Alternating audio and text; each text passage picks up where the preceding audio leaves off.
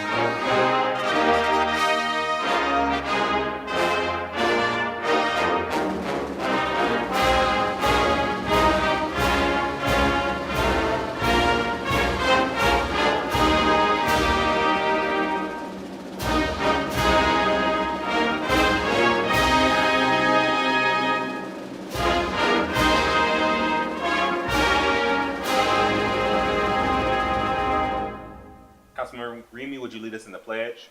I pledge allegiance to the flag of the United States of America and to the republic for which it stands, one nation, under God, indivisible, with liberty and justice for all. This evening, Council is grateful to have Pastor T.J. Lynch from Gethsemane Lutheran Church to lead us in prayer. Pastor, welcome to Council.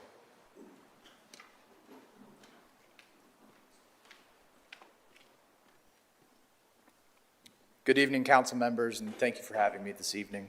If you would, please join me in prayer. Gracious and almighty God, we come before you with grateful hearts, recognizing that every good gift comes from you. We thank you for the privilege of living in this city and for those who have accepted the responsibility of public service.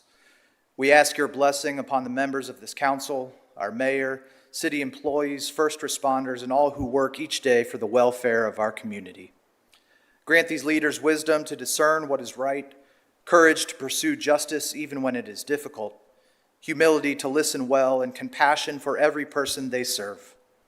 Help them to seek not personal gain or political victory, but the flourishing of the people entrusted to their care.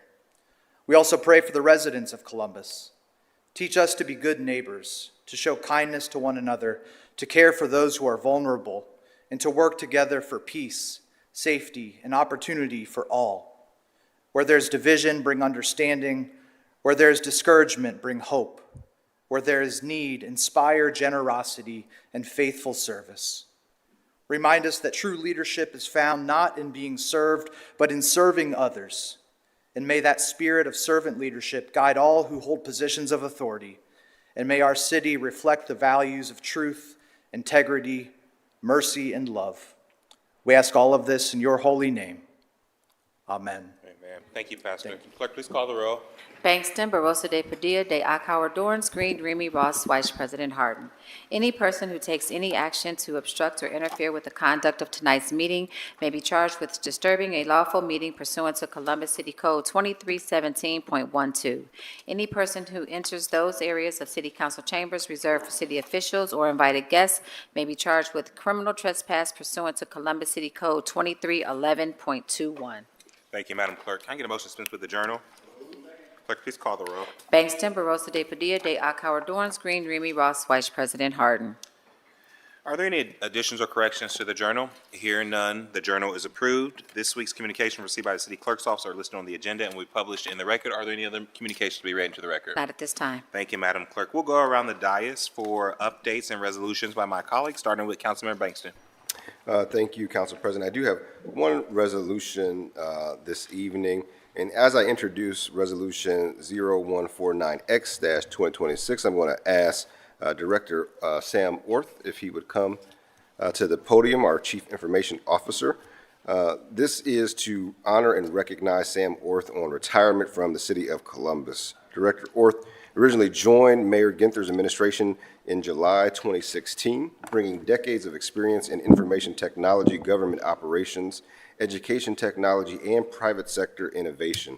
Throughout his tenure with the City of Columbus, Director Orth has demonstrated exceptional leadership in advancing technology solutions, strengthening digital infrastructure, and supporting the delivery of efficient and effective city services. Director Orth's contributions have included transformative technology initiatives that have modernized city operations, improved service delivery, and positioned Columbus for continued innovation and success. Director, thank you for guiding our city with a cool head and a steady hand as we navigated the most complex one of the most complex technological advancements and challenges the city has ever faced during your tenure. You will truly be missed, but I know firsthand that you are leaving us in the hands of an incredible team at the Department of Technology. I wish you nothing but the best and hope your retirement is filled with travel, time with family, and amazing experiences. And as I said in those prepared remarks, to think about what we would go through in 2020, to turn on a dime, to shift an enterprise of 9,000 employees to virtual, which we were not set up for, and many governments weren't, then to also go through another challenging time with a cyber attack. Again, something that organizations our size are not, is not unique to us, and something that we're not exempt from. But through it all, I think you handled it with grace, and you stayed cool, calm, and collected even when I didn't know what the hell was going on, but you did. And so I appreciate that leadership. Before I ask you for any remarks, I'm going to ask if my colleagues have any comments before I turn it over to Director Orth. All right. Oh, Councilmember Remy. Thank you very much, Councilmember Bangston. Director, well-deserved. Thank you for your service to this city. Thank you for the work that you've put in, and even some advice about which internet I should have at home, so appreciate that. But certainly, we appreciate all that you've done and your contributions to our technology here, and hopefully you've got some good plans for the future. Well-deserved relaxation, and we appreciate all that you've done, so thank you, and yeah, we appreciate you. President Pro Tem. Yeah. Director Worth, congratulations, well-deserved. I had the pleasure of working with you as the chair of the Technology Committee when I first came on council. It was actually a great way for me to learn so much of the functions of the city. You were so generous with your time and really helping me better understand from a technology standpoint everything the city does, everything from literally keeping council running to our folks in public safety, to our folks, as Councilmember Bangston mentioned, literally during COVID, talking about turning thousands of workers into virtual workers overnight. That was such a monumental task, and navigating that you've done throughout your career at the city. Definition of a public servant, and just want to thank you for spending all these years with Columbus to help us serve our residents better. So well-deserved retirement, and just appreciate the service. All right. With that, I will turn the floor over to you, Director. Well, good evening, President Harden, President Pro Tem Dorans, Chair Bankston, members of council. I'm calm, cool, and collected. I don't know if I'm going to be able to do that tonight. My mom grew up in Clintonville. She attended North High School and taught at Indian Springs Elementary School. My grandfather and father operated our family business at 5th and Norton in Grandview for over 60 years.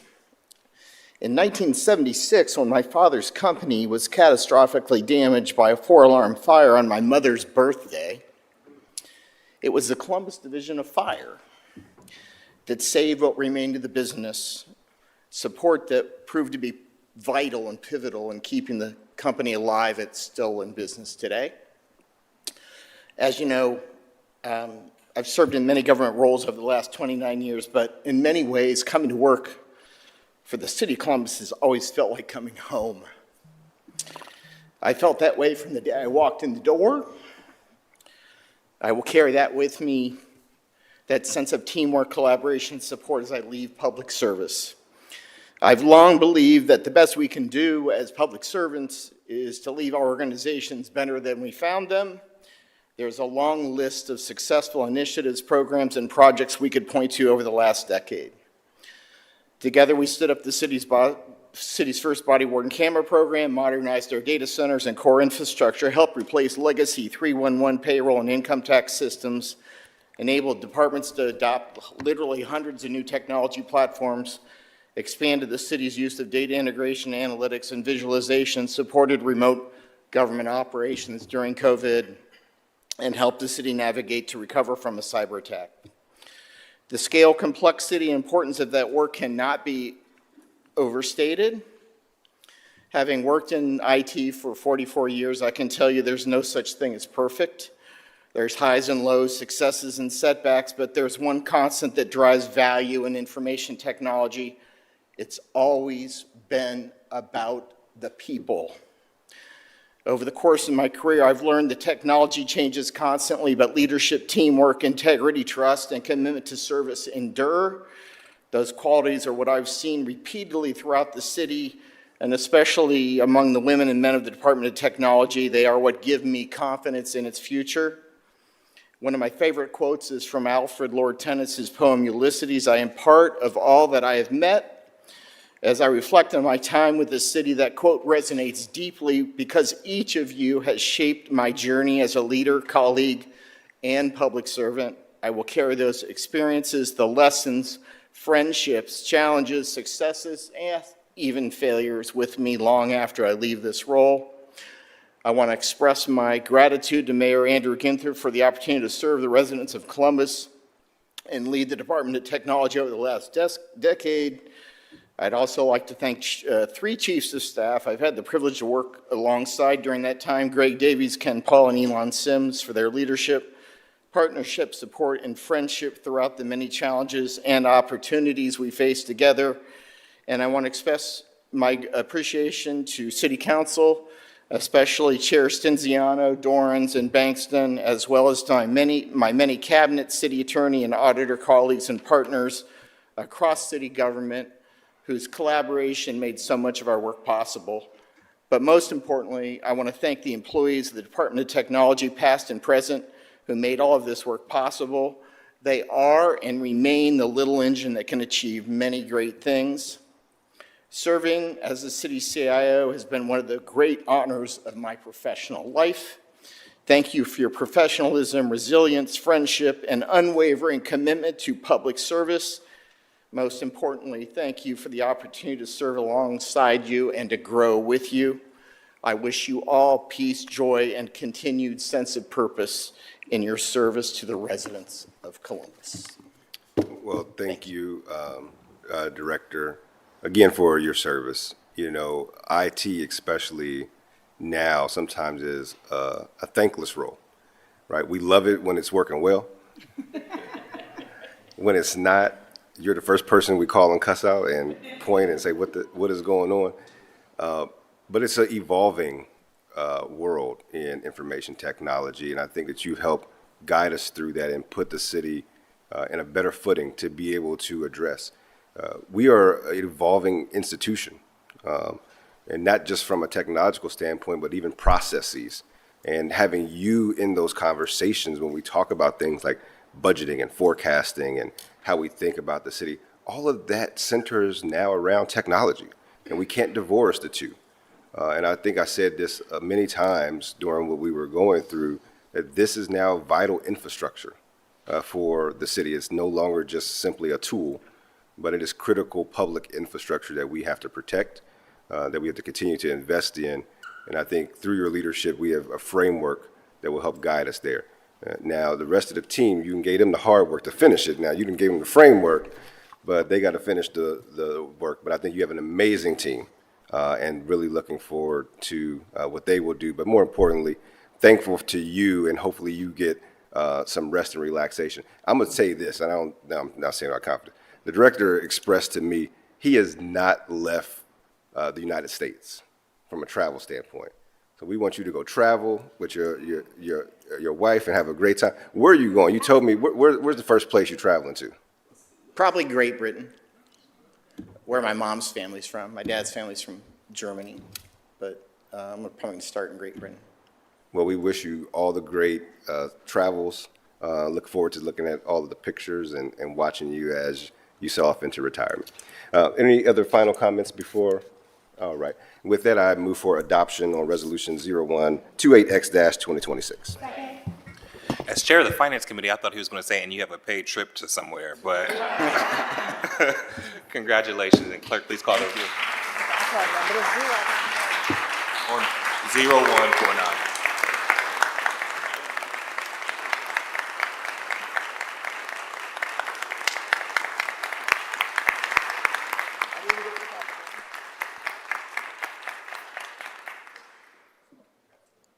And I'll call the roll. It's Bangston, Barosa de Padilla, Dayak, Dorns, Green, Remy, Ross, Vice President Harden. Adopted.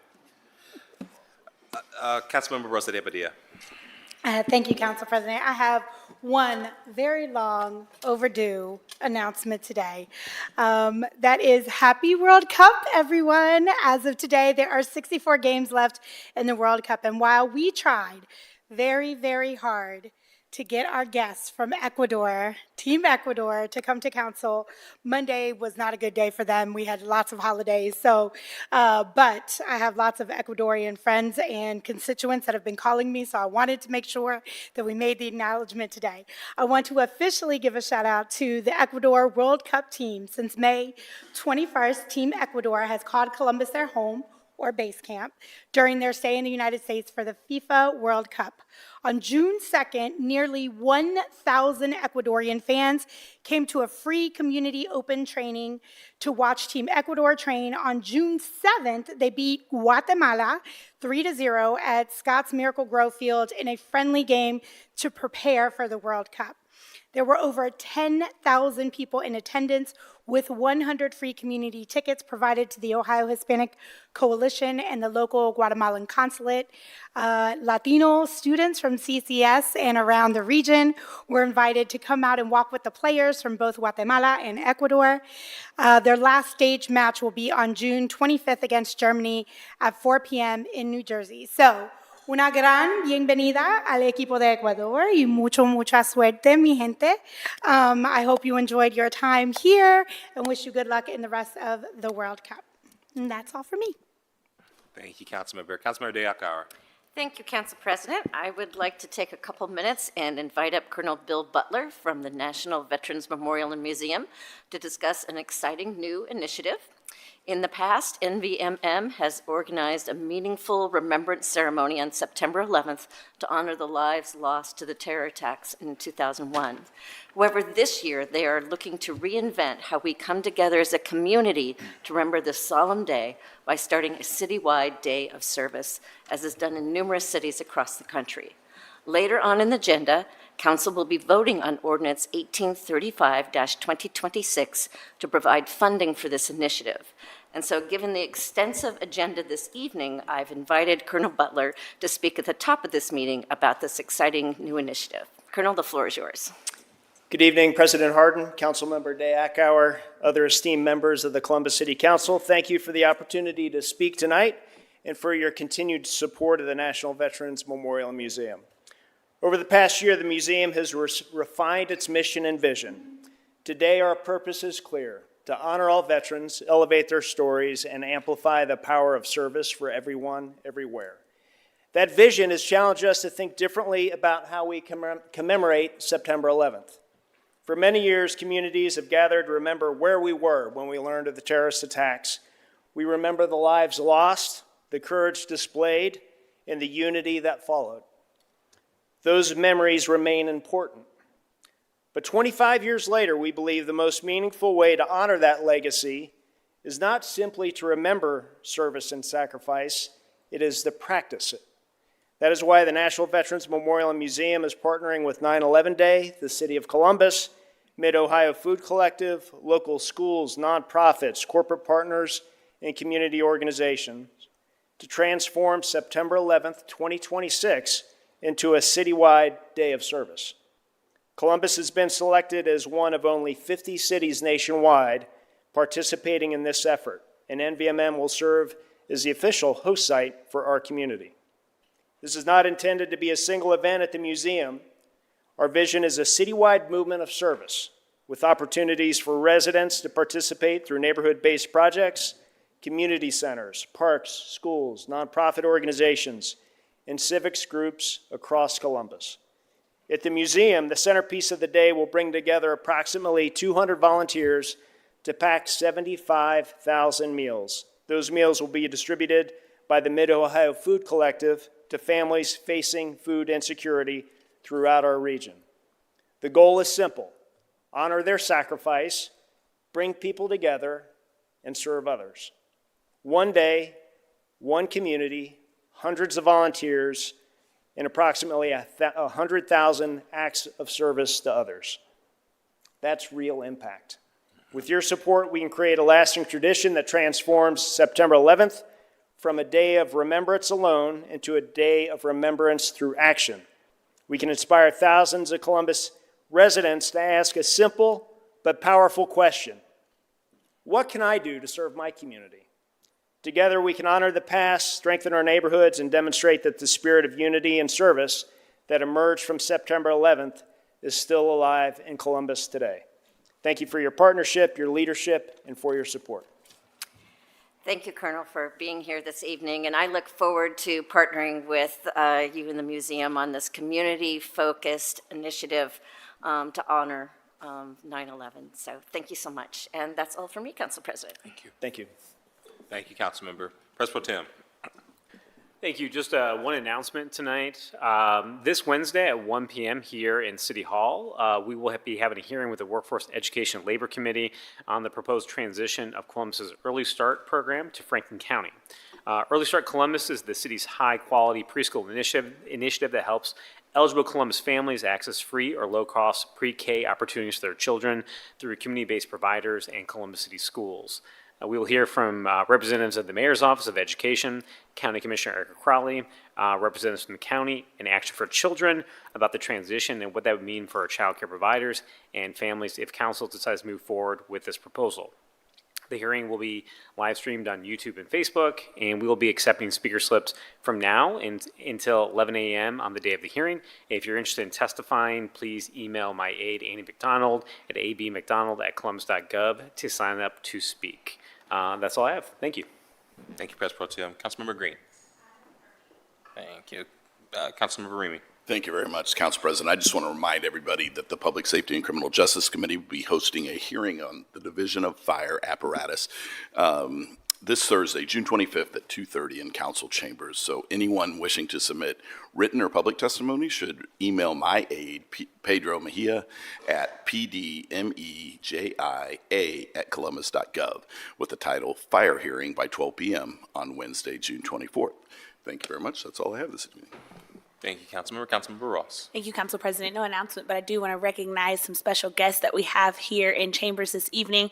We have members of the 3rd Masonic District of the Most Worshipful Prince Hall Grand Lodge of Ohio under the leadership of Roderick Q. Blount and Leonard Cousin. We also have the Chair of Community Engagement, Mr. Darrell Cobb, here with all the members of the 3rd District Masonic Hall stand up today. Thank you for joining us here at Council Chambers. We hope that you learned something. We hope you have a little bit of fun, and we encourage you to not stay the entire time. We will be here for a long night, but we are certainly glad to have you.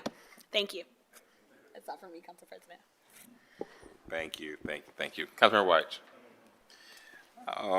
Well, thank you. Just my quick announcement is that this is our second to last council meeting before our summer recess. So there will be a lot of work happening this week between the administration and council member offices. We look forward to continuing to work with the administration and get towards that recess. Also, tomorrow night, we have a community council meeting at 6 p.m. at the main library. Even though this is downtown centric or located, we, of course, invite anyone from around in any neighborhood to come and join us at that community meeting. And that's all I have. Are there any comments by our elected officials' offices? Seeing none. At this time, I'm actually going to turn it over to Press Pro Tem. Thank you, Council President. At this time, I request the following ordinance be removed from the consent action of the portion of our agenda, the Public Safety and Criminal Justice Committee, ordinance number 1841-2026. Are there any other requests by members of council for the removal of an ordinance or resolution from the consent agenda? Seeing none, may we have a motion to waive second reading of the titles of 38 legislation by the city clerk? Clerk, please call the roll. Bangston, Barosa de Padilla, de Akauer, Dorance Green, Remy Ross, Vice President Harden. Thank you. The following ordinances appear on the agenda as consent actions. Will the clerk now read those ordinances numbers of each into the record? For first reading? Yes. Okay, yes. I'm sorry. Okay. In Finance and Governance Committee, we have ordinance 1618, 1663, and 1850-2026. Economic Development and Small and Minority Business, we have Resolution 146X-2026, Ordinance 1173, 1174, 1304, 1648, 1651, 1652, 1694, 1707, 1761, 1766, 1815, 1858, 1870, 1871, 1872, 1886-2026. Public Service and Transportation Committee, we have ordinances 1494, 1623, 1709, 1711, and 1875-2026. Neighborhoods, Recreation, and Parks Committee, ordinance 1595, 1749-2026. Workforce, Education, and Labor Committee, we have ordinance 1568-2026. Health, Human Services, and Equity Committee, ordinances 1536 and 1633-2026. Public Safety and Criminal Justice Committee, ordinances 1327, 1675, and 1791-2026. Housing, Homelessness, and Building Committee, ordinances 1698, 1713, 1760, and 1904-2026. Public Utilities and Sustainability Committee, ordinances 1248, 1323, 1490, 1521, 1529, 1539, 1543, 1551, 1552, 1554, 1569, 1578, 1580, 1581, 1585, 1598, 1628, 1657, 1659, 1661, 1669, 1679, 1686, 1703, and 1887-2026. Rules and Policy Committee, we have ordinance 1882 and 2005-2026. In the zonings, we have rezonings 1607 and 1611, 1923, and 1927-2026. Variances 1924, 1928, and 1929-2026. Thank you, Clerk. Moving on to the consent agenda, the following ordinances appear on our agenda as consent actions. Will the clerk now please read the ordinance numbers of each into the record? Resolution of expression, we have 147X-2026. Finance and Governance Committee, we have ordinances 1525, 1541, 1547, 1565, 1571, 1579, 1604, 1606, 1664, 1678, 1680, 1688, 1693, 1699, 1701, 1718, 1719, 1743, 1756, 1757, 1771, 1799, 1806, 1823, 1847, 1860, and 1873-2026, Economic Development and Smaller Minority Business Committee, Ordinance 1481, 1574, 1590, 1649, 1650, 1783, 1829, 1832, 1551, 1552, 1553, 1885, and 1900-2026, Public Service and Transportation Committee, ordinances 1221, 1495, 1549, 1602, 1609, 1619, 1624, 1647, 1672, 1682, 1836, 1843, 1856, and 1876-2026, Neighborhoods, Recreation, and Parks Committee, ordinances 1404, 1405, 1409, 1584, 1632, 1665, 1723, 1762, 1842, and 1846-2026, Workforce, Education, and Labor Committee, ordinances 1655 and 1807-2026, Health, Human Services, and Equity Committee, ordinances 1615, 1627, 1670, 1687, 1690, 1710, 1813, 1896, and 1933-2026, Public Safety and Criminal Justice Committee, ordinances 1431, 1617, 1620, 1642, 1683, 1708, 1720, 1752, 1834, 1839, and 1881-2026. Housing, Homelessness, and Building Committee, ordinances 1553, 1745, 1767, 1802, 1810, and 1819-2026. Public Utilities and Sustainability Committee, ordinances 1424, 1575, 1621, 1622, 1691, 1726, 1770, 1824, 1869, 2026, and Rules and Policy, we have appointments A113, A114, A115, A116, A117, A118, A119, A120, A121, A122, A123, A124, A125, A126, A127, A128, A129, A130, and A131-2026. Thank you, Clerk. Earning your paycheck tonight. May I have a motion for approval of these items designated as consent actions? Clerk, please call the roll by voice. Bangston. Barosa de Padilla. De Akauer. Dorans. Yes. Green. Remy. Ross. White. Harden.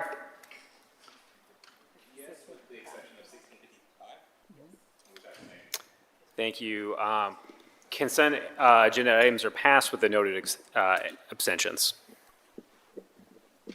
And I'll hand it back to you, Council President. Thank you, Mr. Chair. The first committee to come before council is actually, we're going out of order this evening. We're going to start with the Housing, Homelessness, and Building Committee. I'm going to turn it over to Councilmember Ross. Thank you, Council President Harden. We just have one piece of legislation on second read out of Housing, Homelessness, and Building. It is ordinance number 1684-2026 to authorize the city clerk to enter into a not-for-profit grant agreement with Enterprise Community Partners Incorporated for the Mission-Driven Affordable Housing Initiative in an amount up to $148,000 to authorize the appropriation and expenditure in an amount up to $148,000 from the Neighborhood Initiative Subfund. This legislation complements Yes in God's Backyard, a piece of legislation previously passed by council to engage houses of worship, educational groups, and mission-aligned nonprofit organizations who own or have access to underutilized land. Current piece will empower enterprise to work with emerging developers, minority developers, and faith institutions with educational, technical training, support, and tools to navigate the development process, assess the feasibility and desirability of developing affordable housing and community facilities on that land, and support them through real estate development and through that process. Enterprise will provide 20 hours of classroom instruction with subject matter experts covering various aspects of the development process, both virtual and in person. Sessions could include, but are limited to, Real Estate Development 101, site studies, ordering Phase 1 environmental study, gathering market data, having a feasibility study prepared, having a market demographic study prepared, having a traffic impact study prepared, project mission, site development process, zoning evaluation, acquisitions, project programming, and planning process, selecting a development team, developing concept design, pre-development budgeting, and putting together project economics. Tools and resources Enterprise will provide are paramount to help assist with our need for affordable housing at every price point for Columbus residents. Certainly eager to work alongside Enterprise and Council President Hardin to be creative and intentional as we combat our housing crisis. And pass it over to you, President Hardin, for further comment. Thank you, Madam Chair, and thank you for the partnership. Just want to, as I start, invite up Ayanna Blue Donald from Enterprise Community Partners, who's here to represent the organization this year. And certainly, like I said, thank Councilmember Ross for her partnership and leadership on this legislation. Last year, Council took an important step forward, passing Yes in God's Backyard, or YIGBY legislation. We recognize that throughout Columbus, there are churches, faith communities, and mission-driven nonprofits that own land and want to be part of the solution to our housing crisis. We also recognize that too often, the barriers standing in the way are not a lack of willingness or vision, it's a lack of capacity, technical expertise, and access to development process. YIGBY helped remove one of those barriers by making it easier for houses of worship to pursue affordable housing development on their property. But changing zoning rules is only the first step. The reality is that developing housing is complicated. It requires understanding land use regulations, financing structures, environmental reviews, feasibility studies, design concepts, development teams, project budgets, and countless other pieces that can feel overwhelming to an organization whose primary mission is to serve its congregation.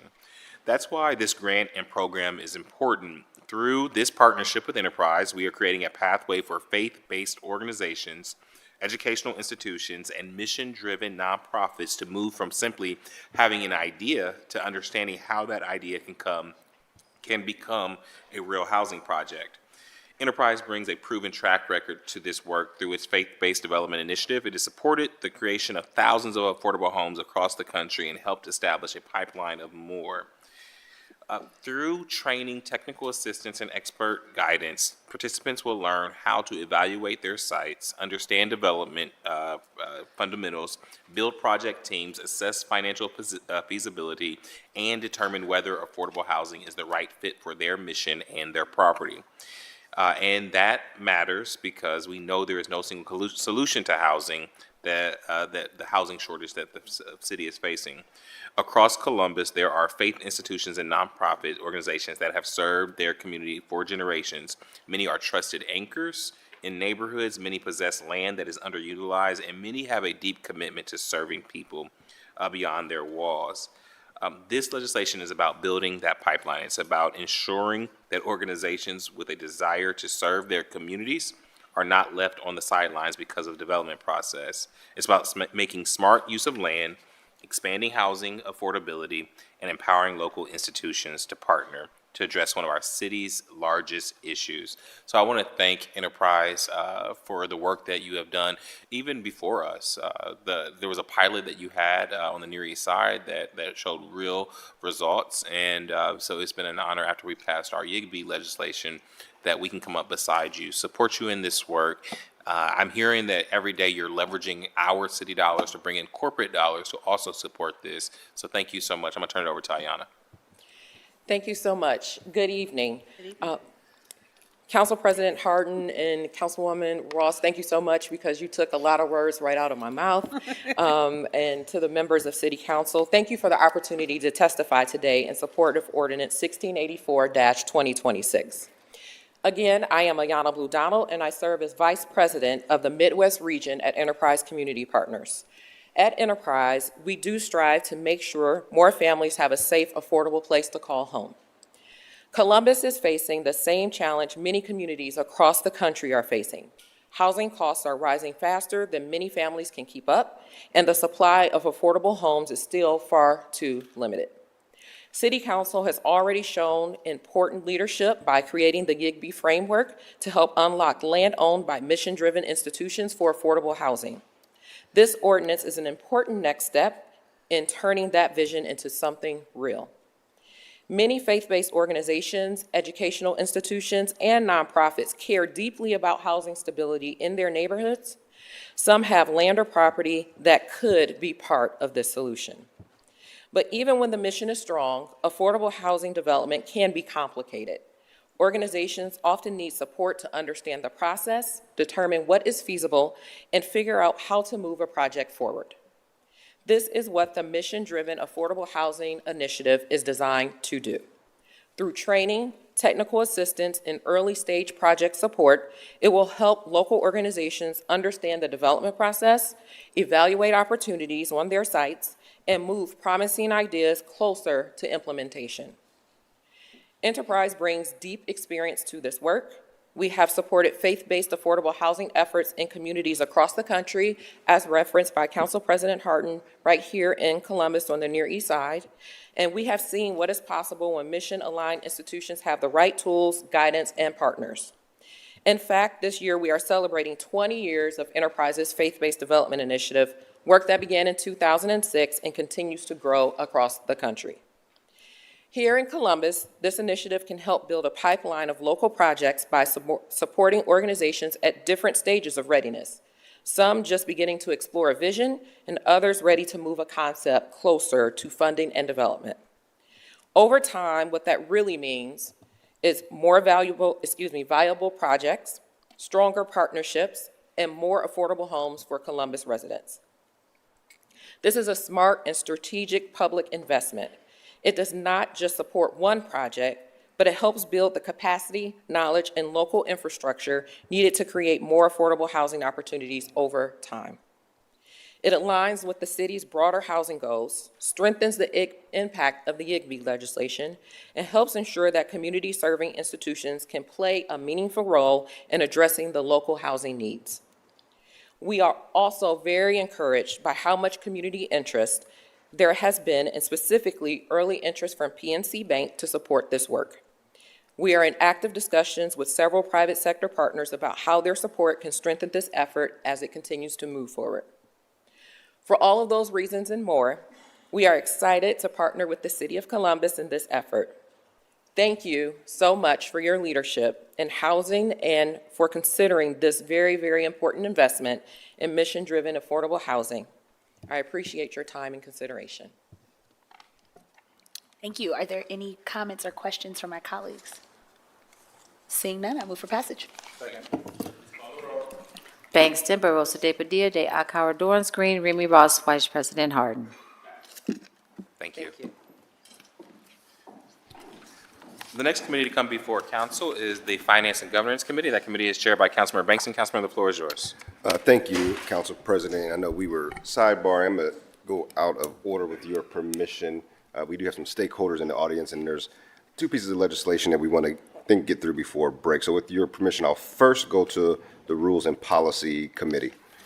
Thank you, and Council President. And we're on page 43 of the agenda to read an ordinance in the Rules and Policy Committee. Ordinance 1953-2026 to amend Section 371.02 of Columbus City Codes to shift the Affordable Housing Trust's hotel, motel, and short-term rental excise tax distribution to Experience Columbus and to declare an emergency. This legislation amends Section 371.02 of the Columbus City Codes to shift the Affordable Housing Trust's hotel, motel, and short-term rental excise tax distribution to Experience Columbus. Experience Columbus has expressed concerns regarding their operating budget capacity to continue adequately driving the regional travel and tourism economy for Columbus. And I can say firsthand as a board member, this has been something that's been going on year over year, but we continue to punch above our weight. The city intends to shift the current Affordable Housing Trust bed tax distribution to Experience Columbus for the purpose of providing increased revenue for the advancement of the cultural development of the community and for promotion and publicizing of the city. This adjustment reflects that Experience Columbus plays a central role in positioning Columbus as an economic powerhouse in the region, leading to the continued growth of local jobs, generating substantial visitor spending, and contributing significantly to the regional tax base. Increasing the share of the bed tax revenue allocated to Experience Columbus will better position the organization to compete with destination marketing efforts in peer metropolis areas where allocations of tourism, promotion, and visitor attraction are typically much higher than in Columbus. And in fact, in our competitive set as a city, we actually rank dead last in our funding of our tourism sector. And just think about that. But yet we continue to get major conferences like ASAE and PCMA and the AME Church Conference showing that we're punching above our weight. But yet still, we need to continue to fund this sector because it is driving so much of our economy. In return, the city will enter into a separate contribution agreement with the Affordable Housing Trust that contains a 5-year funding commitment totaling $12.5 million, while the city searches for new funding streams to replace the Affordable Housing Trust bed tax distribution long-term. The source of interim funding will be the city's affordable housing bond dollars, which is in alignment with the city's stated affordable housing strategies. This arrangement will provide the Affordable Housing Trust with an actual higher, more consistent funding level to support their expansion and housing efforts.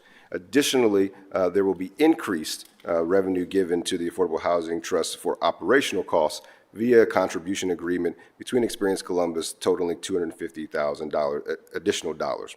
Both the Affordable Housing Trust and Experience Columbus support this change, and I want to personally thank Brian Ross and his leadership, as well as Ian Labitu, our leader at the Affordable Housing Trust, for coming together to work collaboratively to come up with a solution for both organizations. An emergency designation is requested since additional delay in this change greatly complicates the execution of an external agreement between the Affordable Housing Trust and Experience Columbus as a result of the monthly distribution schedule of the bed tax proceeds.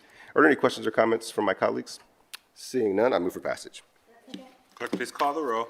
Bangston, Barosa de Padilla, de Akauer, Dorance Green, Remy Ross, Vice President Harden. Passed. Thank you, Council President. And still going out of order, could I please move to the Economic Development and Small Minority Business Committee?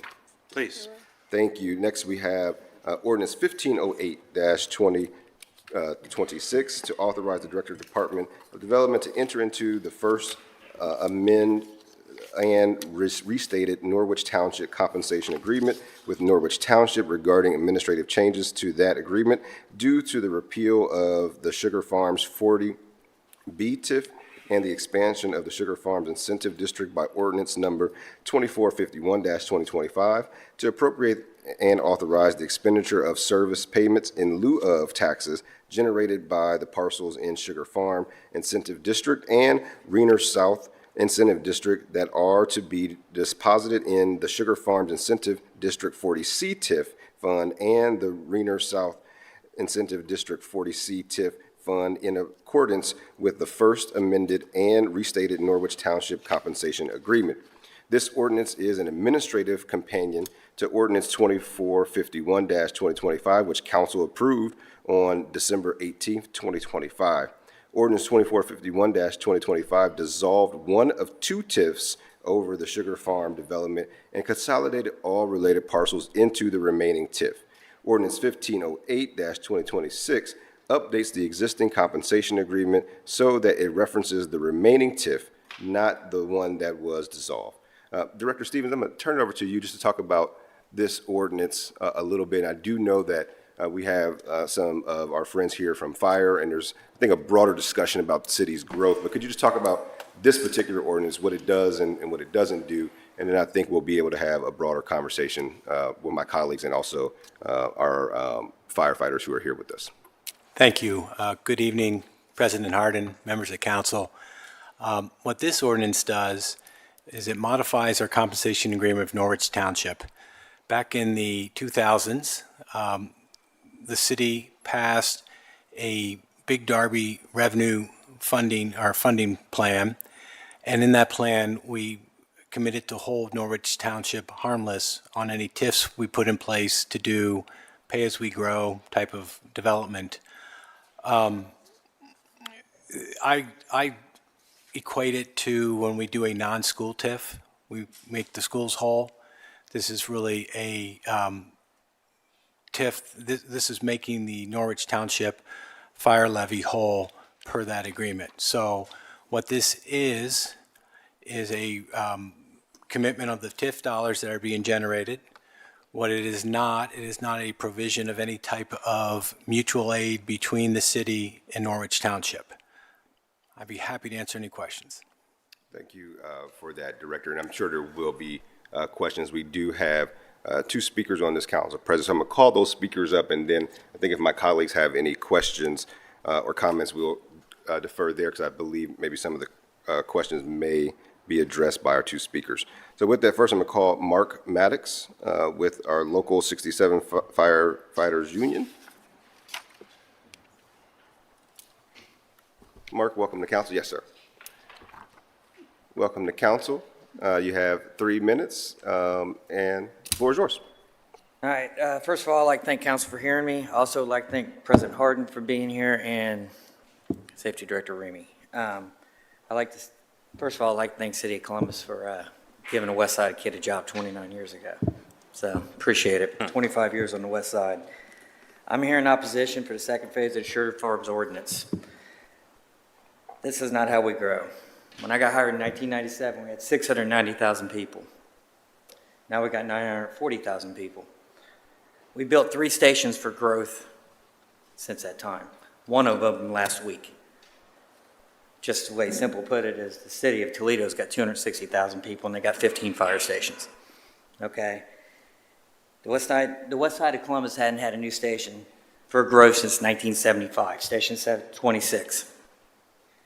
There's no new rec centers, no sleep substations, nothing on the west side, that far west side. The city of Columbus, 20 years ago, gave a 5-year plan. They wanted to build a station at Alton, 7,000 members West Water Street. That would remedy this problem right now. This problem right now, we represent the city of Columbus. We are Local 67, 1,700 strong. We should not have another municipality running the city of Columbus taking our runs. We take 180,000 runs a year. 20% of them are taken by other municipalities. Different SOPs, different radio channels, just the way we do things different. It's a safety issue for us. Local 67 met with the Great West Side Commission. We talked about this issue. They informed us that they were against this the first time it went around. They informed us they are still against this. So your own commission's against it. Your local city 1,700 member fire department's against it. Basically, the gist of it is we're giving our work to another entity.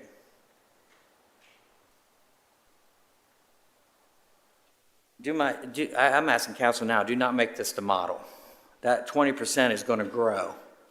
If you make this the model, what's next? Hamilton, Madison. And then you got to be, Franklin Township had 3 stations in 1975. They got 1. We're short 3 stations from the west side, according to your matrix report. I just put it simple as this. We do a 6.5-month academy. We sit there and look at the mission statement, our value statement every single day. When you get promoted on this fire department, you got to memorize the mission statement and value statement. I don't think a township with 2,100 residents, with 3 trustees and a financial director has the best interest for them 1,100 members. They get city trash, they get city police, city water, and now we made a model for them to take the fire department. All due respect, this council voted no for a labor dispute over 1 fire truck for 61 people. We got 1,700 against it. Thank you. Thank you, Mr. Maddox. Next, we have John Guri, who is here with us with Local 67 Firefighters Union as well. John, good to see you again. Welcome to council.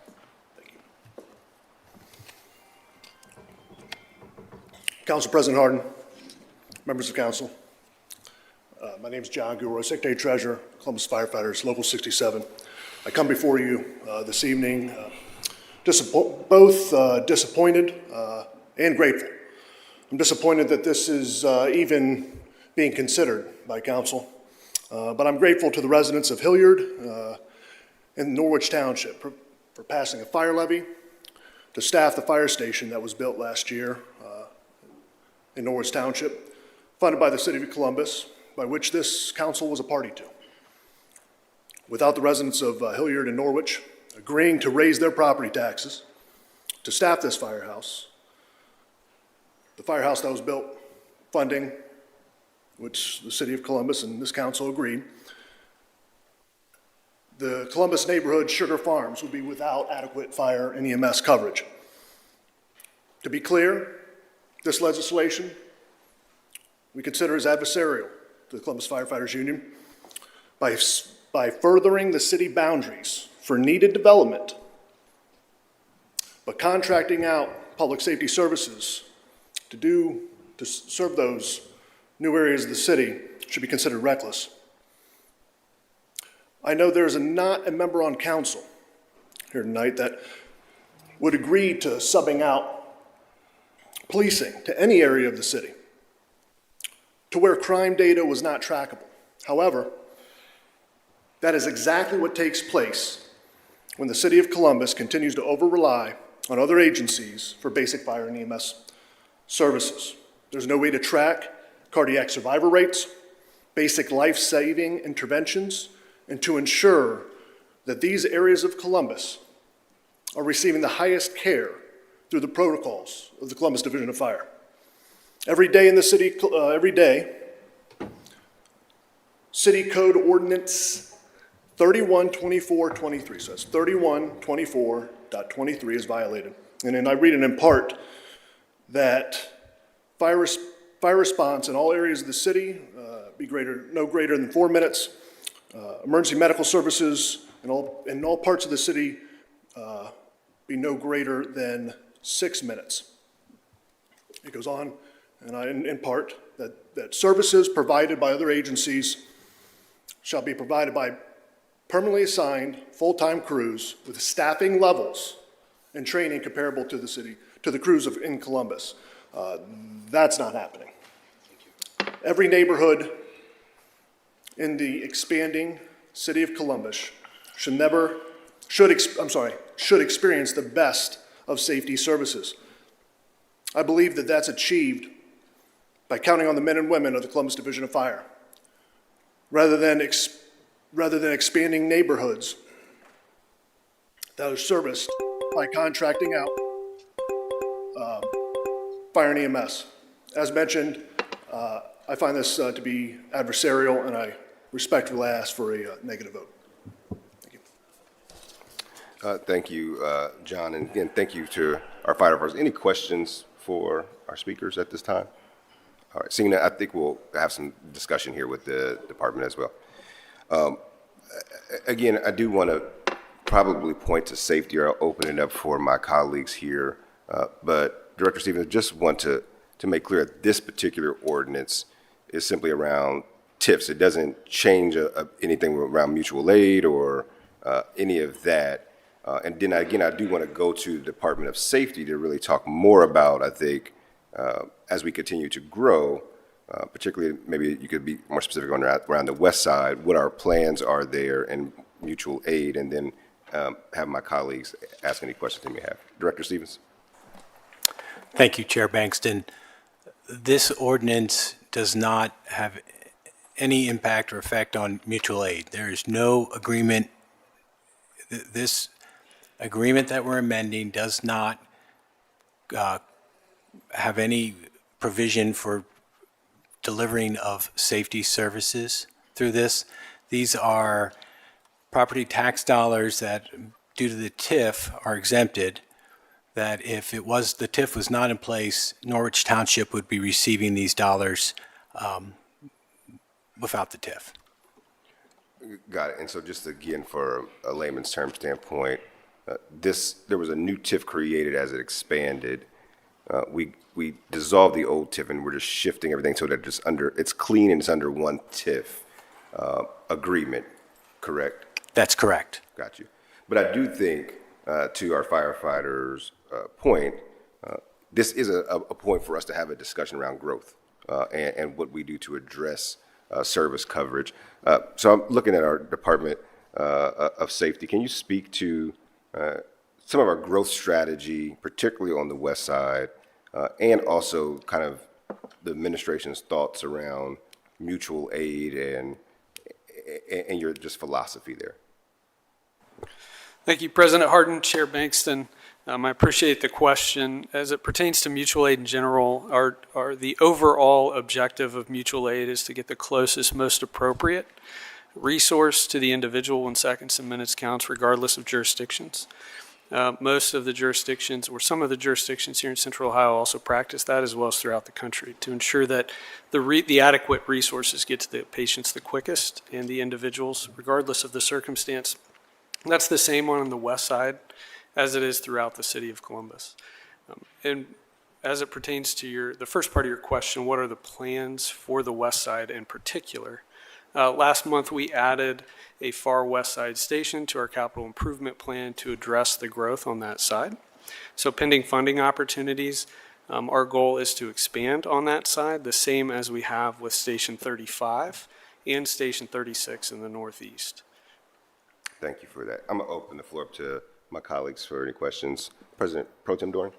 Thank you, Chair. So to that point about the mutual aid agreements themselves, so I hear you about how those standards get set up on the front end, but something I've heard from folks from the IAFF over the years is just, it's one thing to have those things, those agreements in place. It's another thing to make sure that folks are consistently following them. So when they say, hey, they're not responding with the same type of staffing levels that we think is appropriate, that we hold ourselves to, what does the department do to sort of monitor those things to make sure that, these mutual aid agreements are not just, in writing, that in actual day-to-day that the residents that are being served by them are getting the same level of service between whether or not they have a, EMS unit that's got CFD on it versus, some other, fire department or fire division?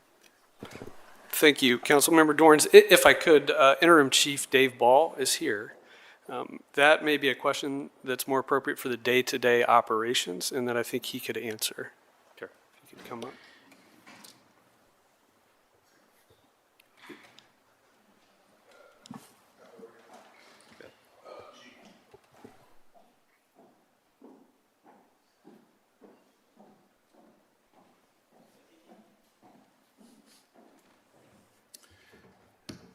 Good evening. Thank you for the opportunity to answer that question. When we have mutual aid or automatic aid agreements with 23 township partners in the Central Ohio area, and we meet regularly with the Franklin County Fire Chiefs Association, where one of our members actively participates in those regular meetings, and one of the subcommittees of that greater organization is a best practices committee to make sure that we're operating under the same standards. And for brevity, Columbus drives the bus on that. So our SOPs and our procedures drive the expectations of our township response partners. And we do our best to make sure that we are working together to address those concerns. And actively, as we speak, we are planning and preparing for a joint training session with Norwich Township and Columbus Fire for training fireground operations on the far west side. Did you have any other questions for operations for me? President Pro Tem, do you have a follow-up or? Yeah, so I guess to that point, so you're talking about from an administrative standpoint, there's a sort of an ongoing sort of regular check-in. Does that focus on, again, that day-to-day like staffing levels? So is that the kind of information that's shared at those meetings down to that granular level of how many runs, who was staffing those runs, what was the outcomes? Because again, I know one of the points of pride for our fire division is that we're able to track all that information and being able to really identify, really the exemplary job that our firefighters do on a regular basis and where there is for improvement. I'm just curious, are we getting that level of detail and information back from those folks that are performing those services under a mutual aid agreement? Probably not on every run, but, on major runs that have a large impact, we do have that dialogue between their administrative staff and our administrative staff. Is there anything that's preventing us from getting that level of information on a regular basis, or is it just not what we currently do? It would depend on the complexity of the incident. It's something that I can look into and report back later, but right now, I think just the complex runs are the ones that are scrutinized and reviewed after an incident. Thank you. Chair, may I ask a question of Director Stevens? Yeah, absolutely. Great. Director Stevens, just try to make this as plain as possible, because when we start getting into 403Bs and TIFs and all these kinds of things, so to make it very, very plain, what essentially, and again, I don't want to put the words in anyone's mouth of other folks that testified here tonight, but essentially the legislation here carves out those fire levy dollars for this township, right? So essentially, this legislation prevents those fire levy dollars from going into the TIF, which then can be used for other types of reimbursable purposes, such as roads, utility improvements, those kind of things. And I think if I'm interpreting the comments from our folks from the IFF correctly, is that by allowing us to enter into these agreements and carving out those dollars, we're essentially incentivizing more and more mutual aid through that type of carve-out. So don't need to comment on the second part. I just want to make sure that you're responding to just very plainly like what council is essentially considering here. You are considering the amendment to the compensation agreement that changes the level of TIF. So before it had a commercial component, now it's all housing. When it goes to all housing, we have policy in place where we are making sure that the fire levy at Norwich Township is being made whole, essentially. So no city dollars are being contributed to Norwich Township. Norwich Township is just receiving the dollars that they would have received without the TIF.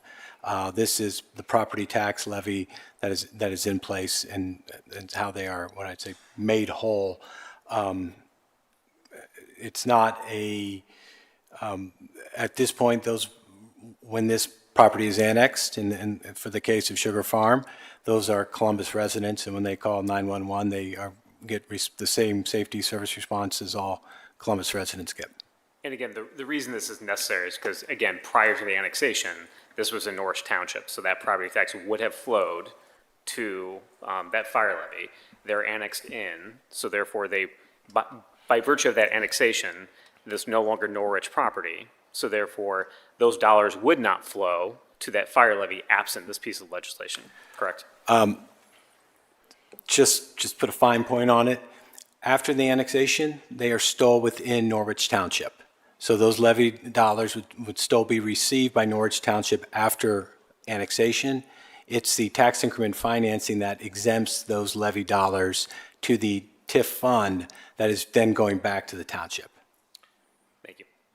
I think that the issue with this, or the problem is, we're having one real conversation here about reality around how we do these TIF agreements, but we're having a much larger 30,000-foot conversation around what the city believes, what are our values as it pertains to mutual aid, and so I can see how that is getting conflated. Is the fact that related to this or not, Norwich built a fire station right on the other side of the city limit, and now, general 20% of our calls are for mutual aid. And so this is just kind of a question for, I guess, public safety. Under our strategy right now, is 20% of our calls being answered by other fire departments? Is that too many?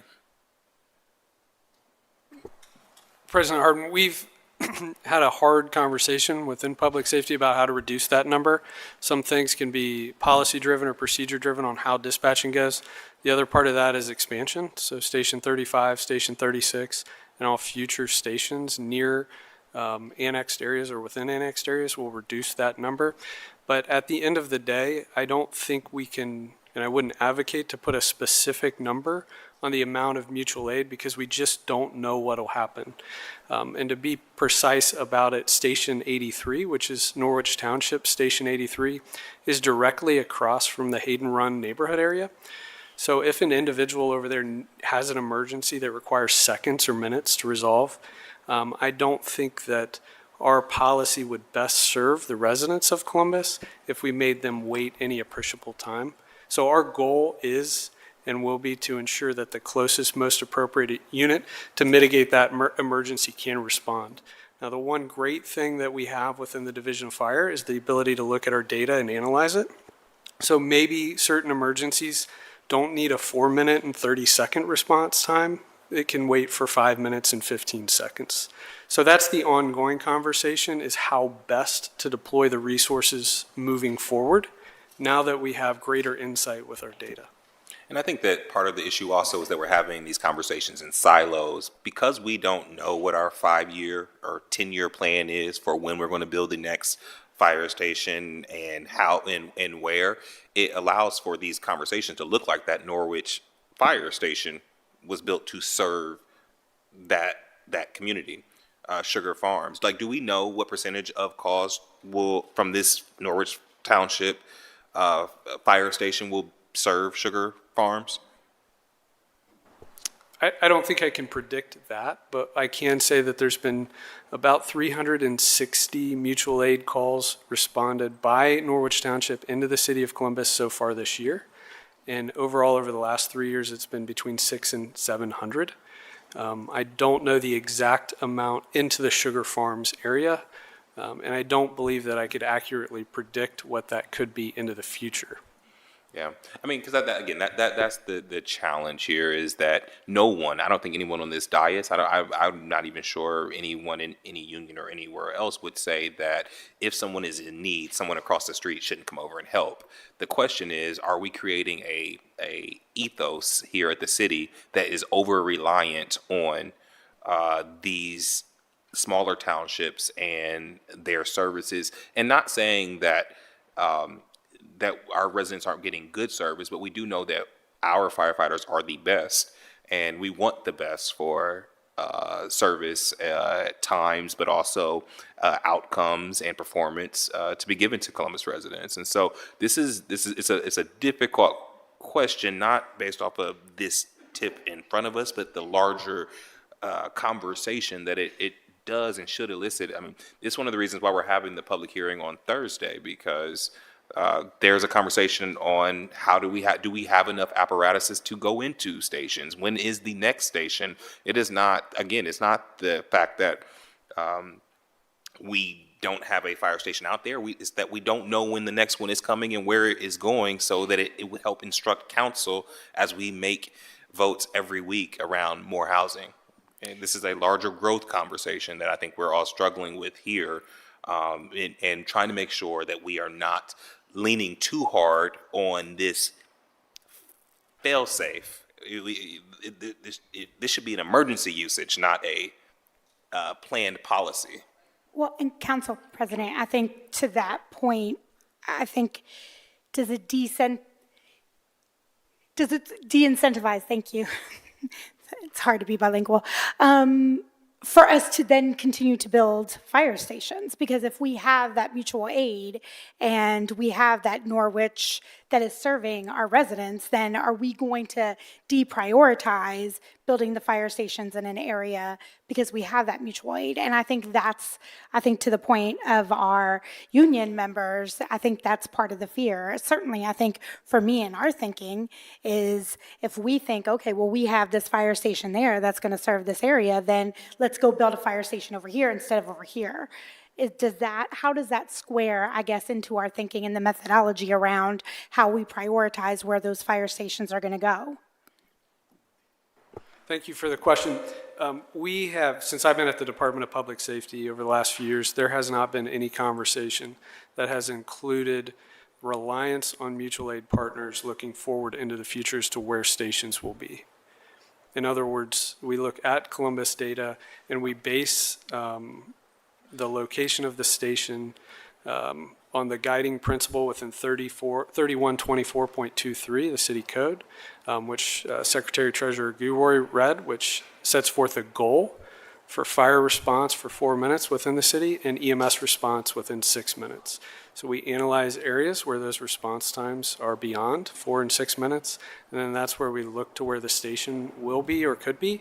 But the cost of property is quite high. So in a space, we need anywhere between 1.5 and 4 acres of land for a fire station. So our opportunities are pretty limited in some areas of the city.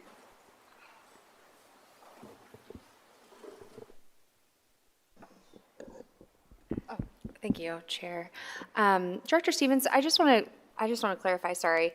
So what we're doing right now when we annexed in this property for Sugar Farms, is it just standard operating procedure? They already had they had this money that would fund the township fire. I think that's what I'm hearing from you, that it is that we have an obligation to continue paying that because technically they're still township. And so is that why these dollars are transferring? Or is that an agreement that we made when the land was annexed, or? So part of am I the misunderstanding? Darby revenue plan that was passed in the 2000s was to make sure when we put in tax increment financing to help make infrastructure investments, as well as new community authorities to help have those developers make their commitment to the public infrastructure that needs to be built.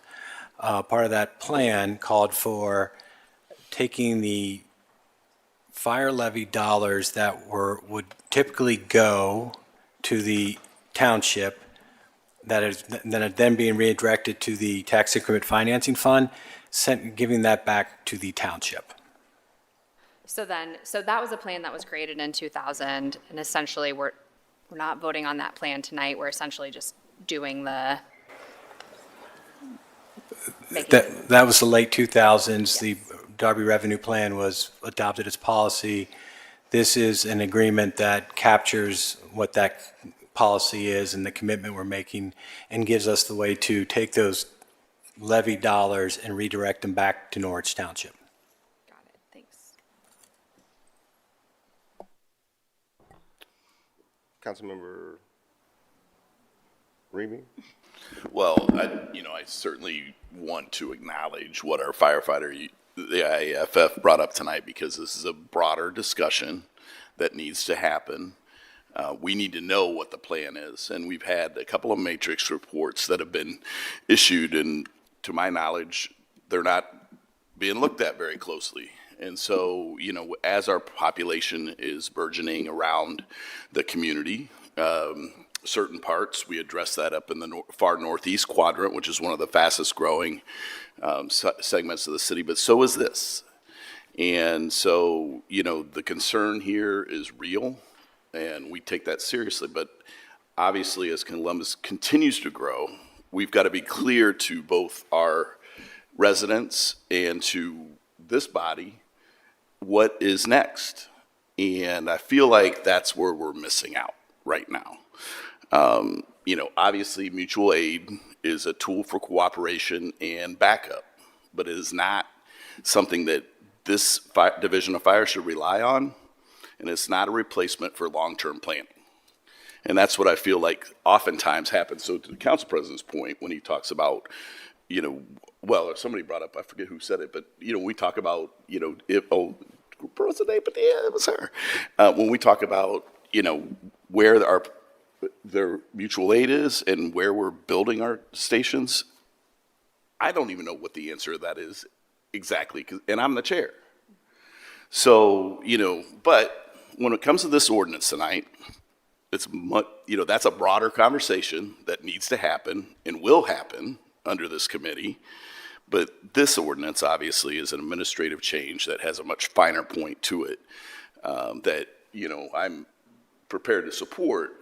But I just think that we've got a larger issue to tackle that needs to have a broader conversation with all of us, with the administration, and with our partners at the IAFF and our Division of Fire. Because whether we need, additional infrastructure, whether we need, obviously we're going to have a hearing on Thursday about equipment and condition of our facilities.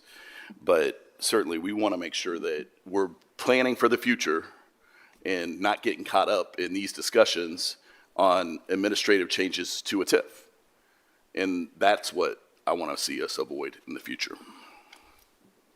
Councilmember White. And not really a question related to this, but Councilmember Remy, I think it would be helpful if we have more discussion during your hearing around mutual aid and what that looks like. It does feel like the administration is using this as Plan A for parts of the city where they do not intend to build another station.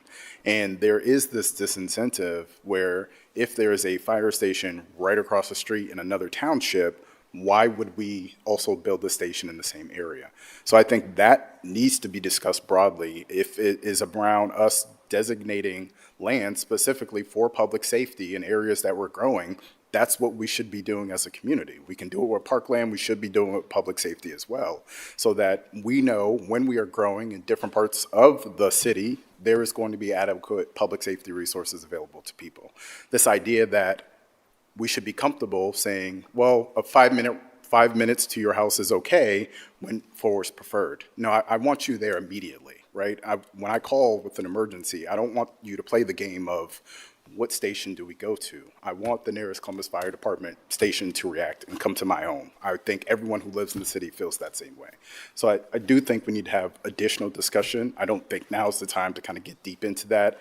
This is an agreement that has been in place for a while, and, you know, sadly, I think we are conflating issues that have to have some deeper discussion in the future. So, thank you. I just wanted to, I think, Councilmember, you hit the nail on the head. And I think, you know, even in the Department of Public Service, whether it is because we need to acquire land for retention ponds or we need to do other things, I think that that needs to be part of the thinking, especially for the areas. I will be honest, I just don't trust that if we have a fire station right there, why, and we are looking at other places, right? If you're thinking about a fiscal decision, not always putting, you know, not thinking about people decisions, but thinking about fiscal decisions, which sometimes we gear towards those fiscal and lean into fiscal decisions. It's difficult for me to see that we would make, if we haven't done it yet, why would we now? And I think that's what we're hearing from our firefighters union. I think that's what you're hearing from council here is how do we then start to think differently about acquiring that land? How do we start thinking differently about those plans in the future? And I think, to your point, I think that needs to be, Chair, I hope that is part of the conversation as we continue to move forward, because this is something that it's not just a safety issue, it's a housing issue, it's everything. I mean, when we talk about zoning, when folks come in, what do they talk to us about? They talk about infrastructure, they talk about safety, they talk about all of the I'm going to use amenities, which is not amenities because these are basic needs, but that people need, right? And the services and the city services that they need. And so I think it is, I agree that in this particular TIF, we have these opportunities when we talk about something, there is a domino effect in everything that it is that we're doing. And so this does provide us the opportunity to talk about larger issues. I think in this particular instance, right, we're here to talk about this TIF and what this TIF does, but I do think that this is, and to our union members who are here, I think that this council has shown the support for you and for what it is that you're doing. And I think that you have the continued support, certainly from me, of thinking about how do we resolve the issue that you're bringing before us now. I hope it's not adversarial. That is not the intention as we talk about this particular TIF and our, support of it today as we think about what the longer term solve is. No, and I think, council members, that's exactly why, we postponed this last week to, I think, get everyone briefed to have this discussion, also knowing that we're having a larger discussion around fire service on Thursday. But more importantly, I think this talks about our annexation policy. It is both, I always talk about it as a blessing and a curse. When you think about the annexation policy that was put in place that said if you get sewer or water from Columbus, you have to become a part of it. The blessing in that is that you see the size of city that we are now to be able to expand and do development, or we would be like a lot of other major cities that were landlocked and confined by a lot of suburbs around us. The curse in that is when you do grow, it's not just fire we're talking about, it's parts of the city, right, that still don't have sidewalks, or there's been parts of the city, right, that didn't even have streetlights. That's not necessarily because we don't want to make those investments there, but when it's a township and those things aren't or a village, and those things weren't required. Now they come into the city. We got to also have a growth strategy. So this is something that really goes back to 1950s when we came up and adopted that policy. It is both a blessing and a curse, but I think it is a larger conversation about our growth, and that's why this council is advancing the Columbus Forward package as we think about growth more comprehensively. So we're going to have conversations about not just fire apparatus, and that's the springboard for it. Councilman Remy, I think your conversation may be a little bit more broader on Thursday, but these are fair questions to have. But I think that the piece of legislation before us is an administrative one that is really bound by the decision that this body made back in December. And so I think, for me, I feel comfortable moving it forward, but not necessarily comfortable with not continuing the conversation around the concerns that our firefighters have raised, because they are, in fact, real concerns. Are there any final comments or questions from my colleagues? Seeing none, I move for passage by voice. Clerk, please call the roll. By voice. Bangston, Yes. Barosa de Padilla, Yes. Dayakauer, Dorans, Green, Remy, Ross, White, President Harden. I'm actually going to vote no tonight because what I think we need is the plan. I think Thursday gets us a lot closer to having a plan. Folks need to know as we grow that that the city is taking the appropriate steps to make sure that they are covered by the best in service. We are going to have that conversation on Thursday. It is an expectation of mine that we work with the administration to get us there. But I'm going to vote no, but the ordinance does pass. Thank you, Council President. Want me to continue on with the agenda? Actually, we should probably, is there a motion to recess for recess? Second. Clerk, please call the roll. Can we go back? We need to go back. 1508, that's emergency, correct? Emergency? Is emergency? It wasn't emergency? Okay, we're good then, okay. So this is the motion to recess. Bangston, Barosa de Padilla, Dayakauer, Dorans, Green, Remy, Ross, Vice President Harden.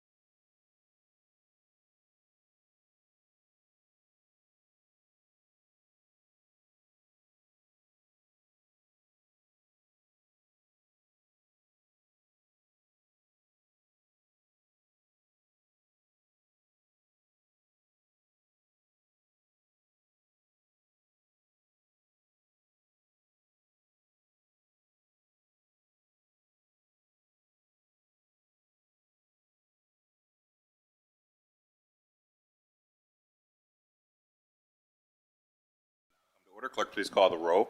Bangston, Barosa de Padilla, de Akauer, Dorance Green, Remy Ross, Vice President Harden. Can I get a motion to assume to the reading of the journal? Clerk, please call the roll. Bangston, Barosa de Padilla, de Akauer, Dorance Green, Remy Ross, Vice President Harden. Are there any additions or corrections to the journal? Hearing none, the journal is approved. We'll now go to the zoning committee. Chair Dorance chairs this committee, and all members serve on it. Councilman, the floor is yours. Thank you, Council President. Before we begin tonight's agenda, first a little bit of housekeeping. Will the clerk please read the numbers of legislation in this committee that require waiver of second reading?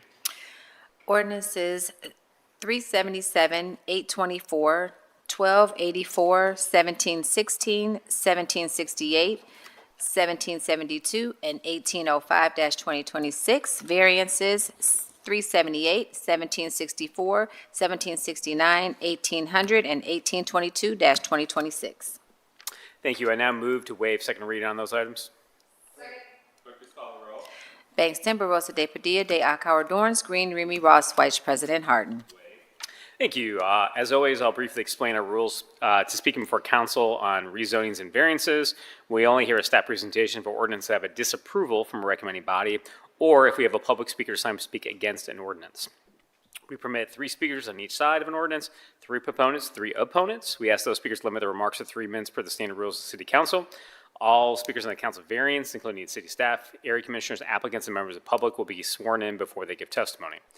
A representative of an area commission are always able to speak in an ordinance. You do not need to fill out a speaker slip, but we do ask you alert city staff of your intention to speak at this committee hearing. I'm aware that we do have 2 different area commissions here tonight to speak on 2 different pieces of legislation.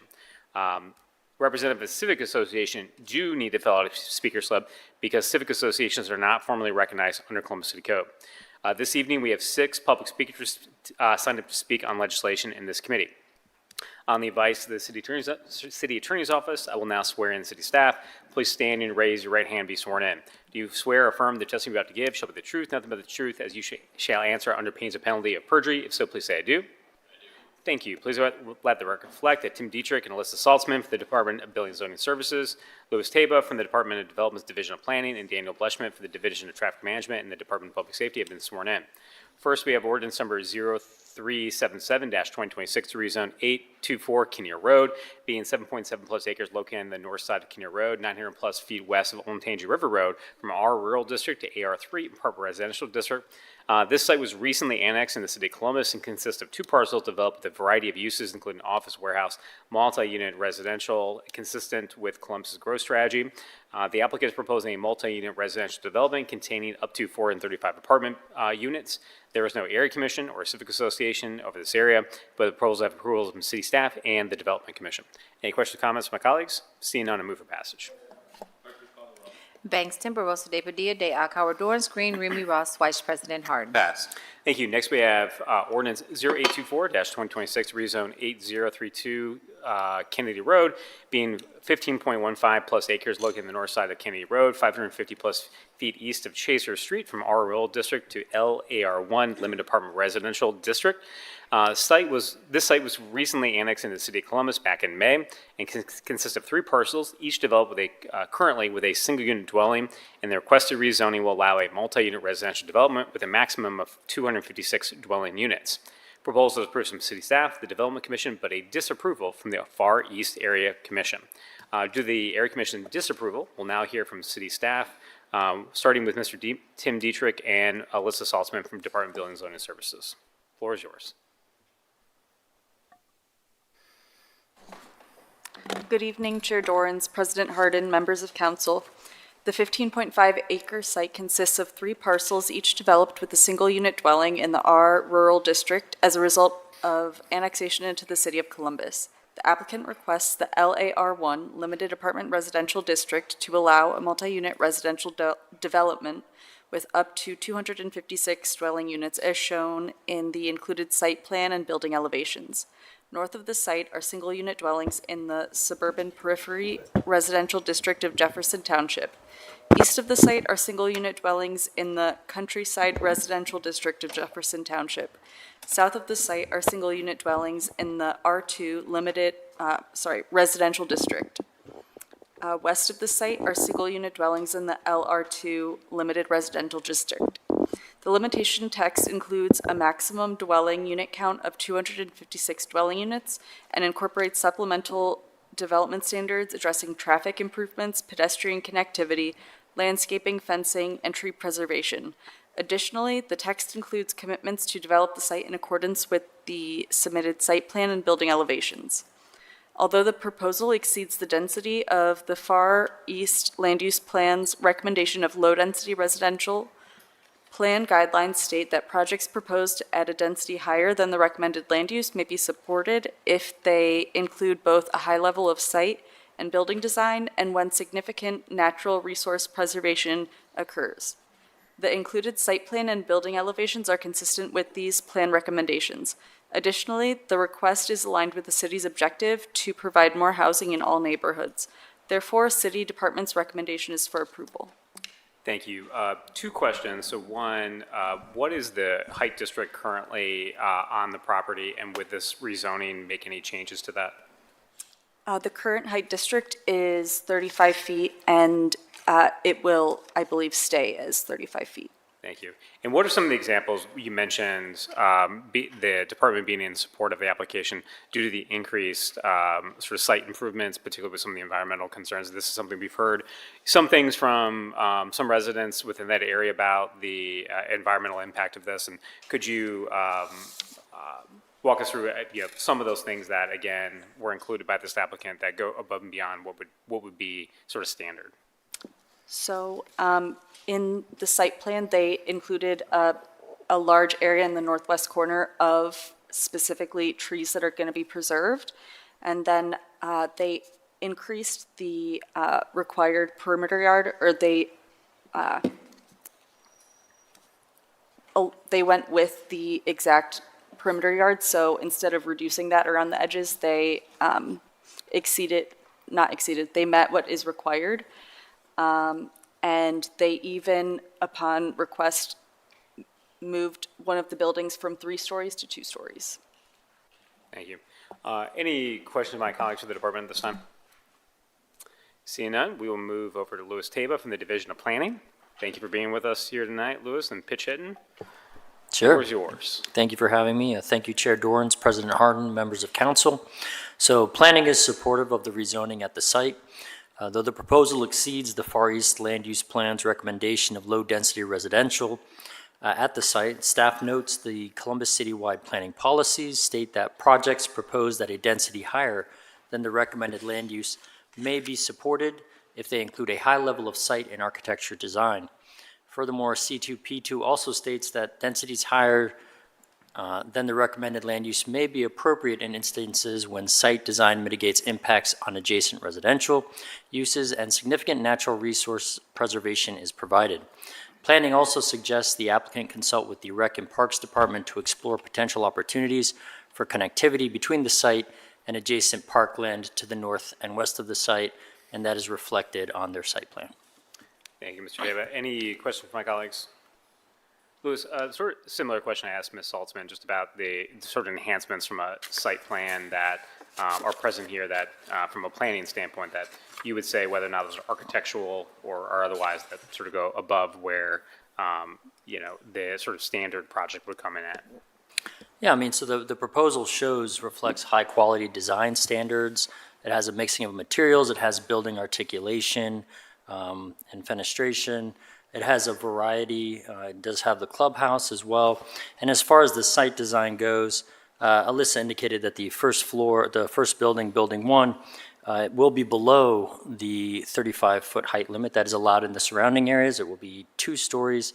And then the tree preservation in the northwest corner of the property, that was something that they worked with the planning division on, preserving that right there, which provides a nice buffer between the residential to the north and to the west and to this proposed multi-unit development. And as far as the connectivity, it indicates that they'll work with Rec and Parks Department, but we do like to see that kind of connectivity to open spaces. Thank you. Any questions from my colleagues? Thank you. We'll move on to Mr. Bleshman from Traffic Management. Thank you, Chair Dorans, President Harden, members of council. In regards to our review of this application, please be advised that this site was required to complete a traffic impact study that evaluated traffic operations at the site access point to Kennedy Road and the intersection of Wagner Road and Kennedy Road. Resulting from this traffic impact study, the developer will be required to perform roadway widening of Kennedy Road to provide an eastbound left turn lane and a westbound left turn lane at the site access point to Kennedy Road, which is planned to be placed to form a fourth north leg of the intersection of Kennedy Road and Cedar Run Drive. Additionally, this developer will be required to construct additional sidewalk beyond the frontage of this site to connect to the existing sidewalk network that is present west of the site. These commitments are incorporated into the limitation text associated with this proposed ordinance. With these comments noted, the Department of Public Service has no further concerns regarding this application, and I'd be happy to answer any questions. Thank you, Mr. Bushman. Any question from my council colleagues for traffic? Seeing none, normally we'd hear from Deputy Director for Housing Strategies, Aaron Prosser, but unfortunately she's unable to be here with us, so Mr. Taba is going to read her report. Yeah. Thank you. So the proposed rezoning of 8032 Kennedy Road supports the Columbus housing strategy by expanding housing supply and options in an opportunity-rich area with high access to some of the region's largest job centers. The current housing infrastructure is not meeting the demand. Rents have increased 29%, and home prices have risen 54% just since 2020. Cost-burdened households, those paying more than 30% of their income on their housing expenses, rose from 25% to 33% since 2020. This indicates an increasing demand for new housing and, in particular, more rental options. The current homeownership rate in the census tract is 91%, which is compared to 45% in the city, and only 7.3% of the housing units are attached units, compared to 66% in the city as a whole. This indicates a lack of housing diversity in the area, which limits options for new families and limits the mobility and aging-in-place options for existing residents. The proposed housing in an area of the city with access to tens of thousands of existing and planned jobs. Within 10 miles, there are 33,000 jobs at John Glenn International Airport and the 3,000 new jobs planned at Intel. There are also 86,000 jobs along the East Broad Corridor. Connecting housing with jobs not only supports these workers with reasonable commutes and transportation costs, but also lessens the burdens on the regional transportation network by shortening commutes and lowering the number of vehicle miles traveled on our roadways. In an area with increased home prices and rents, already cost-burdened households, and access to significant job centers, it is critical to add the needed new housing to manage the impacts of housing scarcity on existing families as well as those needing housing in the area. Thank you. Thank you, Mr. Taba. Any questions for Mr. Taba on that housing report? Seeing none, I will invite the applicant's representative, Ms. Bethany Seedorf, to the podium for a presentation. Welcome back to council.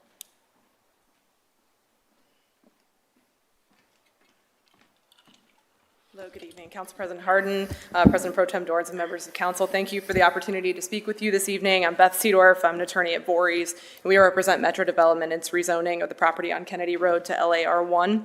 So I'll give you a brief procedural background on the property and then add some additional information on the commitments Metro's making in response to feedback we received from the Far East Area Commission and the community. So we met with the Far East Area Commission for well over 5 hours between two meetings on January 6th and February 3rd. And Joe Thomas from Metro Development separately met with a group of neighbors from Wagner Chase subdivision in early January. And so we appreciated the neighbors' thoughtful feedback, and we've incorporated many of the pieces of their feedback into our site plan. The biggest concerns neighbors shared were traffic concerns along Kennedy, which we've addressed by adding east and westbound turn lanes. We're also the lack of sidewalks on the property. We're adding a sidewalk that connects down to Chaser Street, and then also having school buses back up on Kennedy Road. We've engineered the site to allow school buses to enter the site to pick up and drop off students to avoid backup on Kennedy Road. Additionally, we've made a lot of changes to the property to address concerns about privacy and then mitigating the impact on neighbors. Originally, we proposed 312 units at this site, and through the process, Metro's dropped the unit count down to 256 units, which is a reduction of 56 units. That works out to approximately 16.9 units per acre. We've committed, again, to the large tree preservation area that acts as a natural buffer to the Wagner Chase subdivision to the north and west. Committed to building 1, which fronts Kennedy Road, being 2 stories instead of 3. Committed to a 6-foot-tall privacy fence along most of the western and all of the northern property line. Committed to 8-foot-tall evergreen trees along the western property line south of the tree preservation area. Committed to 8-foot-tall spruce trees on the northern property line east of the tree preservation area. Moved building 8 interior to the property to provide more privacy to the neighbor to the east. And also added 8-foot-tall spruce trees along that eastern property line to the neighbor to the east privacy. And ultimately, the Area Commission voted not to recommend approval because they wanted a lower density for this project than what Metro could provide, and also wanted 2-story buildings instead of 3-story buildings. We did receive support from city staff and a unanimous vote for approval from Development Commission, and we share Council's commitment to bringing more housing to the city in all income levels to keep Columbus an affordable place to live for current and future residents. And with that, we ask for your approval of this rezoning to LAR1, and I'm happy to answer any questions you all have. Thank you. Any questions for the applicant's representative this time? Can you tell me what the original request for the Area Commission from a density perspective was? I'm sorry, can you say that one more time? What was the request from the Area Commission regarding density? Yeah, so I think that they were supportive of a density between 12 and 16 units an acre, and we're at 16.9. And we came down from, I think it was 20, originally 20.6. Other questions of the applicant's representative? Ms. Edorf, I'll let you back up after public testimony. Thank you. Thank you. As I mentioned, we have a number of folks speak up against this ordinance here this evening. The first is Far East Area Commissioner Jeffrey Chamberlain. Commissioner, welcome back to council.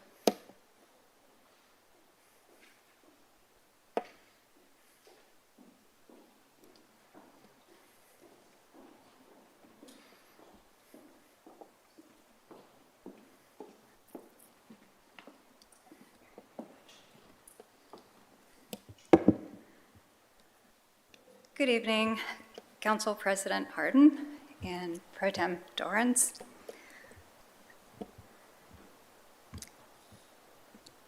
I actually wanted the residents to speak first. I wanted to say that it's sad that we feel that you all have an absolute mindset and decision that you're locked in at. And if you truly examine that, and despite what will probably be a half-hearted attempt to convince otherwise, you know there's nothing I can say tonight and no relevance of being here anymore.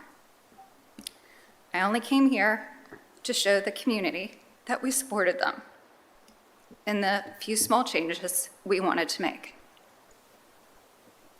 And that's it. Thank you.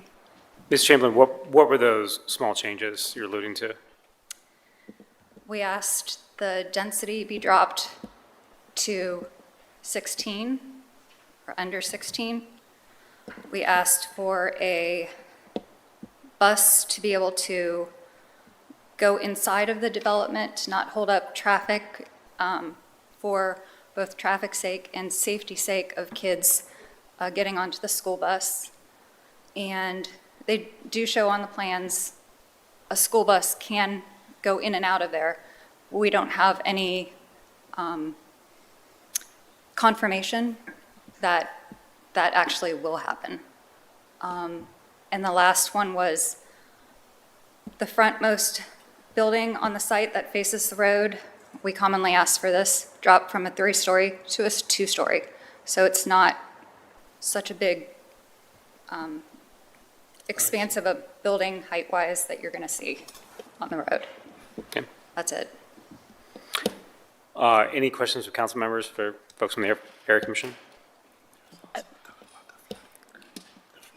Councilmember? Well, Chair, we're going to have I think some of those conditions were met.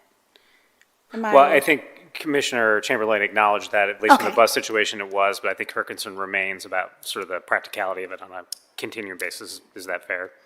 What, I'm sorry? So the applicant mentioned that they redesigned the entrance so a school bus could enter and exit. I think, if I heard you correctly, you're just concerned whether or not that will actually occur, like in the future. The design is one thing, and the other is it actually implemented in that way. Is that a fair assessment? Correct. Okay. And Commissioner Chamberlain, if those conditions were met, would that change the position of the commission? If all three of those would have, yes, we would have voted otherwise. What if most of the conditions were met, but not all of the conditions? What if, I'm sorry? Well, I'm just thinking if most of the conditions were met, if you had like 3 sticking points and 2 out of the 3 could be met, would that satisfy some of the concerns or no? No, because basically at the last meeting when they came, they told us that 2 of the 3 were met with the redesign of the bus going into the complex, and then with the height being reduced from 3-story to 2-story. Okay. So. Any other questions from council members? So Jennifer, Councilor I just want to be clear.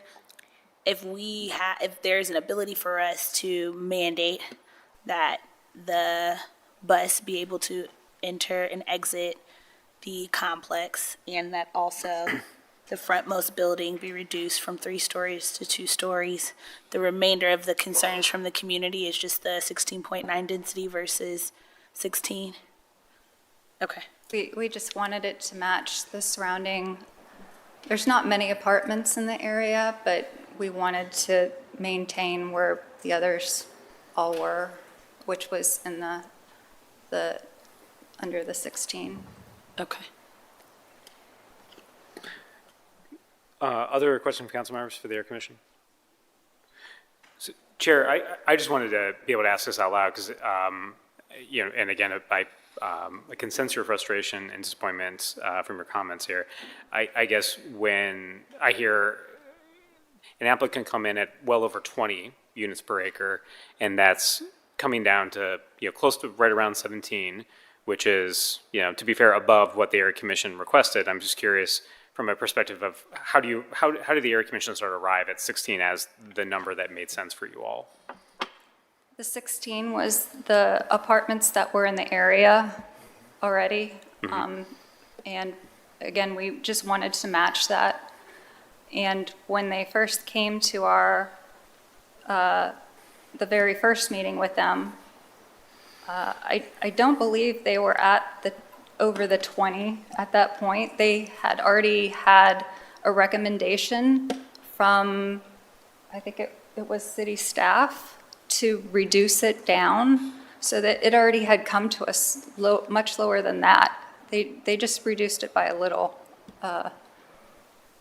Okay, yeah, I wanted the body to sort of understand, because we're talking about many of these things are moving throughout a process in which their applicants are getting, guidance from city staff. They're also getting requests from the Area Commission, and those are, different, sort of pushes and pulls as they sort of arrive to us. So I think, for me anyways, it's just wanting members to sort of digest sort of how do we got to this place in which you all are saying 16 is our number based upon, if I'm hearing you right, hey, this is sort of what has been out there from a multi-unit development within the area, and them saying, hey, we're at 16.9.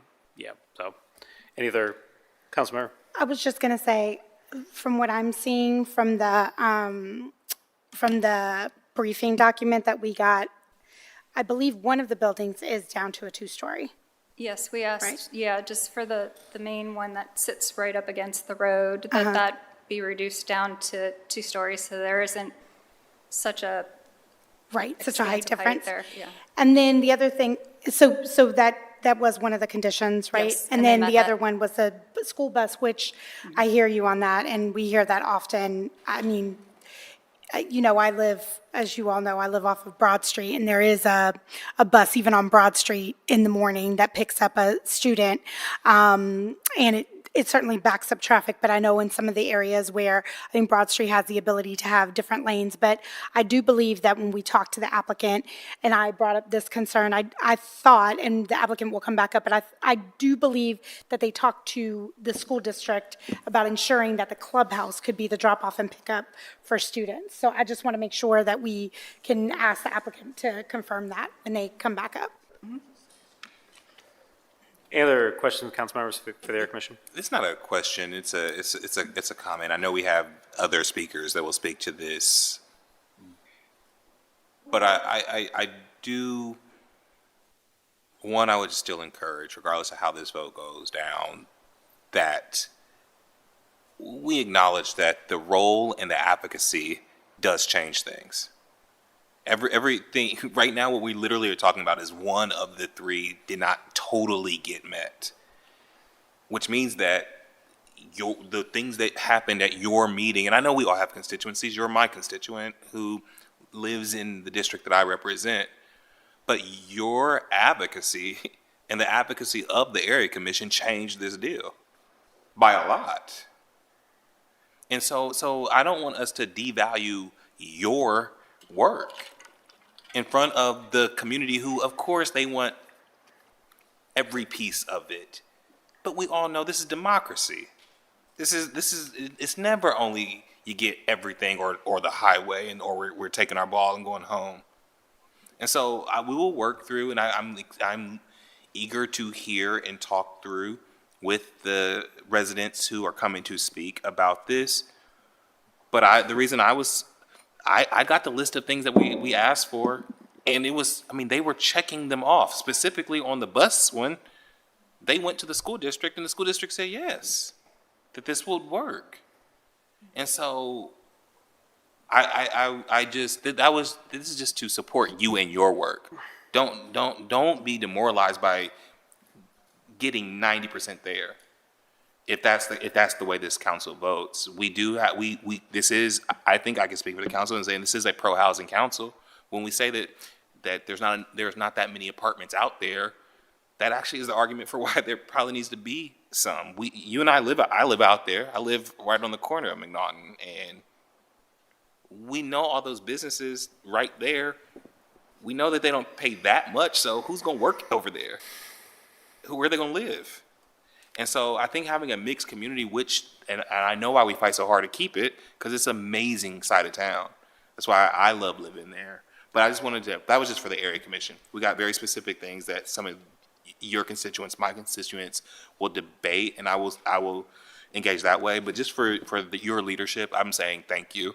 You work hard, and just wanted to say that. Well, Council President, I will continue, and we will continue to meet with the community and the developers and work with them. But it just feels like when we come here, the decision's already made. So I appreciate you. We're done. Thank you. As I mentioned, we have two other public speakers signed to speak on this ordinance. I do apologize if I get anyone's names wrong, so please correct me if I do at the podium. The first public speaker is Michael Gunter. Michael Ginther, all right. Rolls off the tongue there. Welcome to council. Welcome to council, sir.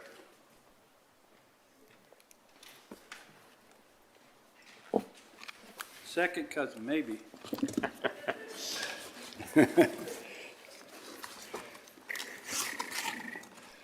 I know some of you already talked to Phil, and the author of this outlet, but he can't be here because his wife had cancer, and they're on.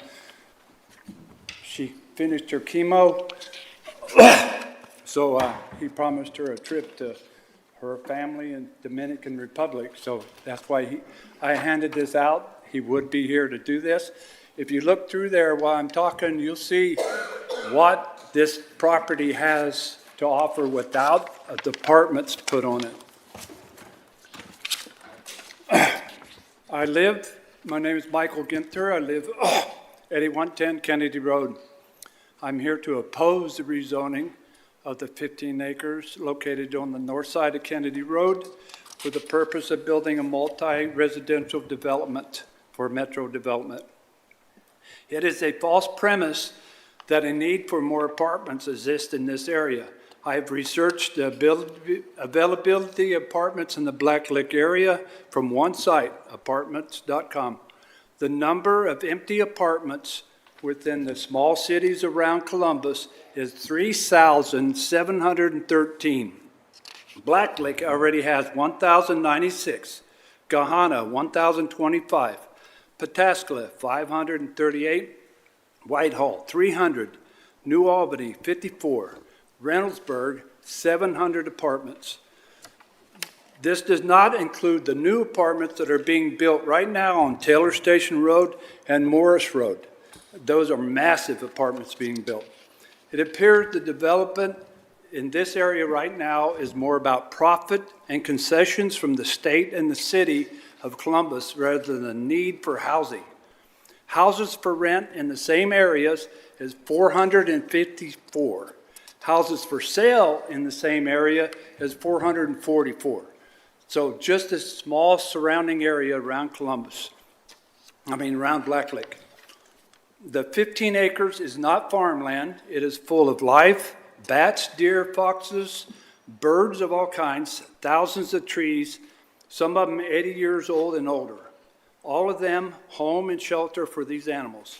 They already sent in bulldozers and drills and plowed over the wet areas that Mr. Levitt has found to have the Corps of Engineers come look at. And the bulldozers plowed it over, and the drill rigs got stuck in the same area because it is a wet area. A complaint with the Army Corps of Engineers has been filed, file number LRH 2000-00162, assigned to Lee Arco, and his phone number's 304-399-5210. At this time, it is unknown if he has contacted Mr. Levison. The removal of 3 houses, 2 brand-new pole barns on 15 acres of long-standing woodlands for more apartments makes no sense at all. Other than that, as you can tell from the outlet and from the handout, Franklin County has already deemed that wetlands unacceptable for buildings because it's underground. Now, Phil has worked his whole life is in water and everything, so if you look through that, you'll see he knows what he's talking about. He's contacted the Army Corps of Engineers, and I'm not sure if they contacted him back or not, but I think your vote should be no, or if you need to hear from Phil himself when he gets back from Dominican Republic to explain more of what you're looking at, because there's some wet spots. I own the pond that's on the other side. Then my pond is completely spring-fed, and it runs through the 15 acres. So in the last council meeting, he said, well, the developer's got to come up with a plan because all of my water, they can't stop my water from leaving my land.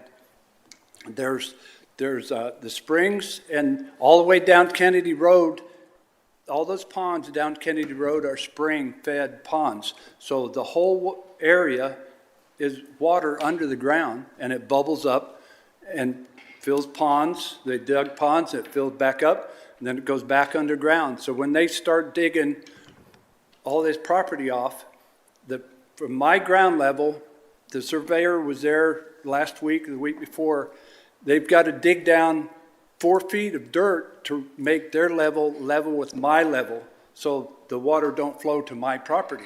So then they're already getting closer to the water table.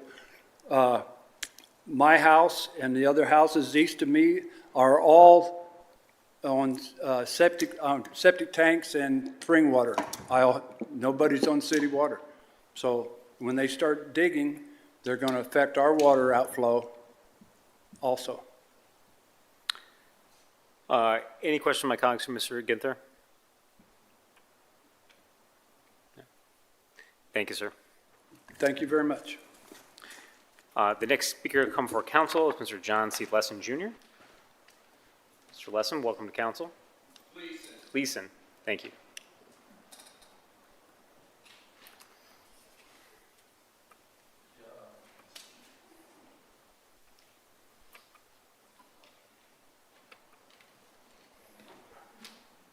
I was the third house built in Jefferson Pond, and been there over 20 years. And what this is like, to me, this makes no sense, because it's a complete wetland area, as Michael said. It would be a dynamic area for like affordable housing, for you talk about you want to help people. So if you built like small houses in there for affordable housing, like first time buyer, that would be ideal, because what's going to happen is, like he said, the water table, okay, if they don't level with the table, they got to, like 15 acres, 4 feet, they got to push all that dirt, to level it.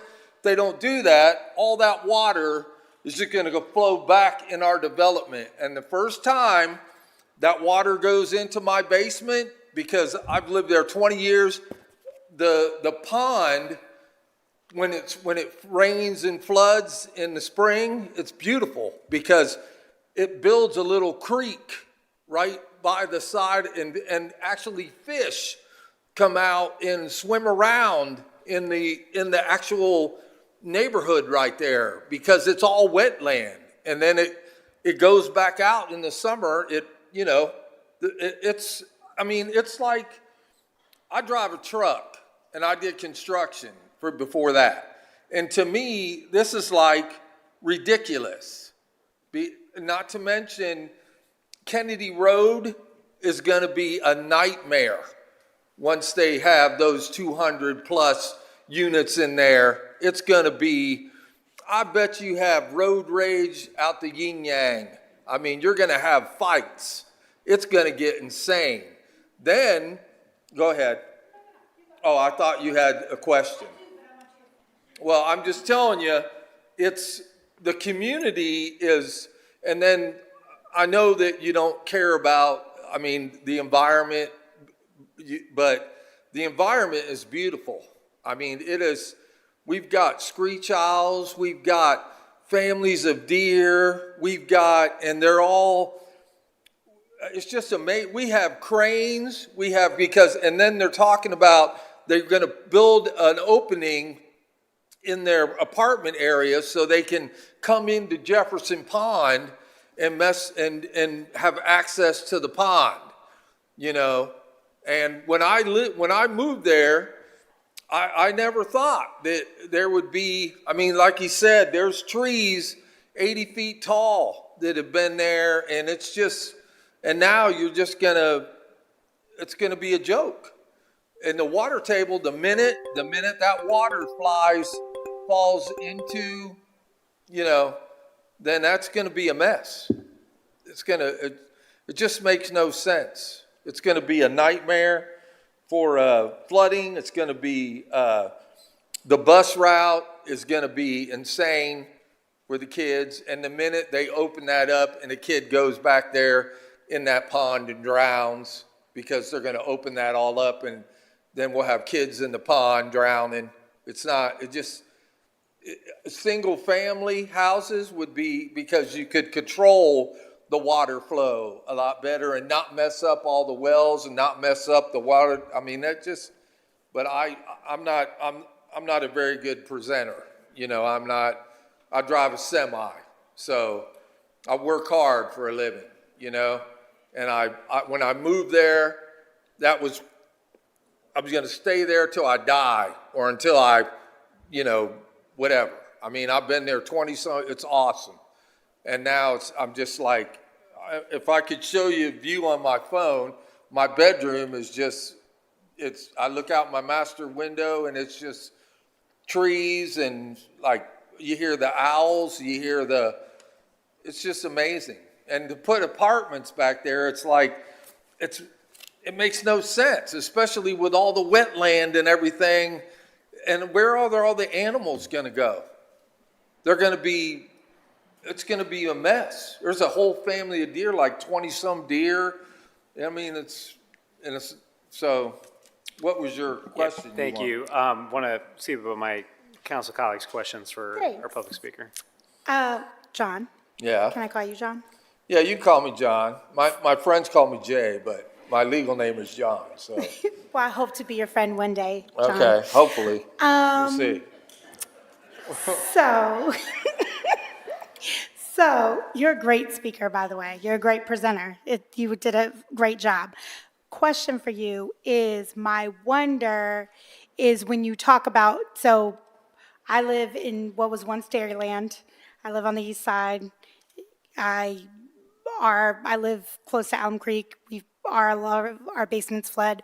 I also have deer in my backyard, so I feel like the deer will still come no matter what. But my question for you is, when you talk about single-family homes being there rather than apartments, wouldn't we have the same issues, though? Because you're talking about development. Like, there's one thing to say, don't disturb this because it's wetlands and it's beautiful and whatever. But if we're disturbing it anyways, what's the difference between the apartments and single-family homes? Because if we built all of those, then that means we're building streets. That means we're building access. That means, I'm not sure where the disruption might be different than putting those apartments there. So I'm just wondering what your thought process is. Well, yeah, because you wouldn't have all that concrete. You wouldn't have all that. There'd be you need a city street though, and then everybody might want a driveway. So I feel like it's still the same But concrete you'd have going grass, and so there'd be grass, and it would help. I mean, because a lot of people want to live in that area because it's beautiful, and like I sent my daughter to Grace Christian there, and I mean, so it's just. Because I just don't think an apartment building is just all that density right there at once is just going to be. I mean, think about it. All those people going to work on Kennedy Road coming out. It's going to be a mess. Well, I'm asking just because I think we haven't had an opportunity to have conversations about it because, I think about how beautiful the place is, and if you could only afford a house there, that means that's the only way you would be able to afford that beauty there, right? And so when I think about apartments, I mean, I've shared this story many times. My niece has twins. She lived in my house for 2 years because apartment rates are really expensive, right? And so she should be able to live anywhere in the city that she wants to live, not in this place or this place, because that's where affordable housing is.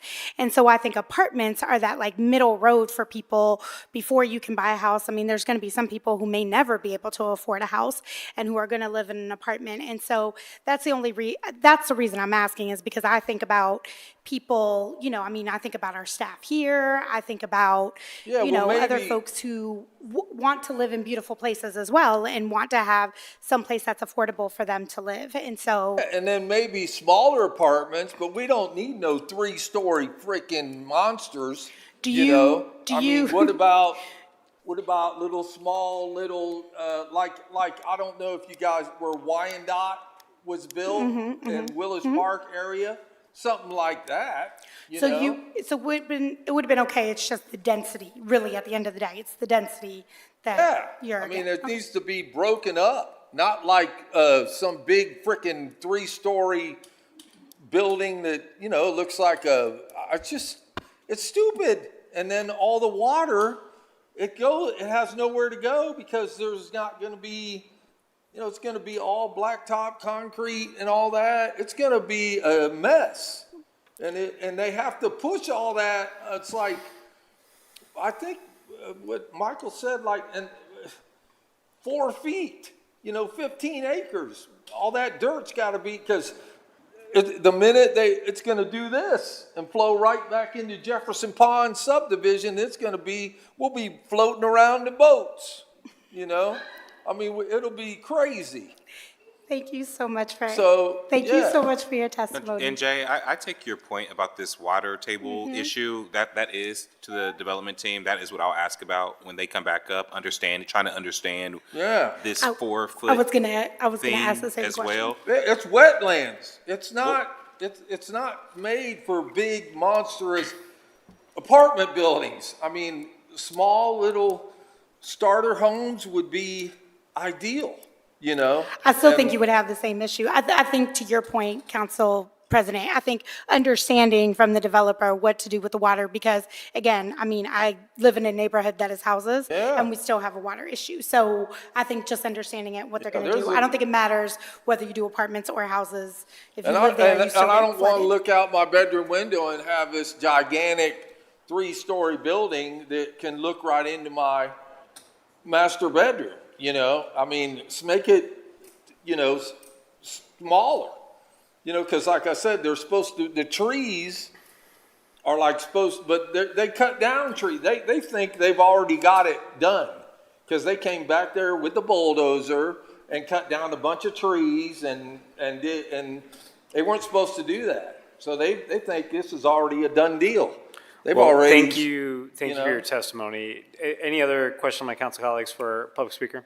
I think we've got lots of questions for the applicant, so thank you very much for coming down. I want to invite the applicant's representative back up to answer some of these questions.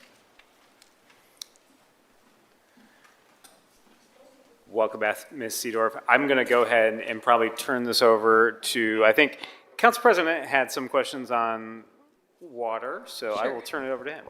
Thank you.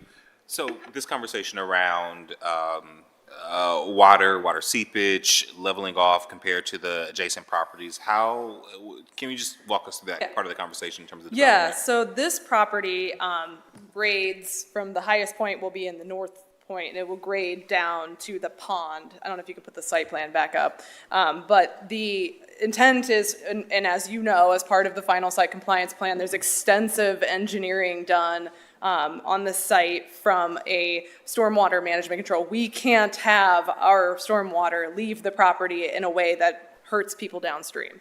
So the site will be designed by engineers to capture its stormwater drainage and whatever it is required to do under the code. But the grade is from the north to the northwest to southeast. And there's a stream down at the bottom as well that's in a stream corridor protection zone. Ms. Seedorf, so we've had several of these cases here recently where stormwater has been, I think, one of the primary concerns we've heard from some residents. And I think it's somewhat of a frustrating answer for them to hear that, oh, that comes later. So, you know, I know we don't have someone from the the Department of Water and Power here right now, but you could just walk us through sort of, you know, we have a zoning before us here tonight. You're an experienced zoning attorney. You just talk about sort of what comes next from a perspective of dealing with that sort of watershed issue. And particularly here, when talking about the public speakers, and I met with Mr. Levinson a couple of weeks ago, who is a neighbor, who is very experienced in this area, and, you know, his primary concerns were these environmental ones regarding potentially, you know, water streams, water wetlands, and this does seem to be, this is not just some random greenfield, you know, open space. There is a lot here. Yeah. So you could walk us through a little bit just about, you know, sort of the next steps, you know, as you've had many, you know, clients go through this process before. Sure. Yeah, just like any other site in the city of Columbus, we obviously this property had to be annexed and it has to be rezoned. And then the next step after that is the final site compliance plan. And generally speaking, a lot of clients, it's just general, they kind of do their engineering kind of, sometimes it's with the rezoning or it's after the rezoning. But in this case, it's like kind of in conjunction, and then we'll submit those plans to final site compliance, which is where we get our building permits and things like that. So the site has been designed preliminarily with all of those things in mind and with the requirements of the city of Columbus in mind. And we're also working with the Ohio EPA and the Army Corps of Engineers to get there's a wetland delineation report that's been completed and submitted to those entities, and we're working through to get the proper permits, whatever is required to move forward with development on this site. But we will follow all the rules and regulations, and all of those things will be addressed as part of this process. The rezoning, while it, you know, has to deal with the use and the site plan and everything like that, all of these things are kind of happening sometimes at the same time. Sometimes things come later and we don't know those information. So it's just a kind of a dance that we're trying to do as part of the development. Thank you. Other questions from council members for the applicant's representative? I have a question. Councilor Ross. So we're talking about the density and the 16.9 versus the 16, which is what the community was asking for. How does that equate to actual units? So you've already dropped 312 to 256. If you were to drop to a 16 unit per acre density, how many units does that Oh equate man, you're to? asking me to do math with that. I don't know the answer to that off the top of my head. Sorry. I think if I'm doing math right, it's about 14 or 15. Yeah. Because it's a 15-acre site, correct? Yes, somewhere about there. Yeah. So it's about 14 or 15. Okay. Yeah. Sorry. Can you answer the question about well, I'll start with this question. Can you answer the question about the bus and with the agreement? Is there a formal agreement? What does that look like? Yeah, so our client has spoken with Dr. Miller, who's the superintendent of the Licking Heights School District, and they are amenable to having the buses come into the site. I don't know if we have like a formal agreement, but they have said that works for them. And I don't know what, if we don't have any like something written in stone that says, yes, we will drop the kids off there, but that is, we have worked with them on the routing and the different potential pickup points, but it has worked for them and they've seemed happy with that. And again, the plan would be the clubhouse is where? Yes. Okay. Yep. So yeah, there could be other places if it ends up working out, but yes, that's the main point that we would think to pick up. So if I could ask our Director Messer from just a thinking about, let's say we ask the Army Corps of Engineers to come in and they review it and they're like, we cannot do this plan for whatever reason, for the safety reason or something else, then what is our recourse? Can you just answer that for the residents? Sure, I can answer that. Essentially, while that is a state process and isn't our local process, the local process is all dependent on those type of approvals. So there are very specific plans that the applicant would have to apply for, a stormwater plan that would have to comply with not only state rules, but before it would ever be approved, would have to comply with our local stormwater manual. So essentially, it's all connected. I know we've talked about sequential things here, but they're all connected. So you can't get a building permit to build anything until you've got your stormwater and other site plans approved. You can't get those approved until you get the state approval, and none of it gets approved unless they get the zoning approved. So it's all interconnected and will be reviewed by the appropriate people, as has been mentioned. And then just my last question, Chair. The developer owns that land now, correct? We have not closed on it yet, no. Oh, you have not closed on it? What is happening to the land now? There have been some, as part of the due diligence on the property, there's been a wetland mitigation study that's been done. So we have contractors who've gone out there. I don't know, I don't have specific knowledge of a bulldozer, but there have been people out there who have done studies on the land. So that's part of our due diligence. Thank you. Councilor Ross. There were thoughts that trees had already been removed. If there were trees removed, that wasn't done by your I client. don't know. Okay. I don't know the answer to that. Other, Councilmember Green. So you are doing you're proposing 256 units, and then of those units, how many of them are you committing to be affordable, and what income levels? Yes, so we are going to participate in the citywide CRA, so 30% of the units will be reserved for 80% AMI for 15 years, so that's 77 of the 256 units. Okay. And so that is the plan, not to take the fee in lieu? Okay. Correct. Wonderful. And then just a follow-up question for kind of similar to what Councilmember Barosa de Padilla was asking. I'm not sure if this is a developer question or a department question. Oh, Mr. J, I forgot your last name, but I do remember your friends call you Jay, and so there you go.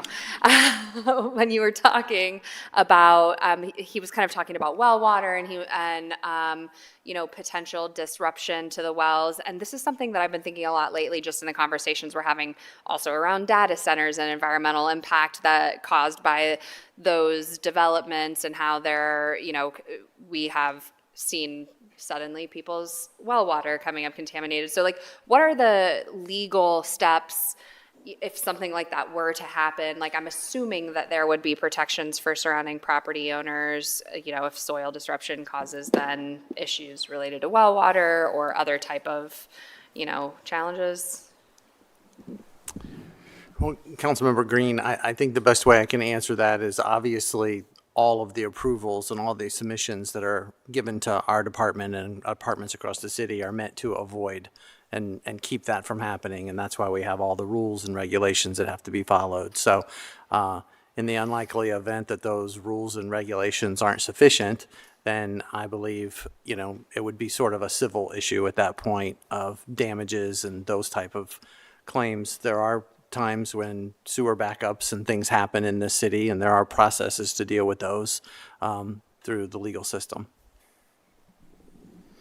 Other questions for the applicant from my colleagues? See none. Thank you. Thank you. Do want to, again, thank both our folks in the Area Commission and residents that came down. I think as the council president mentioned, this is actually, I sense the deep disappointment from the folks in the Area Commission. However, when we talk about there being three main points, and two of them from my vantage point I think are resolved, and one is pretty close. When we're talking about the difference between 16 and 16.9, I think that is certainly not the same number, but we're talking about the difference between 13 or 14 or 15 units. We're not terribly far off with the acknowledgement of that 16 unit per acre number is being set at prior developments within an area that is certainly built before Columbus potentially was as growing as quickly as we are today. So to say that this is anything more than trying to see compromise take place between applicants or area commissions, I think to Council President's point, this is talking about shaping that process and shaping certainly a project. I think that is certainly something that we expect, and certainly I think is alive and well and sort of part of this system that we have in place. This proposal received approval from the Development Commission 5-0. We're seeing traffic improvements particularly being made here. The amount of housing that is particularly needed within this area that is primarily does not have many rental opportunities that currently are there. And I think at the end of the day, when we're talking about all of the things that we've had on the table, I think with our prior speakers, I know can ring somewhat hollow, but so many of those things are handled through that stormwater mitigation that's handled outside the council process. That again, if they can't comply with those development standards, then they can't get their permits and they can't get built. That should not be necessarily a barrier to the zoning itself, which is why I'm in support of this piece of legislation and I move for passage by voice vote. Clerk, please call the roll by voice. Bangston. Barosa de Padilla. I just want to echo especially to our Far East commissioners who I work with. I am a fellow East Sider, and I certainly live in an area that is very unique, that is, a mix of apartments and a mix of homes, and that's certainly the neighborhood that I grew up in. And I think that in this particular project, I do believe that the community and the commission made this project better, which is what was a deciding factor for me. It would have not been, and these are not decisions. I don't ever come here with my mind made up. I want to hear what people have to say.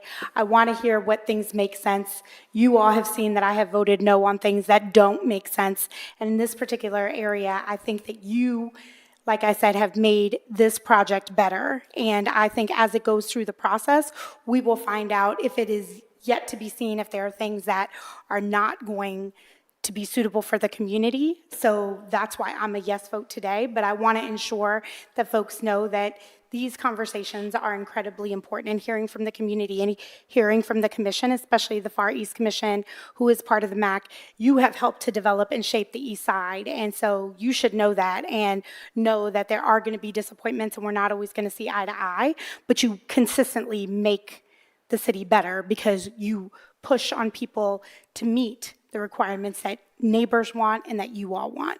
And this is also a interesting one because it's annexed. And I think that this goes back to the original conversation that we were having before. This is a piece of Columbus that is also part of a piece of lots of different other areas. And so it makes it somewhat challenging, I will say for myself, to make these decisions when, we're talking about some of our constituents and we're talking about folks who are not all our constituents.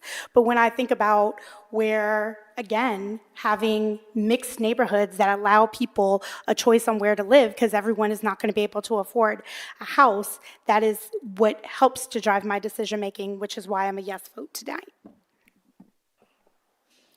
Day Akauer? Yes. Dorans? Yes. Green? Yes. Remy? Yes. Ross? Yes. White? Yes. President Harden? Thank you. Next, we have ordinance number 1284-2026 to rezone 1695 Dewey Avenue, being 2.29 plus acres located in the south side of Dewey Avenue at the southern terminus of Key West Avenue from M Manufacturing District to R1 Residential District to LM Limited Manufacturing District. This site consists of one undeveloped parcel, split zoned in the M Manufacturing District and R1 Residential District. The requested rezoning will allow the site to be redeveloped with a limited office uses and less objectionable manufacturing uses. Proposal is approved from city staff and the Development Commission, but a disapproval from the North Central Area Commission. Due to that disapproval, we'll now hear a staff report from city staff, starting with Ms. Alyssa Saltzman from Department of Building and Zoning Services. Or actually, pardon me, it'll actually be Tim Dietrich from the Department of Building and Zoning Services. Thank you. Thank you, Chair Dorans, President Harden, members of council. The requested LM Limited Manufacturing District will allow the site to be developed with limited office and less objectionable manufacturing uses, as allowed with the submitted limitation text. North and west of the site are single-unit dwellings and undeveloped parcels in the R3 Residential District. East of the site is an undeveloped portion of a parcel in the M District and the R1 Residential District, and south of the site is a recycling center in the M Manufacturing District. The limitation text establishes use restrictions, limits the site to office uses and limited, less objectionable manufacturing uses, and includes supplemental development standards addressing building and parking setbacks, site access, landscaping and screening, and graphics. With the limitation text including appropriate use restrictions and commitments to increase landscaping and screening from adjacent residential properties, staff's recommendation is for approval. Thank you. Any questions by council colleagues for Mr. Dietrich? Seeing none, we will move to Mr. Luis Teba from the Division of Planning.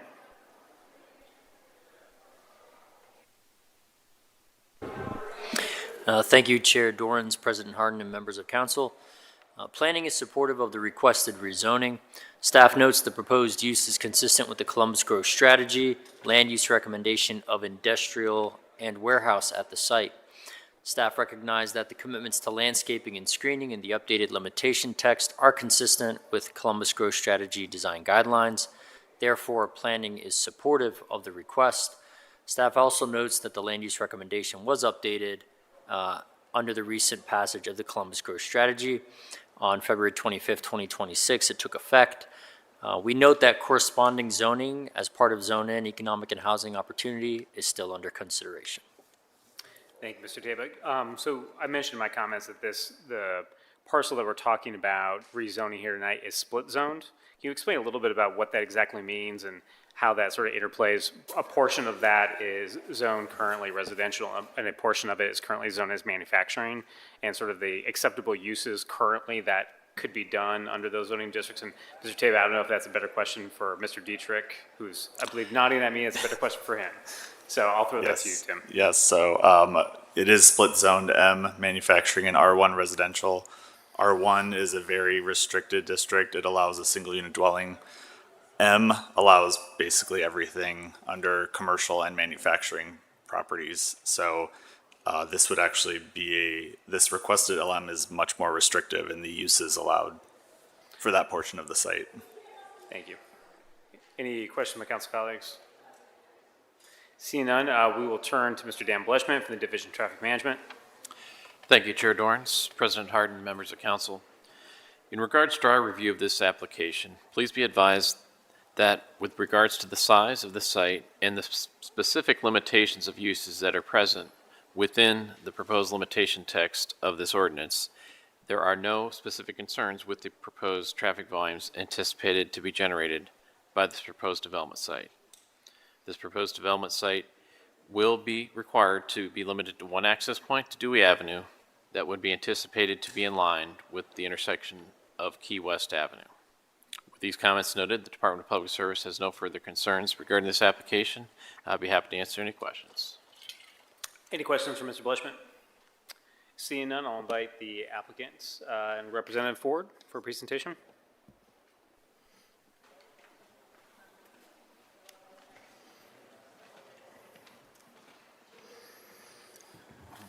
Hello, my name is Joe Clace with Plan for Land, President and members of council. We appreciate your time this evening. I'd also like to have my client and our applicant introduce himself as well. Hi, everyone. My name is Ali Bahane. So I know we had shared a PowerPoint, I believe you can see. We wanted to kind of just walk through the application. This site is, staff's been great to work with. The neighborhood's been very understanding in our application. We'd like to talk through some of the noted concerns the neighborhood had in relationship to the use, but we'd also like to kind of talk through why we think this use was originally discussed in the nature it is. So this site is across the road from residential. One of the benefits we have with this less impactful, low impact use of office warehouse is that we can set the use further back off the road and it can blend in more with the neighborhood. One of the things I want to note before we go to the next slide is this back area. That's Rumpke's recycling facility. It's not sense of scale there, it's a much larger facility, but that's just from the aerial photograph kind of showing the proximity to the footprint of their facility to this planned use. I'll talk through the next slide. That's where I advance? Okay, got it. So I want to talk a little bit about the heavy manufacturing in the back. My client's got an interest in building on the site what would be considered office warehouse type use. We'd like to make use of the entire property while preserving that greenway corridor in the front. So the low impact flex use seemed to fit the site a lot better and answer questions about what would be built in front of this. Tucking that type of use behind a single family residence there didn't seem to be too fitting for the overall access. The only access to this property is off of Dewey Avenue. The proposal has two buildings in it, single story, and we try to propose something that would fit the characteristics of the neighborhood. Ample setback, we're proposing a 50-foot setback off of the Dewey Avenue right away. Part of that would be mound and shrubs. And then there's a screening proposed fence that's on the west side. The retention basins on the east side. That would be required to handle stormwater on site, but also be an aesthetic that would provide a little bit more open space for this property. The traditional office warehouse is a flex use. So the way that the manufacturing, we try to indicate here, it's heavy industry manufacturing uses, processes and assemblies that would definitely be offensive to the neighborhood. We'd like to propose this flex use, and we've worked with staff through the neighborhood as well, try to identify uses that we feel like would be most appropriate for this site. And as a result of that, we feel like it's a very low intensity use across the spectrum. As well, there'd be no outside storage, so that would be different from what you'd see in the manufacturing district, and it would allow us to preserve ample amount of green space around the boundary of the property. Within the limited text, we're recommending binding landscaping commitments as well as binding setbacks and heavy use limitations. So we looked at Columbus Zone N and we realized that was acknowledged and that in the future this property will be rezoned as part of the Columbus Zone N. We feel that this modernizes the lot split and it's thoughtful reinvestment in the property as it sits today. These types of uses are small businesses. This isn't large industry. This is something that would definitely help provide jobs for the local neighborhood. And while there may be some opposition from the neighborhood today for this type of use, we realize that a lot of these are actually run by local people in the neighborhood. So it's not something that people are driving in from out of town to typically run these type of outfits. And a lot of times they're out of sight, out of mind after built. This isn't a retail type of establishment. This isn't something that you're going to be trying to drive high traffic toward. These type of uses tend to work really good as transitional uses between residential and manufacturing districts. So that's what we're recommending here. We've take a look through Zone N and we feel like we're in keeping with the proposed spirit of what's gone through with that planning effort and proposed code amendments. There is built-in screening. This maybe highlights a little bit more the earthen mound at the frontage. We had some questions about access. Single access allows more landscaping across the frontage, allows for controlled access to the property. This will not be attracting heavy truck traffic, so the idea of turn radiuses and those type of things for this type of use is very minimal. At most, it would be a small box truck, typically per use like once a week, that would come in and deliver supplies that would then be taken out by, depending on the use, individual users. And I'm sure you guys are familiar with Office Warehouse, so I won't go into too much there, but we did try to take into consideration even the dumpster enclosure and items that would be pushed to the back of the site in the proposed design. I realize you're recommending a rezoning for a district with limitation text, but we are providing you a rendering of what's been proposed, just so that you have an idea of the character that they'd like to build on the site. We feel like it'll serve the local community, low impact, and will create local jobs. Ollie can offer any answers to questions you might have as well, since he's more intimate into the business side of it. But as a site planner, I wanted to give you a little overview of what we had planned there.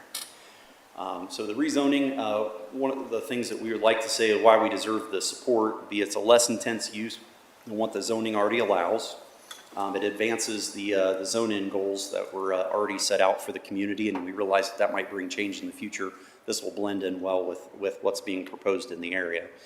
And then it's real committed protections for the neighbors as well. We're making specific investment commitments within the text to make sure that those are upheld through the development process. My client's been flexible in trying to understand what other type of commitments would be requested, and I believe we worked with staff to try to understand exactly what their concerns were, and I believe we've addressed 100% of the concerns that were raised. And it's a quiet, local, transitional use, so it's not one that's traditional of noise or traffic impacts or anything like that. So don't want to continue to reiterate those, but I'm happy to answer any questions you might have. Do you have anything to say? I just want to touch on 2 points. I currently have an office space very similar to these spaces, which is a 200 square foot office and a 3,000 square foot warehouse. I'm in the real estate business, and I have a lot of material that I use regularly, whether it's ceiling fans or doors or lumber. That's what I use it for, the warehouse side of it for. And talking to my colleagues, I know there's a big demand for realtors that have staging equipment that they want to use. My experience, I'm in my office maybe once a day, usually maybe 2-3 times a week. So it's not that I draw a lot of traffic. Sometimes I meet clients for signing leases or agreements, but that's about it. So I think there's a big demand for people like me, business owners that need storage space.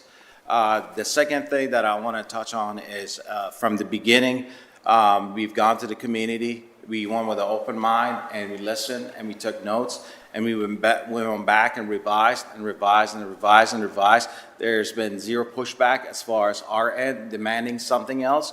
So I was a little bit surprised that they turned us down, because ultimately we listened and we implemented some of their concerns.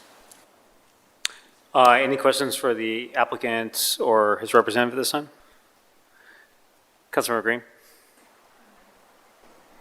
Thank you, Council President Pro Tem. So you said you're in real estate. I guess I'm just my question was, what other types of businesses would go in a space like this? Like, what do you imagine it would be used for? Do you have a prospective tenant in mind already, or? I do not. That's a little bit further down the line. But I know there's some collectors, from talking to other people that have flex spaces, that they attract collectors, that they like to collect items, and they need a storage space. I know, talking to my flooring guy, he needs a similar space to store it, because he buys pallets of flooring at a time, and he needs a place to store it, even though he doesn't really sell it as a retail, but he needs a space to. So there's an extension of real estate that everybody, you buy in bulk, you save. So you having a space like that really is helpful. I could answer. We have a lot of these developments that we've done over the years as well. What we tend to see happen is small business. It's a lot of times people are outgrowing their garage. They have a home occupation. They need somewhere, because zoning's kicking them out. They need somewhere to run their business that can allow them to expand before they get their own space. In other cases, it's Ohio Health and Cardinal. They use these for their suppliers to be able to sort and distribute to local hospitals. So a lot of times they'll bring in and try to repackage and serve local business. So just as an example, those type of uses would be kind of fitting the office warehouse type. I've also seen realtors use them. They store their signs in the back. They have their office in the front, and they're low impact. It's usually 1 or 2 trips in per week. They'll go to title offices for their closing, but they need somewhere to store their real estate signs, and an office like this works out really well. So 2 questions. So one, how many times do you meet with folks from the immediate neighborhood civic association, and then how many times did you all meet with the area commission? I believe we had 3 meetings. I think it was 4, but I couldn't tell you the names of them. I collectively went to 4. Right, and I know there's been a lot of concessions made, you mentioned, around sort of limitations. So what are some of the types of businesses that cannot be located based on the limitation text that you've agreed to at this point? Yeah, I think there was some pushback on some of those that might be working with heavier metals or heavier woods. We went to small wood and metal products, but I think those were some of the limitations that came out. A lot of dealing with Hazardous material was one of the things that came up. Storage in the front or outside the units was one of the concerns. Safety was one of the concerns because they wanted more lighting, security cameras. That was one of the concerns. Setbacks was some of the concerns. Yeah, setbacks were a larger one. The fence was extended down the west side or the west side of the property to fully screen the site. We previously just screened the residential component, but it was agreed to screen the entirety of the western border, so that was extended back. But the setbacks off the front were also extended to ensure that nothing was built within 50 feet building-wise, and then even the mound area was preserved. So I think it was a 30-foot setback for parking in the front. Thank you. Any other questions from my council colleagues for the applicant of the road? Seeing none, thank you both. I'll invite you up after public testimony. Thank you. The first speaker we have to come before council is North Central Area Commissioner Christina Harrison. Commissioner?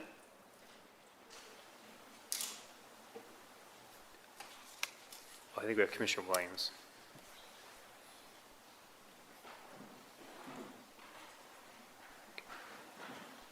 Commissioner, welcome to council.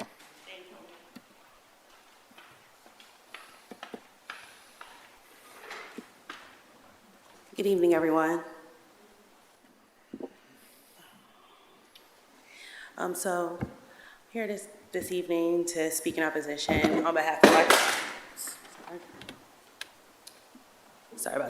on behalf of my community. To be fair, they did come out to our civic association twice. They had the area commission meeting, and then zoning. So those were the accounts of the various meetings that took place because they came out of order. So that's the reason why there were additional meetings. So I just wanted to clear that point up. But American Edition as a whole was opposed to the proposed rezoning of the 1695 Dewey Avenue property into a limited manufacturing district. We've been working really hard, very diligently to maintain and build up our community into a residential space. If you're familiar with the community, it's very close, small, and tight-knit.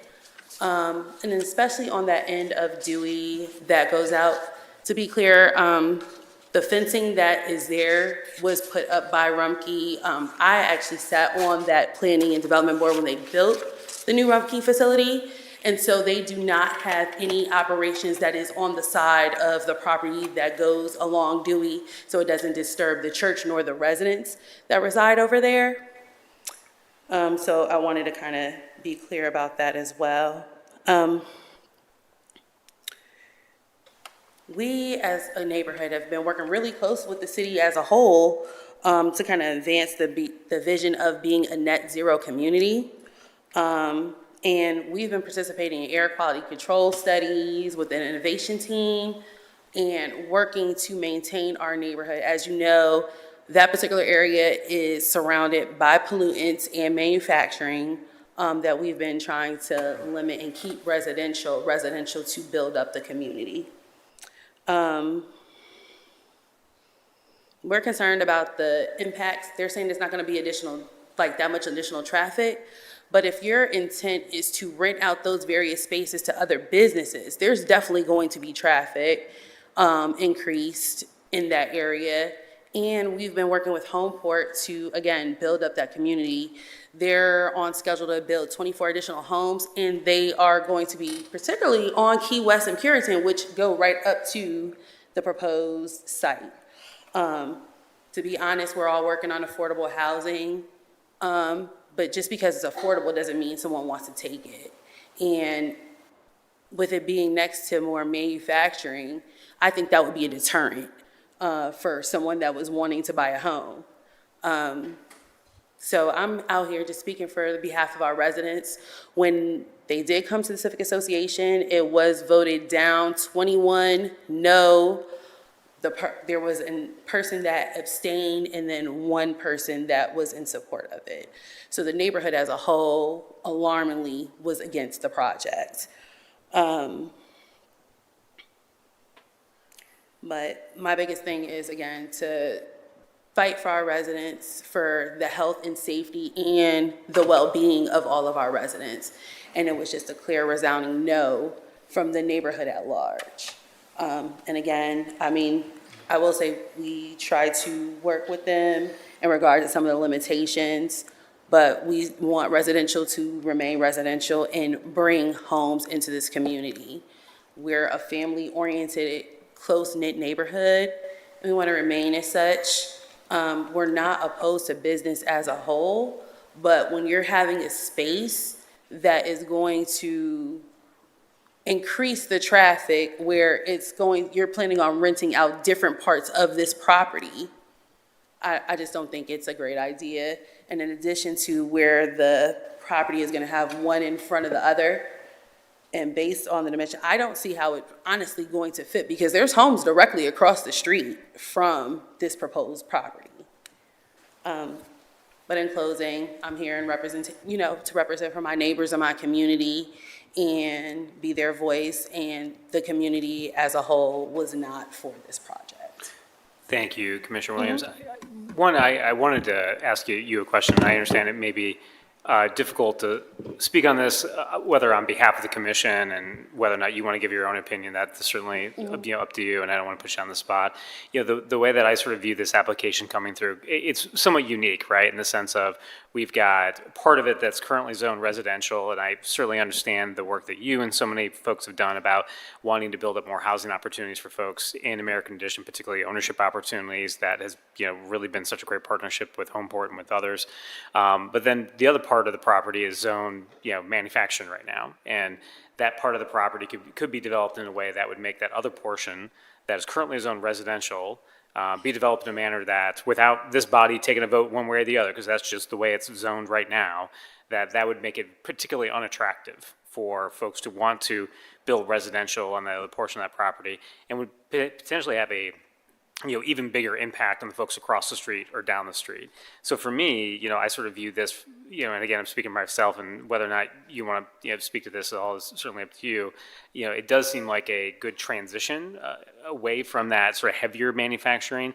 Now, I understand your point about Rumpke not having as much on that property line, and that was sort of intentional with you all working with them over the years, and a very sort of intentional choice made. But this does strike me as a way to sort of bring that transition with the limitations that you all work with them on, considering that part of the property right now, if we were to vote this down today, someone could buy that parcel and put lots of things there that I think the neighborhood would say that's not good for attracting new residents to our community. So, that is just the sort of the framework that I'm using when I evaluate this, and I just wanted to give you, as an opportunity, there's been a lot of meetings about this, just to respond to that. No, I totally wholeheartedly understand where you're coming from, and that was part of the conversation. Because, like you said, part of it is zone manufacturing, and they can pretty much, with manufacturing, you can pretty much do anything, right? And we are kind of directly experiencing that because directly across the street on Joyce Avenue, there is a monstrosity of a project that's getting built, and it's technically South Linden, and it was zoned appropriately, so they didn't have to come to any commission. Even the people in South Linden are not aware of what is actually being built, and it's affecting the American Addition community. So I totally get that aspect, and as a community, we are concerned about it. I will say, we did work out with some of the limitations. And questions you guys, if it was approved, and they put forth these limitations, will these limitations carry over to when this property is sold? It will. Okay. Yeah, any limitations within the text bind over from the zoning. So if they were to sell that tomorrow, or a year from now, or 10 years from now, anything that has been limited in sort of this discussion, no one could operate, a business or anything that would violate those restrictions. If they did, that would then be a zoning violation, and our good folks at the Department of Building and Zoning Services would issue them, a violation, and they either have to clean it up or we go shut them down. Oh, I know. Danielle and I, Yep. we're like this. I Yep. put all in the 311, so. But yes, we have considered this, but again, I am, the community wanted me Yeah. to voice their concerns, and that's what I'm here to do. Yeah. And unfortunately, it was a resounding no. We only had one in favor and one individual opposed. Yeah, and I certainly Abstain. Yeah, and I appreciate that, I guess. And I certainly understand folks, interest in again, putting their energies into what they, want to see more from a residential standpoint develop in that area, because that has been so much of the focus. So I just wanted to give you an opportunity to sort of speak to that other aspect from somebody from the outside looking in about what else could happen if this body chose to say no to this, and then something else would come up down the line. But I did want to pause and see if any of my council colleagues had any other questions they have for Ms. Williams. You're going to bring the applicant back up, right? Or no? We have a couple more public speakers, and then I will bring the applicant back on up. Let the night Councilman continue. Ross? I just have a point of clarification, because it's not often that I will agree with the residential zoning being taken away in favor of less housing for manufacturing. But I heard that the growth strategy, which presumably was opined on by the community, is going to change this to all light use manufacturing at some point, both parcels, both the residential parcel and the manufacturing parcel? Correct, and I can certainly defer to Mr. Teba about what that would look like. So again, the land use recommendation from the growth strategy changed. Again, just to make sure that everyone's following with us, the recommendation changed, but the zoning did not change. So the zoning would potentially change in a future phase of Zone N, which has not happened yet. Okay. So again, that recommendation would be as part of what would go into that future phase, but not necessarily at this point. To do this now, you still need a rezoning from this body. Mr. Teba? Yeah, that is correct. So we did community outreach engagement as part of the Columbus Growth Strategy. This was adopted as part of the Columbus Growth Strategy as industrial and warehouse. We have not crafted or determined what will be the proposed zoning district for this area. It will be some form of industrial, at which point in time we will be coming out to the community to do engagement, community education engagement, meet with the community, have our gallery to determine what is the appropriate zoning district for this parcel.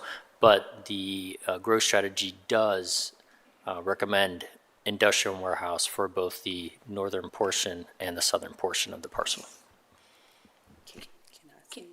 Okay, sure.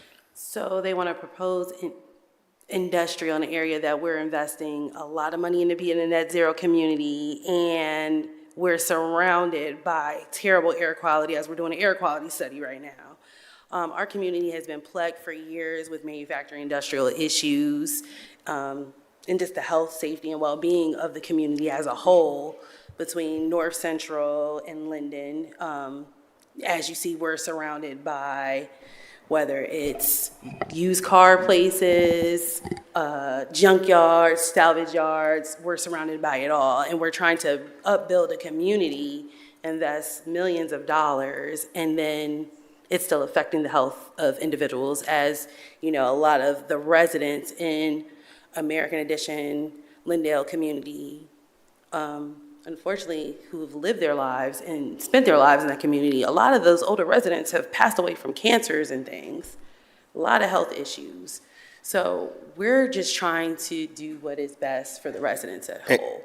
Mr. Chair, just a point of clarification there, and I will give you all credit, Madam Commissioner, because when we talk about that zoning distinction of manufacturing, what this is limited manufacturing. So I know it sounds like weird because it's still manufacturing, but it's really going to be more of an office type of use, and that's because of the limitations that you all negotiated to put in there. So I just want to clarify those limitations that you all imposed upon them, that they came to the table and agreed to, will stay with this property in perpetuity, right, unless someone comes and we're not here to vote that. But what's before us, I think, is the limitation that you all put on it as a use. So is that, am I getting that clear, Mr. Chair? I just want to make sure. That I just wanted to give you credit for stepping up for your community to put in those limitations.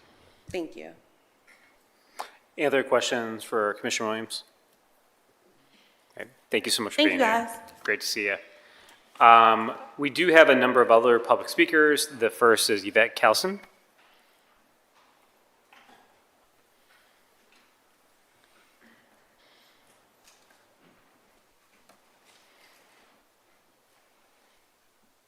Welcome to council. I'm a little nervous.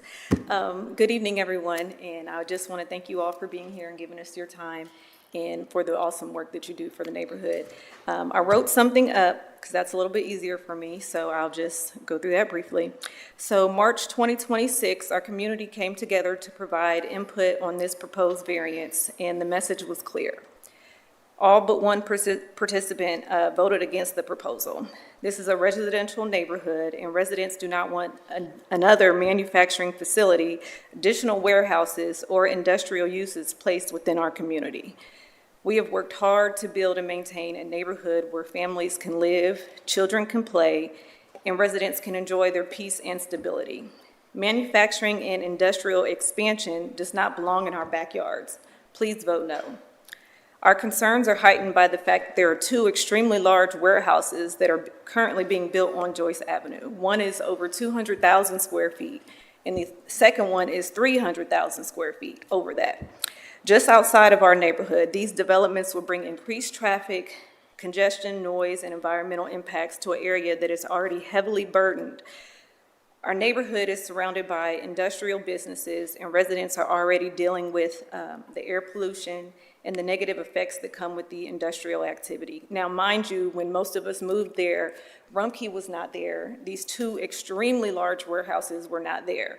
The junkyards were already there. Pulaski Light down the street was already there. So all of this extra industrial was definitely, we didn't know it was coming.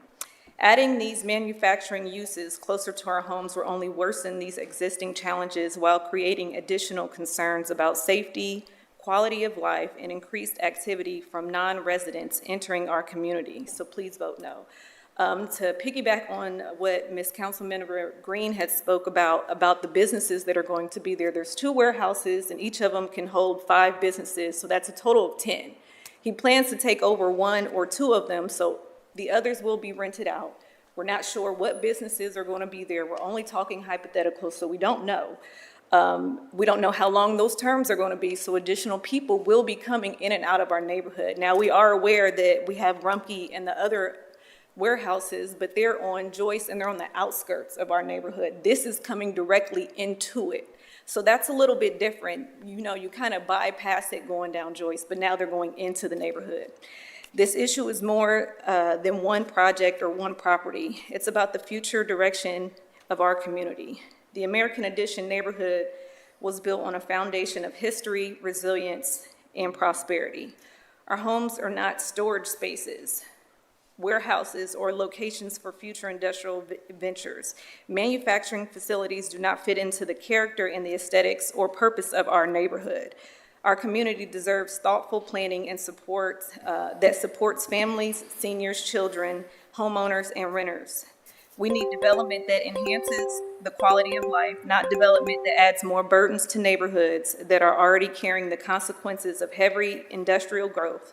Stand with us to protect our community, preserve our residential character, and safeguard the future of our neighborhood. Please vote no. Thank you. Any questions for my colleagues for the public speaker? Councilman Roach? So thank you for being here and for your advocacy. I know it feels nerve-wracking to get up and speak, but we're good. You did great. Just talking through the potential options of what could be there, right? Yes. Could be an office, right? It could be a real estate office that someone is storing their things or meeting with clients. Do you think that is detrimental to the neighborhood, or does that give residents who may live in the area the opportunity to have office space nearby? Well, if you look at the drawings that he had, those were not office spaces. It's more warehouse. There's going to be a large garage doors in the back so they can bring trucks to unload and load what we don't know. All of this is hypothetical businesses.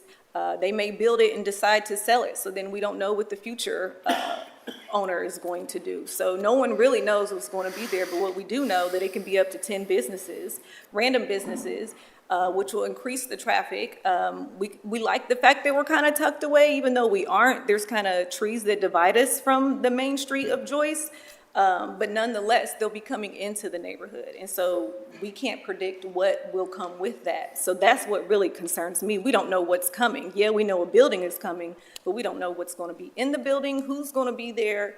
They'll be in the neighborhood, supposed to the outskirts of it. So that's really a concern. Do the limitations that are being placed on the property make any difference to you at all in terms of knowing that at a minimum, it won't be heavy industrial or heavy manufacturing happening at that site? Not really, and I say that only because, again, the safety of the neighborhood, the people that'll be coming in, and it's already, we have enough industrial. You know, once those two warehouses get going, the traffic is going to increase. There's literally only 2 lanes. So there's no middle lane to bypass anything. We do have accidents that are on 5th and 12th, and there's been accidents that have been on Woodford and Joyce, yes. And so with that being said, it's just going to be increased traffic. We don't know what his hours are going to be. It's not gated. If it was gated, that would be nice. You know, after 10 o'clock, there won't be any additional traffic. That's just a safety measure that can be proposed. I don't know. But it's just going to be more traffic coming in and out. Once those warehouses get built, it's going to be crazy on Joyce. And it's already kind of crazy now, but it's just going to get worse. Yeah, appreciate it. Thank you. You're welcome. Mm-hmm. Other question, my colleagues? Thank you. We do have a couple other speakers. Mr. Frank Brown. Mr. Brown, welcome to council.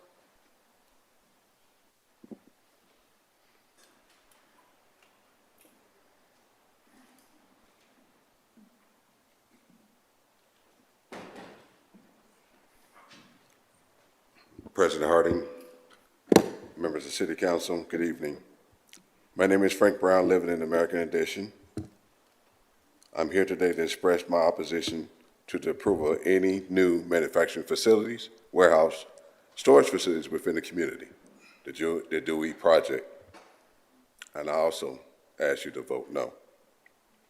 Our neighbor has already absorbed a significant amount of industrial and junkyard-related development, as mentioned earlier. Additional facilities will increase truck traffic, congestion, noise, air emissions, which we already have, and wear our local infrastructure. These impacts directly affect residents' quality of life and can diminish the character of our great community. Again, vote no. While economic development is important, growth should be balanced on the alignment of the needs of the residents and the community. Continued expansion of manufacturing and storage facilities risk concentrating industrial activity in areas that should be prioritized for housing, parks, small businesses, and community service. Other issues are other uses is to enhance neighborhood liabilities. We know that its zoned manufacturing has been like for many years, matter of fact, over several years. We also know why redlining, and by the way, it still exists in our community. My wife, my niece are fourth and fifth generational residents, homeowners in the American Addition. I respectfully ask the City Council to consider consider the long-term impact of additional industrial and warehouse development to be placed in greater emphasis on protecting public health, safety, environmental quality, and property values. Residents deserve meaningful input into decisions affecting our future in our neighborhoods. Please, again, vote no. Thank you for your time. Any questions? Any questions from Mr. Brown, from my colleagues? Thank you, sir. Thank you. The next speaker to come before council is Ms. Laura Komek. Ms. Komek, welcome back to council.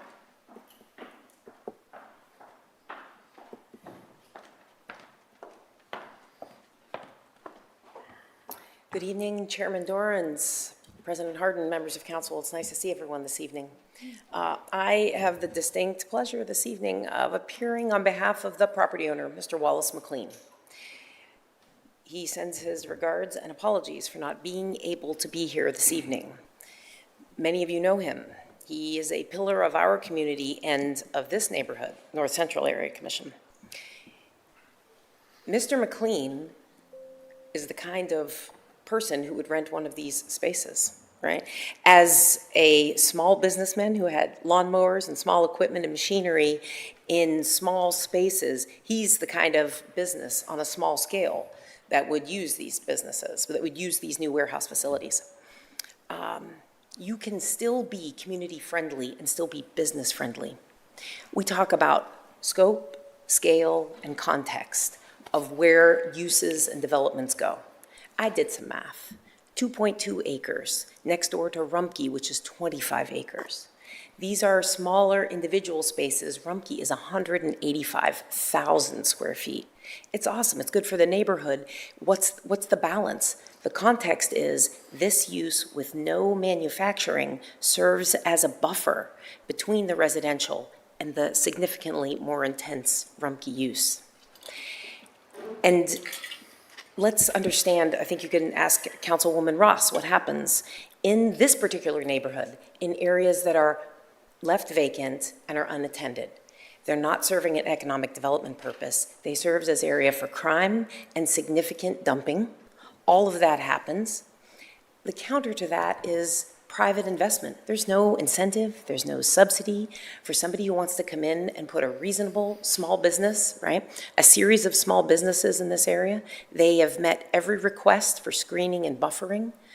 And so then you add tax base and you add jobs and you add small contractors who can use the space. Folks like Mr. McLean, who picked up the jobs, who picked up the yards, who mowed the yards all these years, right? Who's done that for his neighborhood, his community, the nonprofits. This is small scale. It's about scope, right? It's about scope and context. And so we'd encourage you to consider those. All the other points have been made are well taken.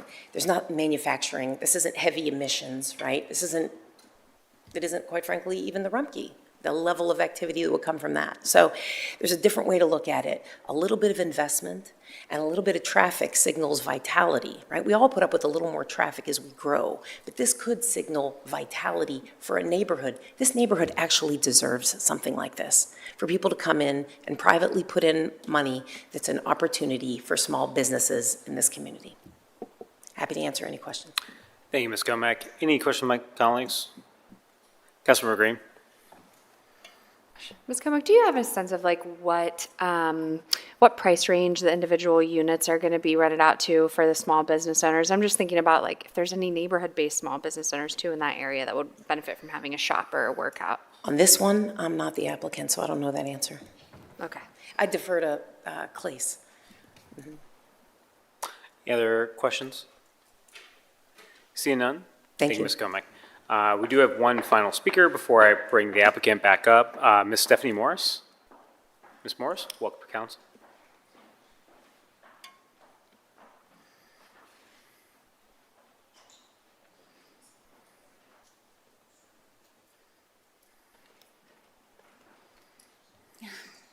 Good evening, Council. Again, my name is Stephanie Morse. I did write something down, but I'm not even going to look at it. I'm going to speak from the heart. Both my parents lived out in American Addition. My mother was bought out there when she was 2 years old. She lived on Zixby Avenue. My grandfather built the house that me and my family were raised in 95 years ago. My dad met my mom from Zixby and got married on Lee Avenue, which is where I built my house at as well. So it's not just about manufacturing. It's all families. It's all families out there, predominantly black, 95%, that have worked hard to build their homes, to live in their homes, to try to be healthy. And as Myra did indicate that some cancer, my mom died of lung cancer. We didn't even know she had it. Stage 4. She lived to be 93. My grandmother, Zixby Avenue, lived to be 95. So it's a lot of generations out there. That is 2, 3, 4, 5. 5 years that's been out there. So no, I don't think we need a manufacturing plant inside of our community. I don't think so. There's no need for it. If he has places now to store his stuff, then he already has a place. If realtors need places, more places to store their stuff, they can buy those bins. They can use those bins next to their offices and put their stuff there. There's no need to have a manufacturing plant inside of our community. We have 3 streets. We have Dewey, we have Woodford, and we have 12th Avenue. They run east and west. They are not through streets. So you have to go in one way and come out the same. We have 6 streets that make up the community from Joyce Avenue, which is Zixby, Lee Avenue, Sampson Avenue, Key West, and Puritan. So those are our 5 streets, well, including Joyce. So that is our community. We are 5 streets with 3 streets that run east and west, and the rest run north and south. So there's other places within Columbus, Ohio, that these people can build their offices. We already know that the back end of it is manufacturing, but the front end is residential. I have a home built out there from Homeport, and I know they're supposed to be building some more. So we want a single-family home. That's what we are now, and that's what we want to remain to be. We are redlined, and I didn't know the understanding of redline, but I do now. So, like I said, there's no reason for him to actually build inside of our neighborhood. There's other places. And I did want to make the fact that when we had our voting, Mr. McLean voted no. He did not want the manufacturing on that property. I'm done. That's it. Any question by colleagues for Ms. Morris? Thank you very much for being here. Thank you. Have a good night. Did want to invite the applicant and his representative back up to respond to anything with regard to public comment.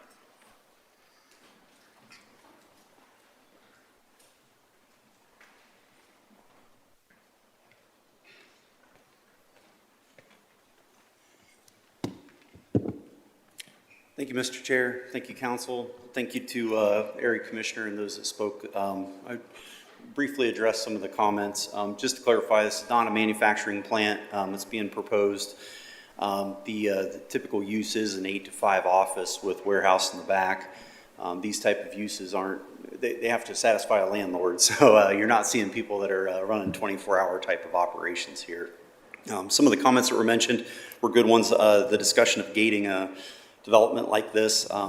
Obviously, that's something that, if addressed, we could have addressed that in the limitation text as well. The net zero, I think there's things within this development that could address net zero as well. So if there's opportunities to try to integrate those, it's not likely that this site's going to get downzoned. It was previously recommended, or it was previously proposed for a landscape business, for outside storage of construction, or for landscape materials. And we feel like this site's going to be a lot more conducive for this. That's not outside storage, it's not heavy equipment. This type of use is integrated into the community. It's jobs for the community. It fills an immediate need in the community. That's why we don't know what uses are going to be in there today. The idea is it's an investment in the community to try to provide an opportunity. I think as far as rent, I'll let my client discuss the rent perspective. There's costs that go into development. Obviously, that needs to get addressed in the discussion as far as what rent gets set at. But all uses generate traffic. We looked at the front of this site suitably being used for residential, whether it's 8 or 10 lots to match in with the fabric of the existing neighborhood. That's going to generate traffic as well. All uses generate traffic. We feel like this is a low impact. Typically, this is 1, 2, 3 employees that show up for work in a use. They come and go. They usually eat lunch in the neighborhood. They try, if not at their desk, but they're usually local trips. This isn't people coming, living, and then moving or going to other places for work. So we do feel like it's the hypothetical fears of what could come in there is maybe hard to contend with, but it's a two-way street. Businesses, when they look at site selection, they pick where to locate their business, just like the neighborhood's picking what they can do with the site. These office warehouses are going to be interviewed by potential tenants, and we hope that people in the neighborhood actually find it appealing to work there, to operate businesses there. If approved, I'd love to work with the neighborhood. I think that's been the message that they've sent the entire time as well. We understand general opposition, and it's hard to overcome that in a negotiation sense. But if approved, I feel like a lot of the concerns of the neighborhood can be addressed. The applicant's definitely wanting to make an investment in the community, and we're hoping that we find this site to be a suitable place for that investment in the neighborhood as well. I'll let you, if you want to address rent, I think that was the biggest question I couldn't address. Just to answer your question about pricing and square footage, these are going to be different size warehouses based on need.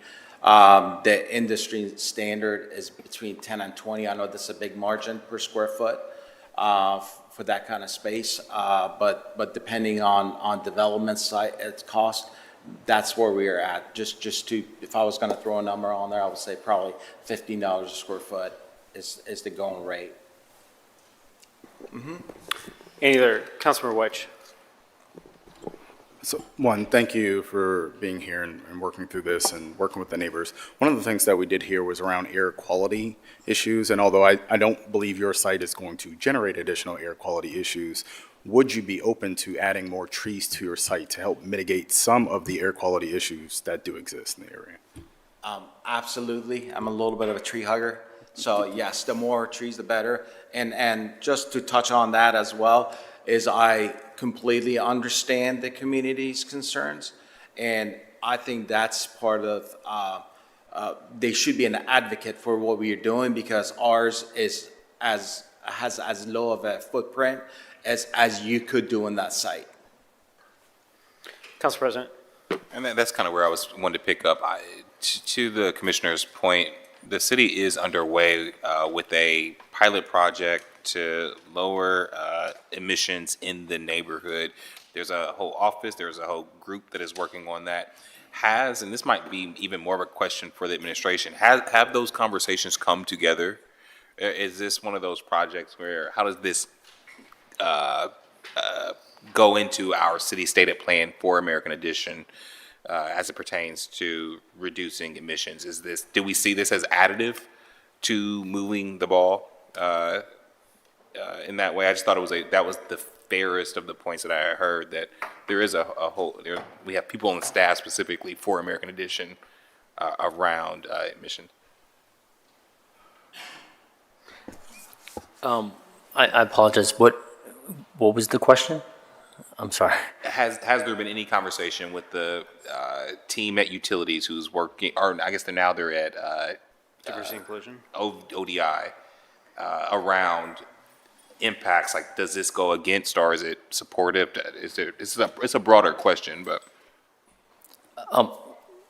So thank you for the question. I'm sorry, I do not know the answer to that question. So, Yes. Council President, I think to that point, if I can sort of wrap things up here for a moment, you know, I think as I was chatting with Commissioner Williams, like, I actually view what is being before the body as a way to prevent additional heavy manufacturing uses that I think the community fears, rightly so, given their experiences and air quality concerns within this area.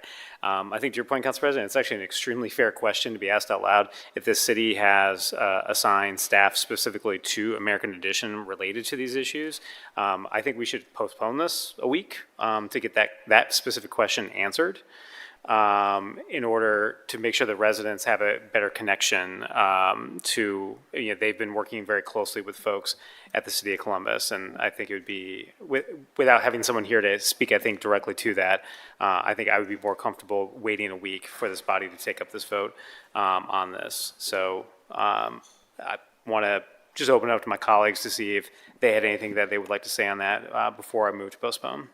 I agree. I think that there are multiple places where additional conversation could happen to allow for the community to be more comfortable if they're going to get more comfortable. And it sounds like the applicant is agreeable to that. I would like to see some more engagement on that front, in addition to some answers to the question about net zero, before I am comfortable moving forward with a vote. At this point, I move to postpone. Bangston, Barosa de Padilla, de Akauer, Dorance Green, Remy Ross, Vice President Harden. Postponed. Thank you. Next, we have ordinance number 1716-2026 to rezone 181 Business Center Drive, being 2.76 plus acres located in the northwest corner of Business Central Drive and North Bryce Road from N Manufacturing District to CPD Commercial Plan Development District. Site consists of one undeveloped parcel. The requested council for rezoning will allow limited commercial development, including fuel sales. The proposal has approved from City Staff, Development Commission, and the Far East Area Commission. Unless there's any questions or comments from my colleagues, I move for passage. Bangston, Barosa de Padilla, de Akauer, Dorance Green, Remy Ross, Vice President Harden. Pass. Thank you. Next, I have ordinance number 1768-2026 to rezone 1700 Long Road, being 2.25 plus acres located on the north side of Long Road, 150 plus feet east of Widening Path Drive from R Rural District to LAR-LD Limited Part Residential District. Site consists of two parcels, one developed as a unit dwelling, the other undeveloped. The requested rezoning will allow a 32-unit townhouse-style development. The proposal is approved from City Staff, Development Commission, the Greater Southeast Area Commission. Do my colleagues have questions or comments? Seeing none, I move for passage. Roll. Bangston, Barosa de Padilla, de Akauer, Dorance Green, Remy Ross, Vice President Harden. Pass. Thank you. Next, we have ordinance 1772-2026 to rezone 2500 Airport Drive, being 5.5 plus acres located on the north side of Airport Drive, down here plus feet east of North Nelson Road from R1 Residential District to CPD Commercial Plan Development District. Site consists of two parcels dealt with a retail nursery, and requested rezoning will allow an extended stay hotel of one building of up to 130 suites. Proposal is approved in City Staff, Development Commission, and the Northeast Area Commission. Unless there's any questions or comments, I move for passage.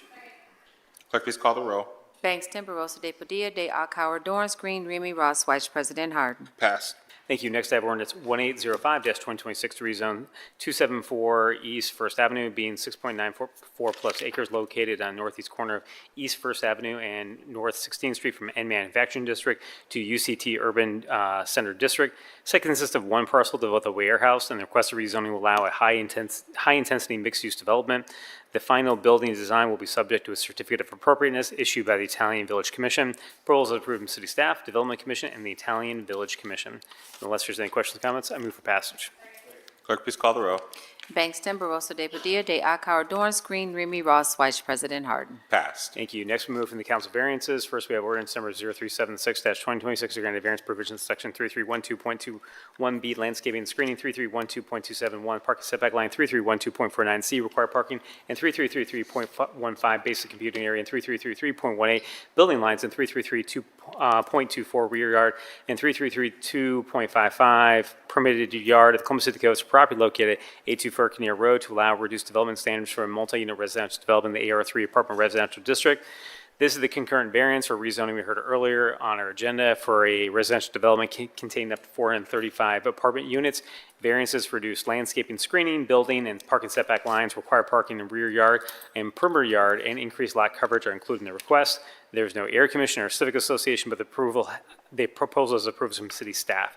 There's a proposed amendment to this ordinance as the applicant's attorney submitted updated site plans, with the only revisions being the title of the plans and the applicant listed. The updated site plans are included in legislation in section 3, and the language ordinance has been revised. There are no other changes to the development proposed. I first move to accept the entire staff report into evidence as an exhibit. Clerk, please call the row. Bangston, Barosa de Padilla, de Akauer, Dorance Green, Remy Ross, Vice President Harden. Accept it. Thank you. Move to adopt the findings of staff as the findings of council. Clerk, please call the row. Bangston, Barosa de Padilla, de Akauer, Dorance Green, Remy Ross, Vice President Harden. Adopt it. Again, move to amend as submitted to the clerk. Clerk, please call the row. Bangston, Barosa de Padilla, de Akauer, Dorance Green, Remy Ross, Vice President Harden. Amend it. And finally, move for passage as amended. Clerk, please call the row. Bangston, Barosa de Padilla, de Akauer, Dorance Green, Remy Ross, Vice President Harden. Passed.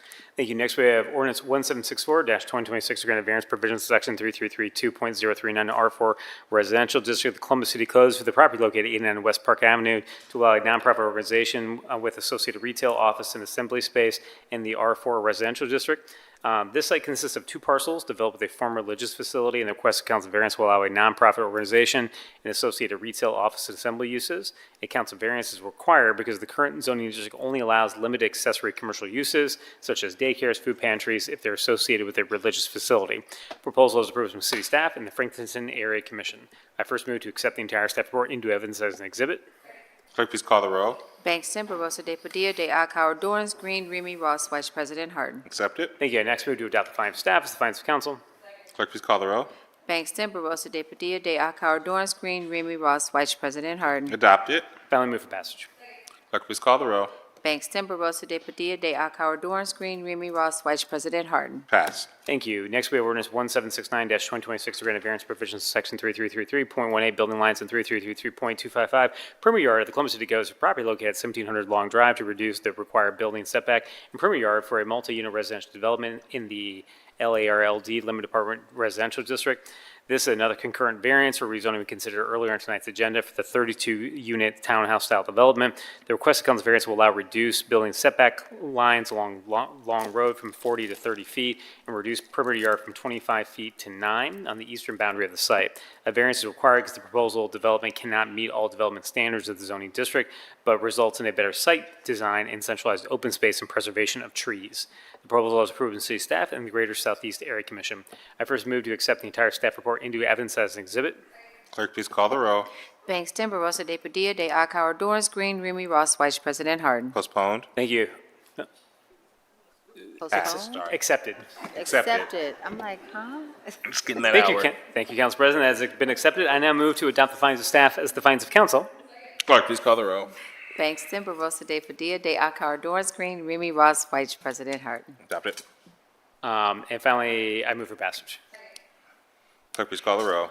Bangston, Barosa de Padilla, de Akauer, Dorance Green, Remy Ross, Vice President Harden. Passed. Thank you. Next, we have ordinance 1800-2026, granting variance provisions of section 3332.039, R4 Residential District 3312.21D, landscaping and screening the Columbus City Codes for property located at 128-130 Northampton Avenue to allow a rooming house with no parking lot screening in the R4 Residential District.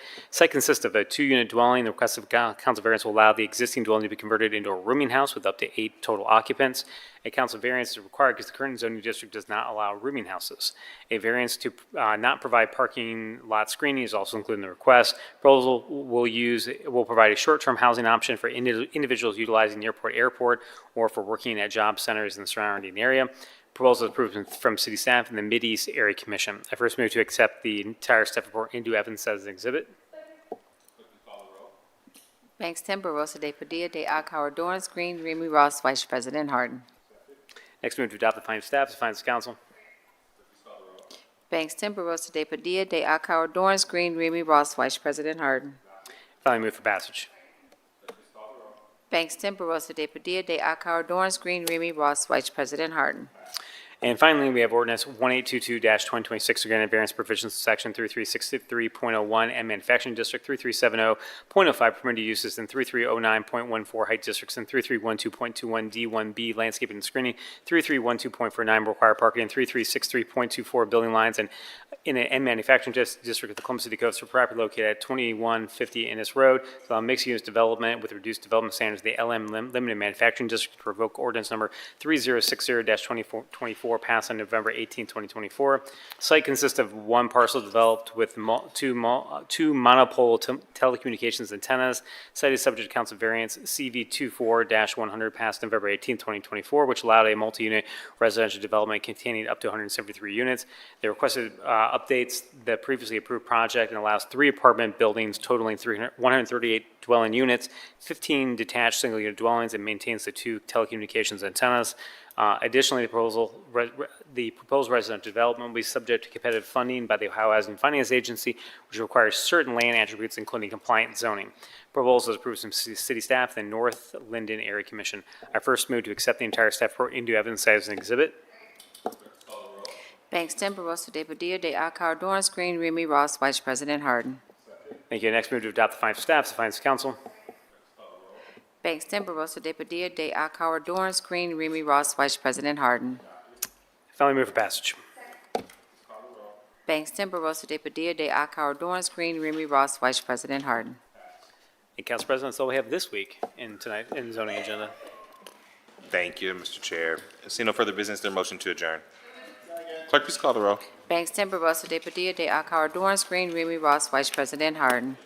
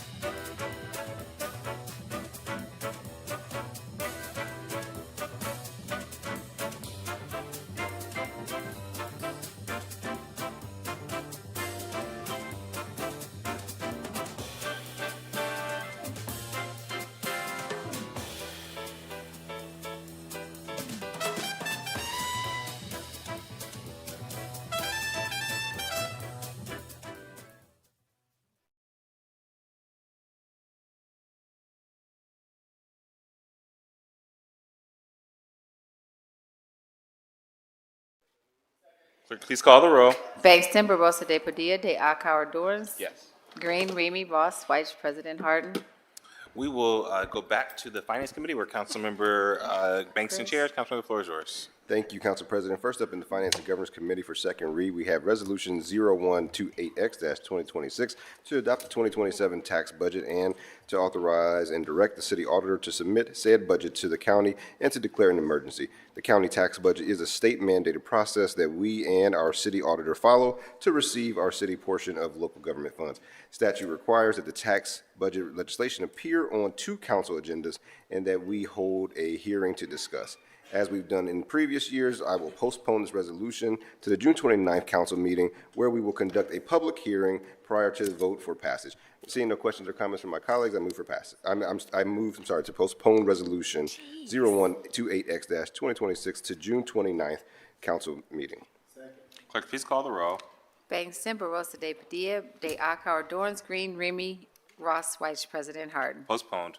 Next, we have ordinance 1274-2026 to authorize the Director of Finance and Management to associate all general budget reservations resulting from this ordinance with the appropriate universal term contract purchase agreement and to establish related purchase orders for automated repair services for the Fleet Management Division, to authorize the expenditure of $1 million from the Fleet Management Operating Fund and to declare an emergency. This legislation authorizes the Fleet Management Division to establish various purchase orders for the purchase of services to aid in the repair and upkeep of city-owned vehicles. This will keep the city's fleet of approximately 6,000 vehicles in operation. The Department of Finance and Management Fleet Division has been steadily dealing with an increased number of city vehicles to service as well as the rising cost of services, materials, and repairs. Seeing no questions or comments from my colleagues, I move for passage.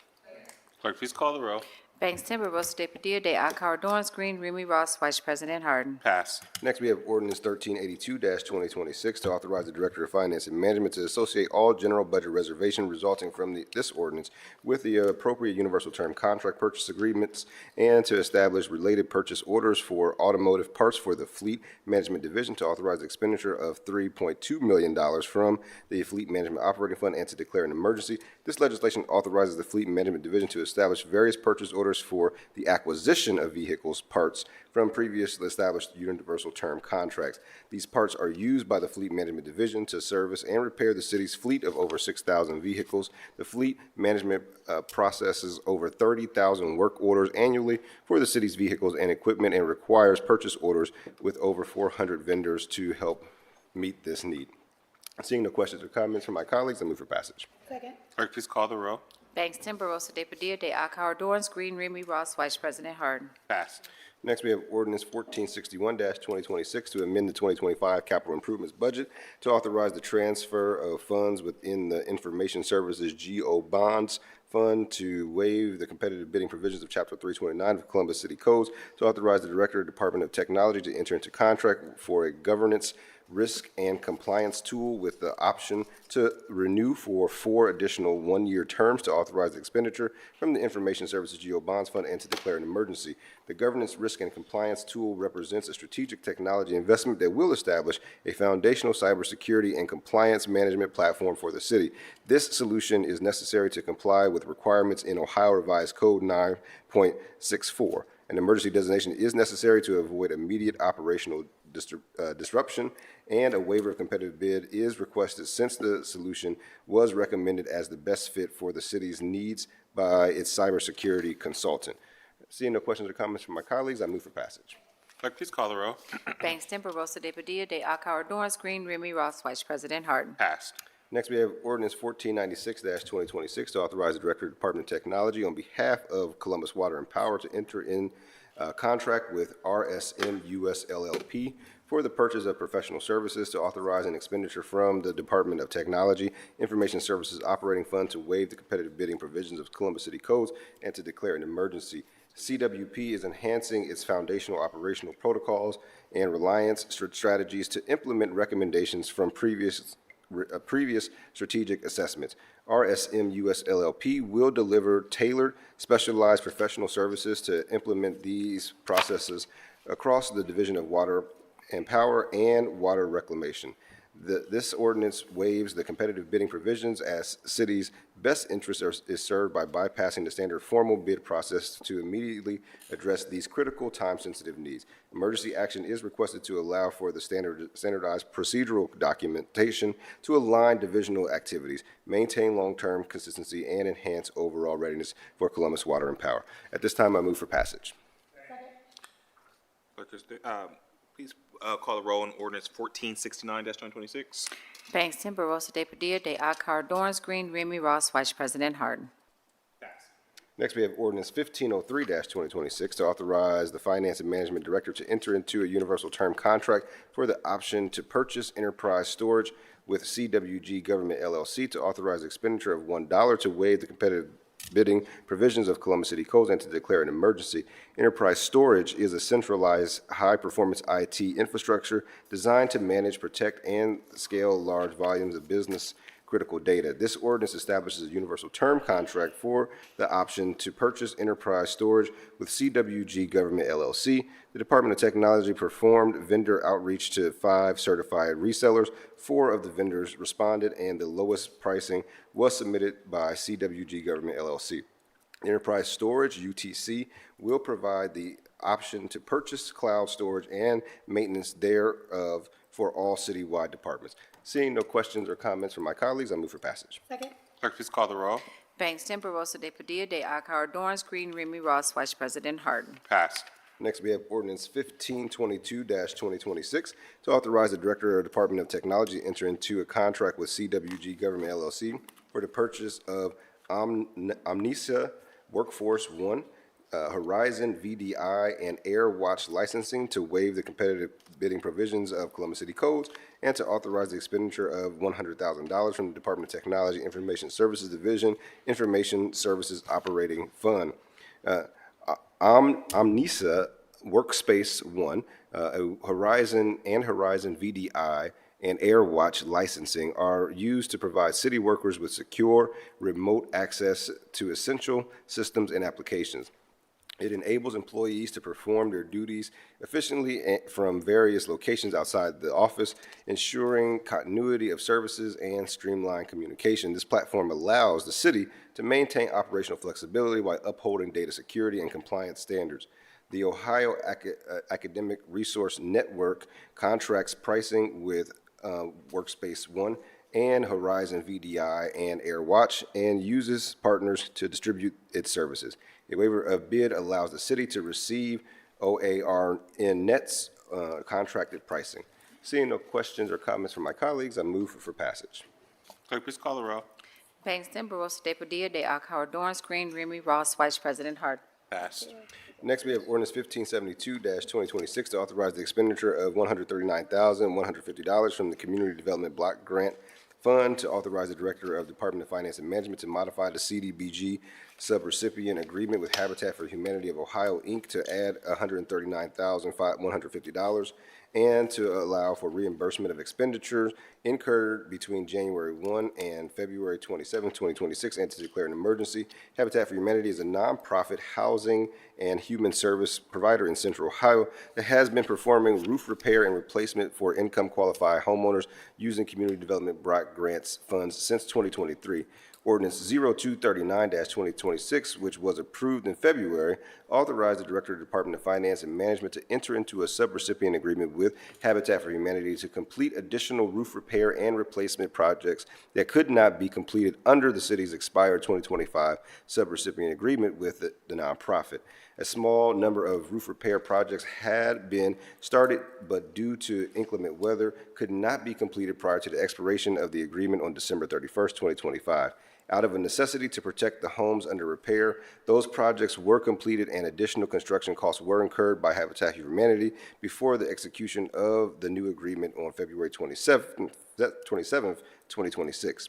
An additional $139,150 is needed to cover those costs incurred during the lapse period between agreements, as well as to complete additional roof repair and replacement projects for properties on the wait list. Additional HUD environmental review requirements, required radon testing and mitigation have also added costs. An emergency designation is requested in order to for the project to comply with HUD timelines test requirements. Are there any questions or comments from my colleagues? Seeing none, I first move to amend as submitted to the clerk. Clerk, please call the roll. Bangston, Barosa de Padilla, de Akauer, Dorance Green, Remy Ross, Vice President Harden. It's amended. Now I move for passage as amended. Clerk, please call the roll. Bangston, Barosa de Padilla, de Akauer, Dorance Green, Remy Ross, Vice President Harden. Passed. Next, we have ordinance 1588-2026 to authorize the Director of Finance and Management on behalf of the Office of Construction Management to modify and increase the professional construction manager at risk service agreement with Elford Inc. for the Department of Public Services South Outpost Project to authorize an expenditure up to $7,569,101.50 within the Streets and Highways Voted Capital Fund to authorize an amendment to the 2025 capital improvements budget and to declare an emergency.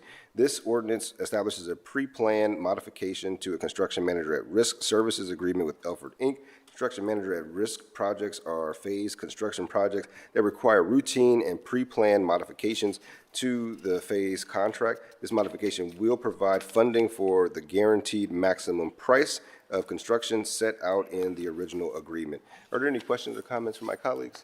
Seeing none, I move for passage. Clerk, please call the roll. Bangston, Barosa de Padilla, de Akauer, Dorance Green, Remy Ross, Vice President Harden. Passed. Next is ordinance 1643-2026 to authorize the Director of the Department of Finance and Management to establish various purchase orders and to associate all general budget reservations resulting from this ordinance with previously established universal term contracts for fuel and fueling services on behalf of the Fleet Management Division per the terms and conditions of various previously established universal term contracts, to authorize the expenditure of $3 million from the Fleet Management Operating Fund and to declare an emergency. This ordinance established purchase orders via an existing universal term contract with Wex Bank for vehicle fuel and fueling services on behalf of the Fleet Management Division. These services are critical to the continued operations of the city's vehicle fleet. Seeing no questions or comments from my colleagues, I move for passage. Clerk, please call the roll. Bangston, Barosa de Padilla, de Akauer, Dorance Green, Remy Ross, Vice President Harden. Passed. Next is ordinance 1654-2026 to adopt the draft fiscal year 2026 annual action plan for the CDBG, Home, HOPWA, and ESG programs to authorize the acceptance of 2026 HUD Community Planning and Development Grant Awards, to authorize the filing of the final fiscal year 2026 annual action plan with the U.S. Department of Housing and Urban Development and to declare an emergency. The City of Columbus receives annual grants from the U.S. Department of Housing and Urban Development. Each year, the city's grant management section is responsible for completing and submitting submitting an annual action plan to HUD. Annual action plans identify projects and establish budgets for the city's HUD grant programs and summarize annual efforts for consultation, citizen participation, and anticipated outcomes. This year, due to the changing landscape of federal guidelines related to the use of federal funds, the city is opting to adopt the draft fiscal year 2026 annual action plan to meet HUD deadlines and will execute the grants associated with the plan once additional clarity on federal requirements is received in the fall. City departments managing these awards will submit future legislation to authorize both the appropriation and expenditure of those funds. Emergency designation is requested to meet the deadlines previously mentioned to meet HUD's standards. Any questions or comments from my colleagues? Seeing none, I move for passage. Clerk, please call the roll. Bangston, Barosa de Padilla, de Akauer, Dorance Green, Remy Ross, Vice President Harden. Passed. Next, we have ordinance 1700-2026 to waive the provisions of section 329.18A1, 329.18A2, 329.18A5, 329.18B1, 329.18B2, 329.18B5, 329.18D2, 329.18D4, 329.18D5, 329.22A, 329.23AA, 329.23AB, 329.23AC, 329.23BA, 329.23BB, 329.23BC, 329.27B2, 329.27C, 329.27D, 329.28B2 and 329.28C of Columbus City Codes that are in conflict with ORC Section 9.64 to allow for a controlled disclosure procurement process for qualifying technology-related procurements and to declare an emergency. At some point, City Attorney, we have to talk about a more efficient way to address those. That's wild. Whew. Council members, this ordinance temporarily waives various provisions of Section 329 of City Code to provide the Department of Technology necessary latitude to procure cybersecurity-related services, equipment, and software in alignment with the Ohio Revised Code, Section 9.64, through December 31st of this year. The Department of Finance and Management, the Department of Technology, and the City Attorney's Office are working together on amendments of Chapter 329 of the Columbus City Codes to present to council later this year with the goal of permanently addressing the need to allow for a different solicitation process for certain products and services that are necessary to the operations of the Department of Technology in response to the recent cybersecurity requirements for public entities found in Ohio Revised Code Section 9.64. Are there any questions or comments from my colleagues? Seeing none, I move for passage. Clerk, please call the roll. Bangston, Barosa de Padilla, de Akauer, Dorance Green, Remy Ross, Vice President Harden. Passed.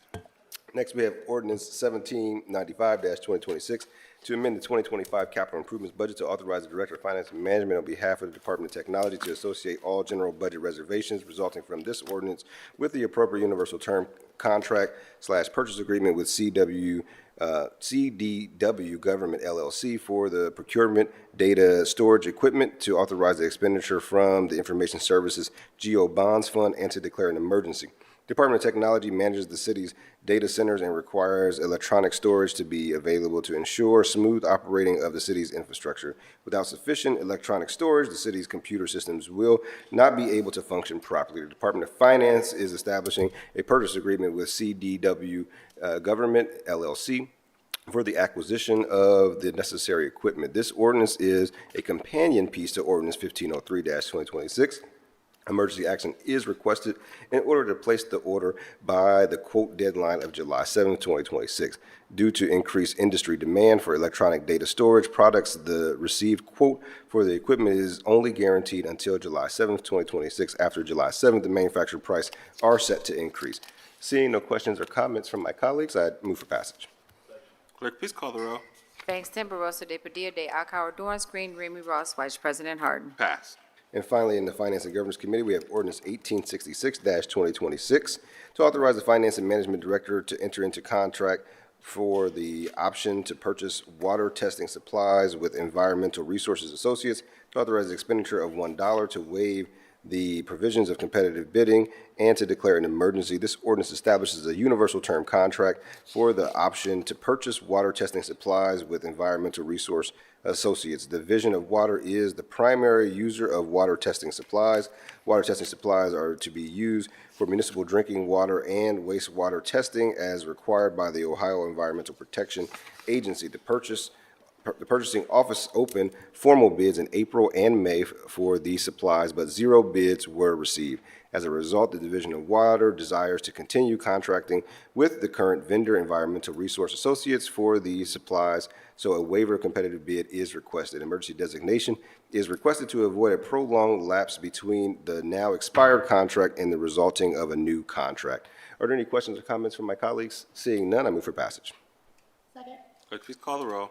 Bangston, Barosa de Padilla, de Akauer, Dorance Green, Remy Ross, Vice President Harden. Passed. Thank you, Council President. That's all I have in the Finance Committee. May I move to the Economic Development and Small Minority Business Committee? Sure.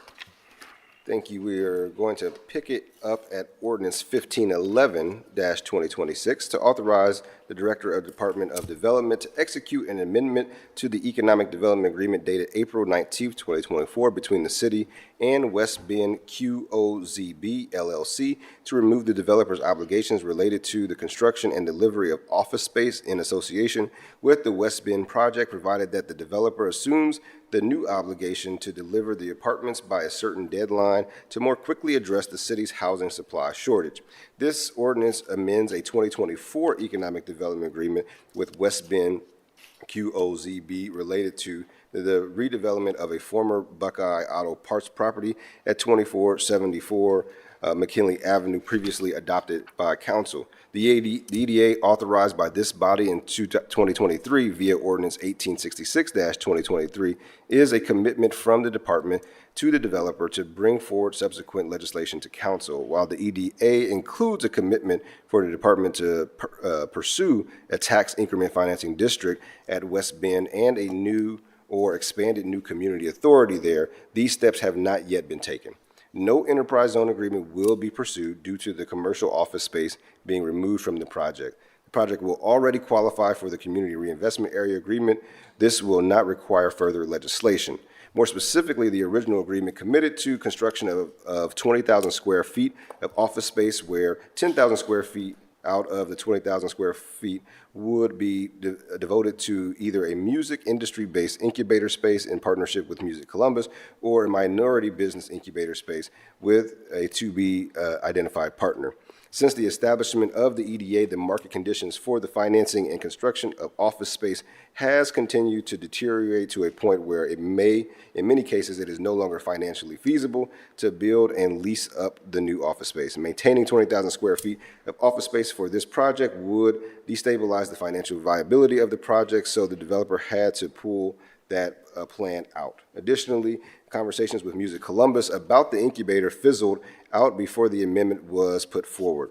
The commitments that still remain in the project are brownfield remediation of the site, so bringing a brownfield site into a productive use, 700 apartments units where they will again utilize that CRA, so 10% of the units are at 60% AMI, 10% are at 80% AMI, or the option of 30% at 80% AMI. This is in alignment with our CRA so that the affordability would last at least 15 years. 8,000 square feet of retail space, a 12 to 17 acre public park with a lagoon, dog park, public kayak launch, and trails, bikes, paths that will be conveyed to the city.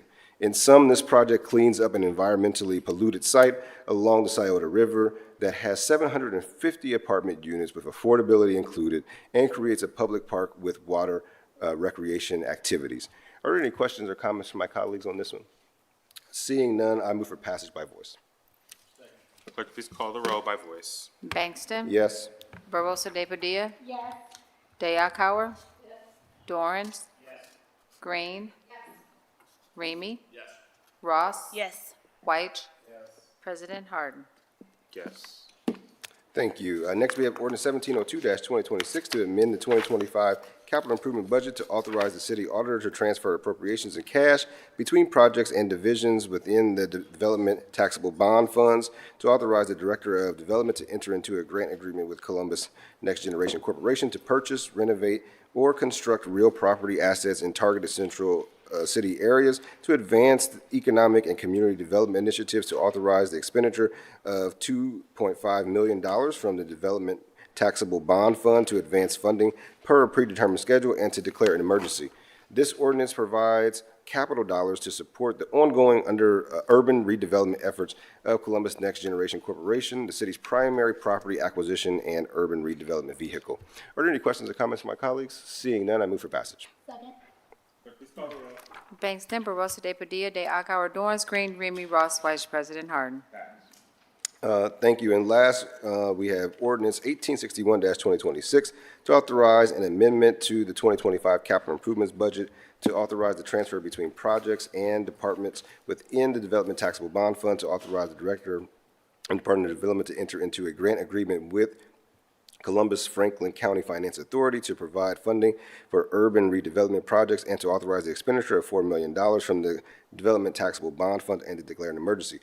This ordinance provides funds to the Columbus Franklin County Finance Authority for their continued partnership in providing gap funding for projects within city's urban core and adjacent neighborhoods in order to facilitate projects that will assist in the revitalization of properties. This partnership helps fill funding gaps for the redevelopment of smaller scale projects in traditional neighborhood corridors, since urban redevelopment projects often encounter issues not experienced by new build projects or projects not built on underdeveloped land.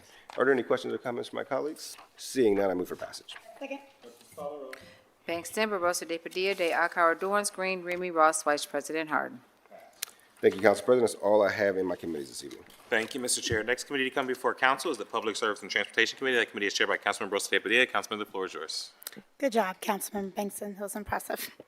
I have 4 items on second read in public service and transportation. First is ordinance 1497, 2026, to amend the 2025 capital improvement budget to authorize the city auditor to transfer funds between projects within the Streets and Highways Bond Fund, to authorize the city auditor to appropriate $324,460 within the Federal Transportation Grants Fund, to authorize the city attorney's office real estate division to contract for professional services relative to the acquisition of fee simple title and lesser interest in and to property needed for the Bikeway State Route 161 Sawmill to Thompson project, to authorize the city attorney's office real estate division to negotiate with property owners to acquire the additional rights of way necessary to complete this project, to authorize the expenditure of $1,324,456 from the Streets and Highways Bond Fund for the Federal Transportation Grant Fund, and to declare an emergency. This project is located on the Vision Zero high injury network due to the number of serious or fatal crashes and/or crashes involving vulnerable roadway users like people walking, biking, or on motorcycles. The Bikeway 161 Sawmill to Thompson in Districts 1 and 2 project consists of a new shared-use path along the north side of State Route 161 from Sawmill Road to Brookdown Drive, and along the south side from Brookdown Drive to Thompson Street, with sidewalk along the south side of 161 from Sawmill Road to Federated Boulevard, and the north side from McVeigh Boulevard to Thompson Street. This also includes 2 pedestrian hybrid beacons or push-button pedestrian signals are proposed at Brookdown and McVeigh. A person who wants to cross the street can push the button to activate the solid red light that alerts motorists that the crosswalk is active so that pedestrians can cross. The Department of Public Service is currently finalizing construction plans and is prepared to authorize rights-of-way acquisition pending the passage of this funding legislation. Do my colleagues have any questions or comments? Seeing none, I move for passage. Bangston, Barosa de Padilla, de Akauer, Dorance Green, Remy Ross, Vice President Harden. Thank you. Next is 1538, 2026, to amend the 2025 capital improvement budget to appropriate funds within the Federal Transportation Grants Fund, to authorize the Director of Public Service to enter into contract with Decker Construction Company for the resurfacing downtown concrete bus pad upgrades project, to authorize the expenditure of $1,250,087.45 from the Streets and Highways Bond Fund and the Federal Transportation Grants Fund for the project, to repay any unused grant funds at the end of the project, and to declare an emergency. So this contract includes upgrading CODA bus stops by adding concrete bus pads in 31 locations where they do not exist within the Columbus downtown business district. This is actually to fortify the infrastructure on the streets to support the weight of the buses at these bus stops. This is a project that we are partnering with ODOT with, and the notice to proceed date is June 24th, 2026. Do my colleagues have any questions or comments? Seeing none, I move for passage. Bangston, Barosa de Padilla, de Akauer, Dorance Green, Remy Ross, Vice President Harden.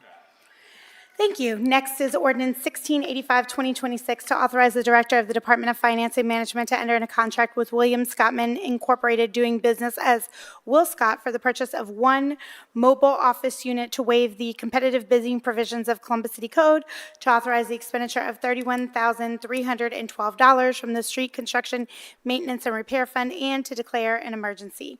The mobile office unit houses city CDL training program that is utilized by multiple departments. The CDL training program ensures appropriate staffing is available to perform the vital functions needed to maintain city streets. Their mobile office has been on a rental service contract since June 2025. The ordinance will allow the city to purchase the mobile office unit trailer directly at a discounted rate offered by the vendor instead of continuing to rent, which will help to preserve budgeted funds. Do my colleagues have any questions or comments? Seeing none, move for passage. Bangston, Barosa de Padilla, de Akauer, Dorance Green, Remy Ross, Vice President. I'm sorry. Thank you. Let me go back because I missed a couple names. Bangston, Barosa de Padilla, de Akauer, Dorance Green, Remy Ross, White, President Hart. Thank you. Next, we have ordinance 1689, 2026, to appropriate funds within the Ohio Public Works Commission Grants and Loans Fund to authorize the Director of Public Service to enter into contract with Complete General Construction Company for the Signals North 4th Street Phase 1 project, to authorize the expenditure of up to $4,005,758.62 from the Street Construction Maintenance and Repair Fund and the OPWC Grants Loans Fund for the project, and to repay any unused grant funds at the end of the grant period, and to declare an emergency. This contract includes replacing and upgrading signals along North 4th Street at 5 intersections: North 4th Street, East 1st Avenue, East 2nd Avenue, East 5th Avenue, East 7th Avenue, East 17th Avenue, in District 7 and 4. This includes new signal poles, controllers, wiring, radar detection poles, incidental lighting, power distribution, storm sewer, water, and other works as may be necessary. Do my colleagues have any questions or comments? Seeing none, I move for passage. Bangston, Barosa de Padilla, de Akar, Dorance Green, Remy Ross, Vice President Harden. Thank you. That's all for me. So is the Neighborhood Recreation and Parks Committee, chaired by Councilmember Deakar. Councilmember, the floor is yours. Thank you, Council President. First, we have ordinance 1731-2026 to authorize the Director of Recreation and Parks to enter into a grant agreement with the Ohio Department of Transportation to support the Big Walnut Trail Little Turtle to Cherry Bottom Park project and accept a grant in the amount of $7,092,344 to authorize the appropriation of $7,092,344 in the Recreation and Parks Grant Fund and to declare an emergency. This grant that the department has received from WRPC will pay for 70% of the total cost to construct a new portion of the Big Walnut Trail connecting Little Turtle and Cherry Bottom Park in the northeast area of the city. This trail includes an underpass beneath State Highway 161, a direct connection to Blendon Woods Metro Park, a stream crossing to connect the Northland neighborhood on the west side of the river, and a section of trail along Sunbury Road linking to the Alum Creek Trail. Over 15,000 Columbus residents live in neighborhoods served by this new trail section. Once completed, the trail will connect residents to retail, healthcare, and over 40,000 jobs at major destinations, including Easton and the North Hamilton Road mixed-use corridor. Construction is expected to begin in fall of this year. Are there any questions or comments from my colleagues? Seeing none, I move for passage. Bangston, Barosa de Padilla, de Akar, Dorance Green, Remy Ross, Vice President Harden. For the next ordinance in my committee, I would like to turn the floor over to Councilmember Barosa de Padilla to read and call the vote, as she has been a leader in supporting the initiative being funded. Councilmember, the floor is yours. Thank you, Chair, and I'm back. Next, ordinance 1797, 2026, to authorize and direct the city clerk to enter a grant agreement with Epic Youth to provide upfront financial support for the organization's event, the Girls Will Summit, commemorating the International Day of the Girl, to authorize an expenditure from the Neighborhood Subfund. I am very proud to be a sponsor of this ordinance and want to thank the Women's Caucus for their support. This is the 4th year that we will work with Epic Youth to provide a free conference to girls in Columbus City schools.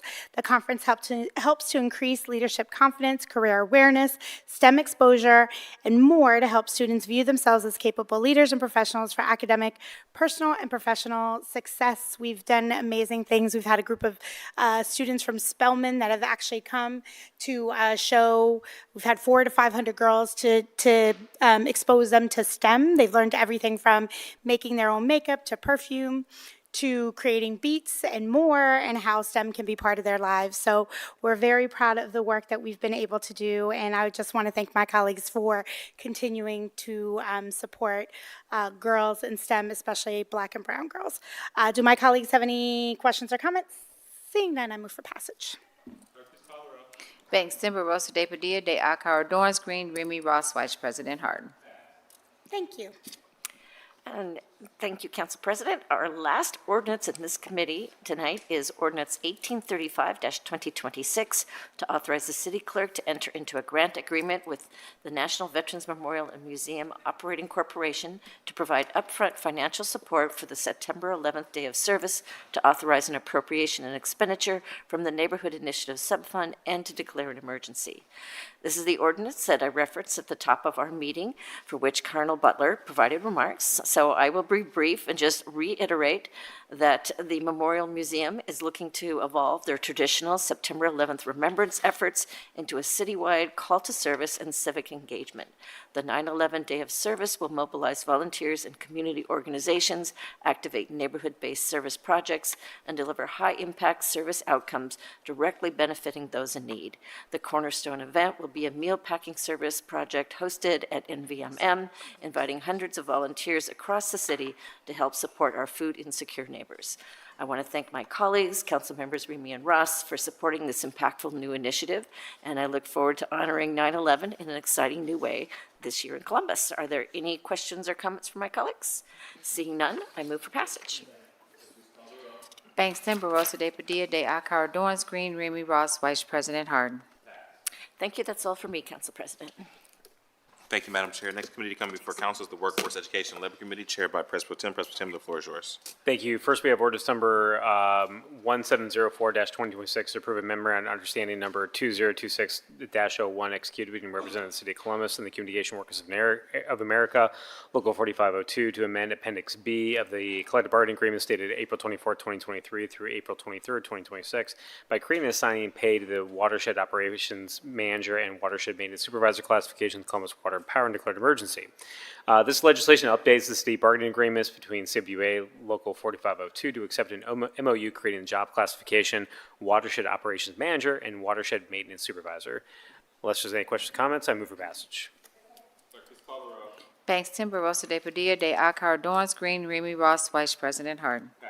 Thank you. Next, we have ordinance number 1897-2026 to authorize the Director Office of Education to enter a not-for-profit service agreement contract with Inoa in support of Columbus Promise Program to authorize reimbursement and qualified expenditures incurred prior to the creation of this purchase order, to authorize expenditure within the general fund of $1,333,053 to declare an emergency. This legislation is a service contract to support the great work of Columbus Promise, a council initiative led by Council President Harden. I'd love to turn the floor over to him, and he's shaking his head because it's late at night.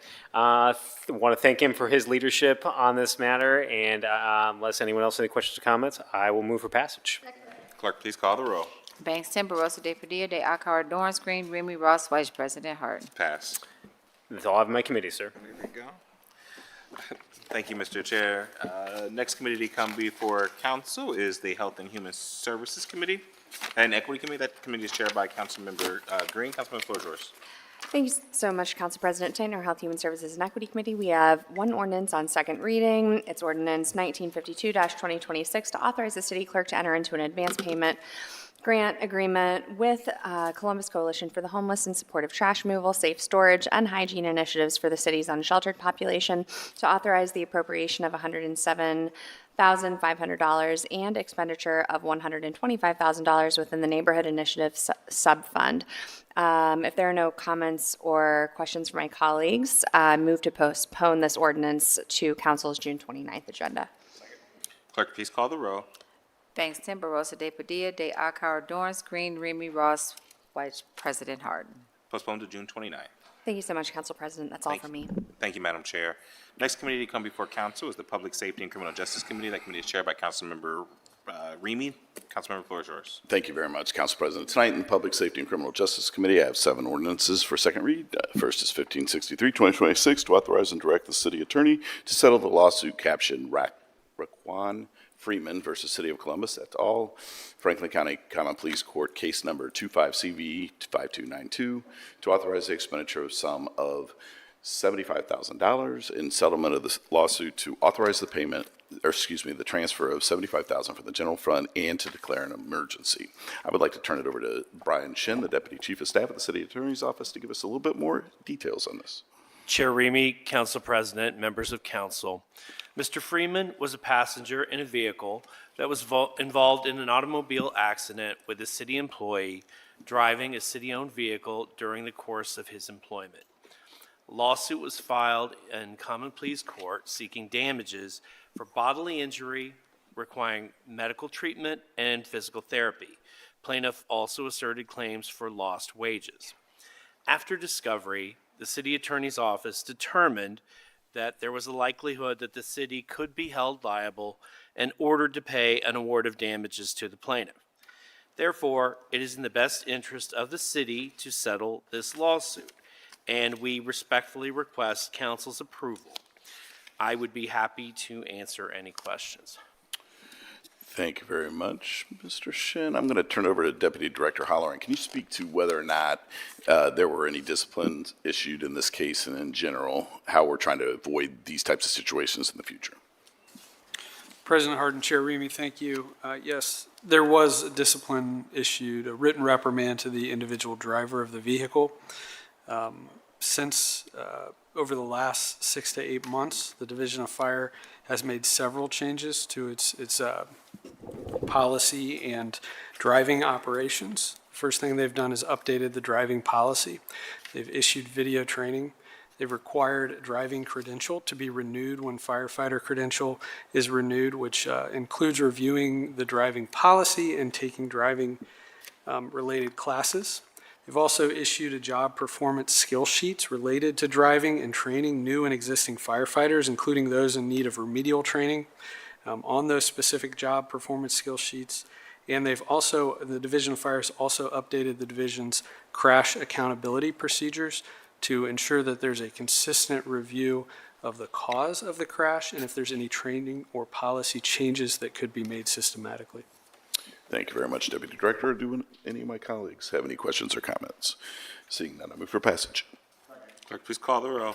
Banks, Timber, Rosa de Padilla, de Akauer, Dorance Green, Remy Ross, Vice President Harden. Pass. Next, I have 1603, 2026, to authorize the expenditure of $210,000 from the general fund for the third year of a 3-year contract with Sound Thinking, Inc., formerly ShotSpotter, Inc., for use of a gun detection alert and analysis program in the Phase 2 coverage area, to waive the competitive bidding provisions of the Columbus City Code, and to declare an emergency. This ordinance authorizes the funding for the third year of the subscription-based service, which will run from June 30th, 2026 through June 29th, 2027. A bid waiver is requested due to the established relationship and the existing technology in place. Emergency action is requested to continue Sound Thinking services without interruption. Are there any questions or comments from my colleagues? Seeing none, I move for passage. Clerk, please call the row. Banks, Timber, Rosa de Padilla, de Akauer, Dorance Green, Remy Ross, Vice President Harden. Pass. Next is 1637, 2026, to authorize and direct the city auditor to transfer $5,010,576 within various projects of the Safety Voted Bond Fund to amend the 2025 capital improvement budget, to waive the competitive bidding provisions of the Columbus City Code, Chapter 329, to authorize the Finance and Management Director to enter into a contract with and issue a purchase order to Atlantic Emergency Solutions, Inc. for the purchase of 4 Pierce Enforcer pumpers, to authorize the expenditure of $5,010,976 from the Safety Voted Bond Fund and to declare an emergency. I want to announce that we are going to postpone this ordinance till the June 29th hearing. Council meeting, because we have a hearing this week and we'd like to consider this during that hearing. It'll allow us to take additional time to understand the needs of our fire department. So with that, I move to postpone till the June 29th council meeting.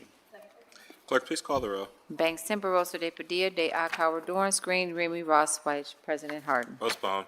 Next is 1759, 2026, to authorize the Finance and Management Director to associate all general budget reservations resulting from this ordinance with the appropriate universal term contract purchase agreement established with Axon Enterprise, Inc. for the lease and maintenance of body-worn cameras, CEWs, interview room cameras, and accessory software license maintenance and support of the Division of Police, to authorize the expenditure of $4,478,018 from the general fund and to declare an emergency. This ordinance sets aside funding for body-worn cameras, tasers, interview room cameras, and the associated software licensing and support for the Division of Police. Emergency action is requested to maintain daily operations and ensure timely development of this equipment. Are there any questions or comments from my colleagues? Seeing none, I move for passage. Clerk, please call the row. Banks, Timber, Rosa de Padilla, de Akauer, Dorance Green, Remy Ross, Vice President Harden. Passed. Next is 1854-2026 to authorize the Director of the Department of Public Safety to enter into a contract with Carasoft Technology Corporation to renew Celebrite software licenses used to extract digital evidence from cellular devices, to waive the competitive bidding provisions of the Columbus City Code, to authorize the expenditure of $330,687.75 for the Law Enforcement Seizure Fund, and to declare an emergency. This ordinance authorizes the renewal of a software that allows the digital forensics unit to unlock and decrypt phones in order to extract digital evidence linking suspects to crime. A bid waiver is requested because Celebrite is the only software compatible with the unit's existing equipment. Emergency action is requested to renew the license before the deadline and avoid disruption to ongoing investigations. Are there any questions or comments from my colleagues? Seeing none, I move for passage. Clerk, please call the row. Bangston, Barosa de Padilla, de Akauer, Dorance Green, Remy Ross, Vice President Harden. Passed. Next is 1857-2026 to authorize the Director of Public Safety to enter into a contract for maintenance and repair services for the Division of Police Crime Lab Instruments with Life Technologies Corporation, to waive the competitive bidding provisions of the Columbus City Code, to authorize the expenditure of $72,089.32 from the general fund, and to declare an emergency.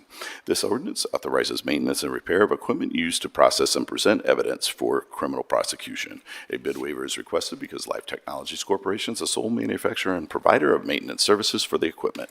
Emergency action is requested to renew the service agreement before it expires. Are there any questions or comments from my colleagues? Seeing none, I move for passage. Clerk, please call the row. Bangston, Barosa de Padilla, de Akauer, Dorance Green, Remy Ross, Vice President Harden. Passed. And finally, I have 1841-2026 to authorize the Director of the Office of Violence Prevention to enter into contract with the Center of Child and Family Advocacy at Nationwide Children's Hospital for domestic violence support services related to the Advocacy Crisis Team program in partnership with the Columbus Division of Police, to authorize the expenditure of $300,000 from the general fund and to declare an emergency. I move to postpone to the June 29th agenda. Clerk, please call the row. Bangston, Barosa de Padilla, de Akauer, Dorance Green, Remy Ross, Vice President Harden. Postponed. And with that, thank you. That is all I have this evening. Thank you, Mr. Chair. The final committee coming before council is the Public Utilities and Sustainability Committee, chaired by Councilmember White. Councilmember, the floor is yours. Thank you, Council President. Tonight in Public Utilities and Sustainability Committee, I have ordinance 1425-2026 to authorize the Director of Public Utilities to enter into a construction contract with Driven Excavating LLC for the Velma Avenue Area Waterline Improvements Project, to amend the 2025 capital improvement budget, to authorize the Director of Public Utilities to apply for and accept a loan from the Ohio Water Development Authority Direct Loan Program for the Youngs Drive Area Waterline Improvements Project, to appropriate funds within the Water Fresh Water Market Rate Fund, to authorize the appropriation expenditure of up to $5,914,118.01 from the Water Fresh Water Market Rate Fund for the contract, to make this ordinance contingent upon Ohio Water Development Authority approving a loan for the project, and to authorize the expenditure of up to $2,000 from the Water Bond Fund to pay for prevailing wage services. This project consists of the installation of approximately 10,000 plus linear feet of new water mains, as well as the replacement of privately owned lead service lines. This project will improve water service, reduce burden on water maintenance operations, and minimize water loss. Let me stop there, see if any questions or comments from my colleagues. Seeing none, I move for passage. Clerk, please call the row. Bangston, Barosa de Padilla, de Akauer, Dorance Green, Remy Ross, Vice President Harden. Passed. Thank you. The next two ordinances procure construction administration and inspection services for two specified Division of Water Reclamation projects. These services will ensure that the projects remain on track and adhere to contract specifications. So first, I have ordinance 1459-2026 to authorize the Director of Public Utilities to enter into a contract modification for construction administration and inspection services with DLZ Ohio Incorporated for the Blueprint 1 Palmetto Westgate Permeable Pavers and Water Line Improvements Project, and for the Construction Administration Services 2026 to 2028 to amend the 2025 capital improvement budget, to authorize the appropriation and expenditure of up to $1,250,410.83 from the Water Pollution Control Loan Fund, and an appropriation and expenditure of up to $453,143.47 from the Water Fresh Water Market Rate Fund for the contract modification, to authorize the Director of Public Utilities to apply for and accept a loan from the Water Fresh Water Market for the Palmetto Westgate Water Line Improvements Project, and to make this ordinance contingent upon the Ohio Water Development Authority approving a loan for the project. Let me stop there, see if any questions or comments from my colleagues. Seeing none, I move for passage. Clerk, please call the row. Bangston, Barosa de Padilla, de Akauer, Dorance Green, Remy Ross, White, President Harden. Pass. Thank you. And next I have 1475-2026 to authorize the Director of Public Utilities to enter into a contract modification for the Construction Administration and Inspection Services 2026-2028 contract with Hatch Associates Consultants Incorporated for the Velma Avenue Area Water Line Improvements Project and for the Construction Administration Services 2026 to 2028 project to add additional funding, to authorize the Director of Public Utilities to apply for and accept a loan from the Ohio Water Development Authority Direct Loan Program for the Youngs Drive Area Water Line Improvements Project, to appropriate funds within the Fresh Water Market Rate Fund, to amend the 2025 capital improvement budget, to authorize a transfer of cash and appropriation between projects within the Water Bond Fund, to authorize the appropriation and expenditure of up to $1,300,000 from the Fresh Water Market Rate Fund and an expenditure of up to $75,000 from the Water Bond Fund for the contract, and to make this ordinance contingent upon the Ohio Water Development Authority approving a loan for the project. Let me stop there, see if any questions or comments from my colleagues. Seeing none, I move for passage. Clerk, please call the row. Bangston, Barosa de Padilla, de Akauer, Dorance Green, Remy Ross, White, President Harden. Pass. Thank you. Next, I have 1533-2026 to authorize the Director of Public Utilities to enter into a construction contract with Danbird Incorporated for the Blueprint 1 Palmetto / Westgate permeable pavers and waterline improvements projects to authorize amendments to the 2025 capital improvement budget, to authorize the appropriation and expenditure of up to $11,678,518.48 from the Water Pollution Control Loan Fund and the Fresh Water Market Rate Fund for the contract. To make this ordinance contingent upon the Ohio Water Development Authority approving loans for the project, to authorize the Director of Public Utilities to apply for and accept a loan from the Fresh Water Market Rate for the Palmetto Westgate Water Line Improvements Project, and to authorize an expenditure up to $2,000 from the Sanitary Bond Fund to pay for prevailing wage services. This project consists of the installation of multiple street sections of permeable pavers as well as other stormwater system improvements in the Greater Hilltop community. This work will improve stormwater drainage and runoff. Let me stop there, see if any questions or comments from my colleagues. Seeing none, I move for passage. Clerk, please call the row.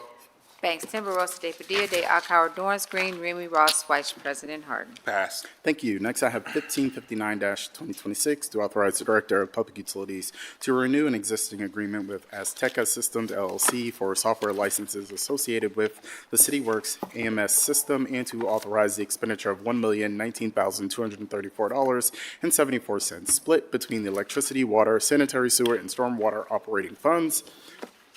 This software enables Columbus Water and Power to utilize GIS to better track, maintain, and manage assets across the entire department. Let's stop there, see if any questions or comments from my colleagues. Seeing none, I move for passage. Clerk, please call the row. Bangston, Barosa de Padilla, de Akauer, Dorance Green, Remy Ross, White, President Harden. Pass. Thank you. Next, I have 1573-2026 to authorize and direct the city auditor to appropriate and transfer funds from the Special Purpose PFAS Settlement Fund to Columbus Water and Power Water Operating Fund. This ordinance authorizes funds received by the city in a product liability case to be utilized by the Division of Water for the purpose of improving water quality. Let me stop there, see if any questions or comments from my colleagues. Seeing none, I move for passage. Clerk, please call the row. Bangston, Barosa de Padilla, de Akauer, Dorance Green, Remy Ross, White, President Harden. Pass. Thank you. Next, I have 1645-2026 to authorize the Director of Public Utilities to modify the power purchase agreements with DG Columbus Jackson Pike LLC and DG Harvest 2023 LLC to provide funding for the purchase of energy and environmental attributes generated at the photovoltaic PV solar engineering facilities at the Jackson Pike Water Reclamation Plant and the Parsons Avenue Water Plant, to authorize an expenditure of $2,800,000 from the Electricity Operating Fund and to declare an emergency. This ordinance enables Columbus Water and Power to procure renewable energy from solar power installations at various department sites, helping the city achieve its goals set forth in the Columbus Climate Action Plan. Emergency designation is requested due to previous delays with invoice renewal and projections for fiscal year 2026. Let me stop there, see if any questions or comments from my colleagues. Seeing none, I move for passage. Clerk, please call the row. Bangston, Barosa de Padilla, de Akauer, Dorance Green, Remy Ross, White, President Harden. Pass. Y'all knew what I was talking about. Next, I have 1666-2026 to authorize the Director of Public Utilities to enter into a construction contract with Complete General Construction Company, Resource International Incorporated, and Corda Nemeth Engineering Incorporated, per the mayor's emergency dated May 26, 2026, for the emergency repair of a 78-inch diameter brick sewer located at the intersections of Pearl Street and Brewers Alley, to authorize the appropriation of the unappropriated balance of the sewer operating fund and to declare an emergency. Heavy rainfall during the month of May led to the collapse and failure of a sewer located in the German Village neighborhood. Immediate repair was necessary so that services could be restored as quickly as possible. Emergency designation is requested in order to prevent further disruption to the city's daily utility operations. Let me stop there, see if any questions or comments from my colleagues. Seeing none, I move for passage. Clerk, please call the roll. Bangston, Barosa de Padilla, de Akauer, Dorance Green, Remy Ross, White, President Harden. Passed. Thank you. And last, I have 1681-2026 to authorize the Director of Public Utilities to enter into a guaranteed maximum reimbursement agreement with Premier Design Plus Building Group LLC for the intermodal sanitary subtrunk extension Phase 2 project to amend the 2025 capital improvement budget to authorize a transfer of cash and appropriation within the sanitary bond fund to authorize an expenditure of up to $2,560,356 from the sanitary bond fund and to declare an emergency. This project will provide sanitary sewer service to a rapidly developing section of the city by constructing a new sewer further into the Rickenbacker service area. Emergency designation is requested so that construction can begin as soon as possible and to avoid interfering with or delaying other construction projects in the area. Let me stop there, see if any questions or comments from my colleagues. Seeing none, I move for passage. Clerk, please call the roll. Bangston, Barosa de Padilla, de Akauer, Dorance Green, Remy Ross, White, President Harden. Passed. Thank you. That is all I have for my committee this evening. Thank you, Mr. Chair. Seeing no further business coming before council, is there a motion to adjourn? Second. Clerk, please call the roll. Bangston, Barosa de Padilla, de Akauer, Dorance Green, Remy Ross, Vice President Harden. Meeting is adjourned.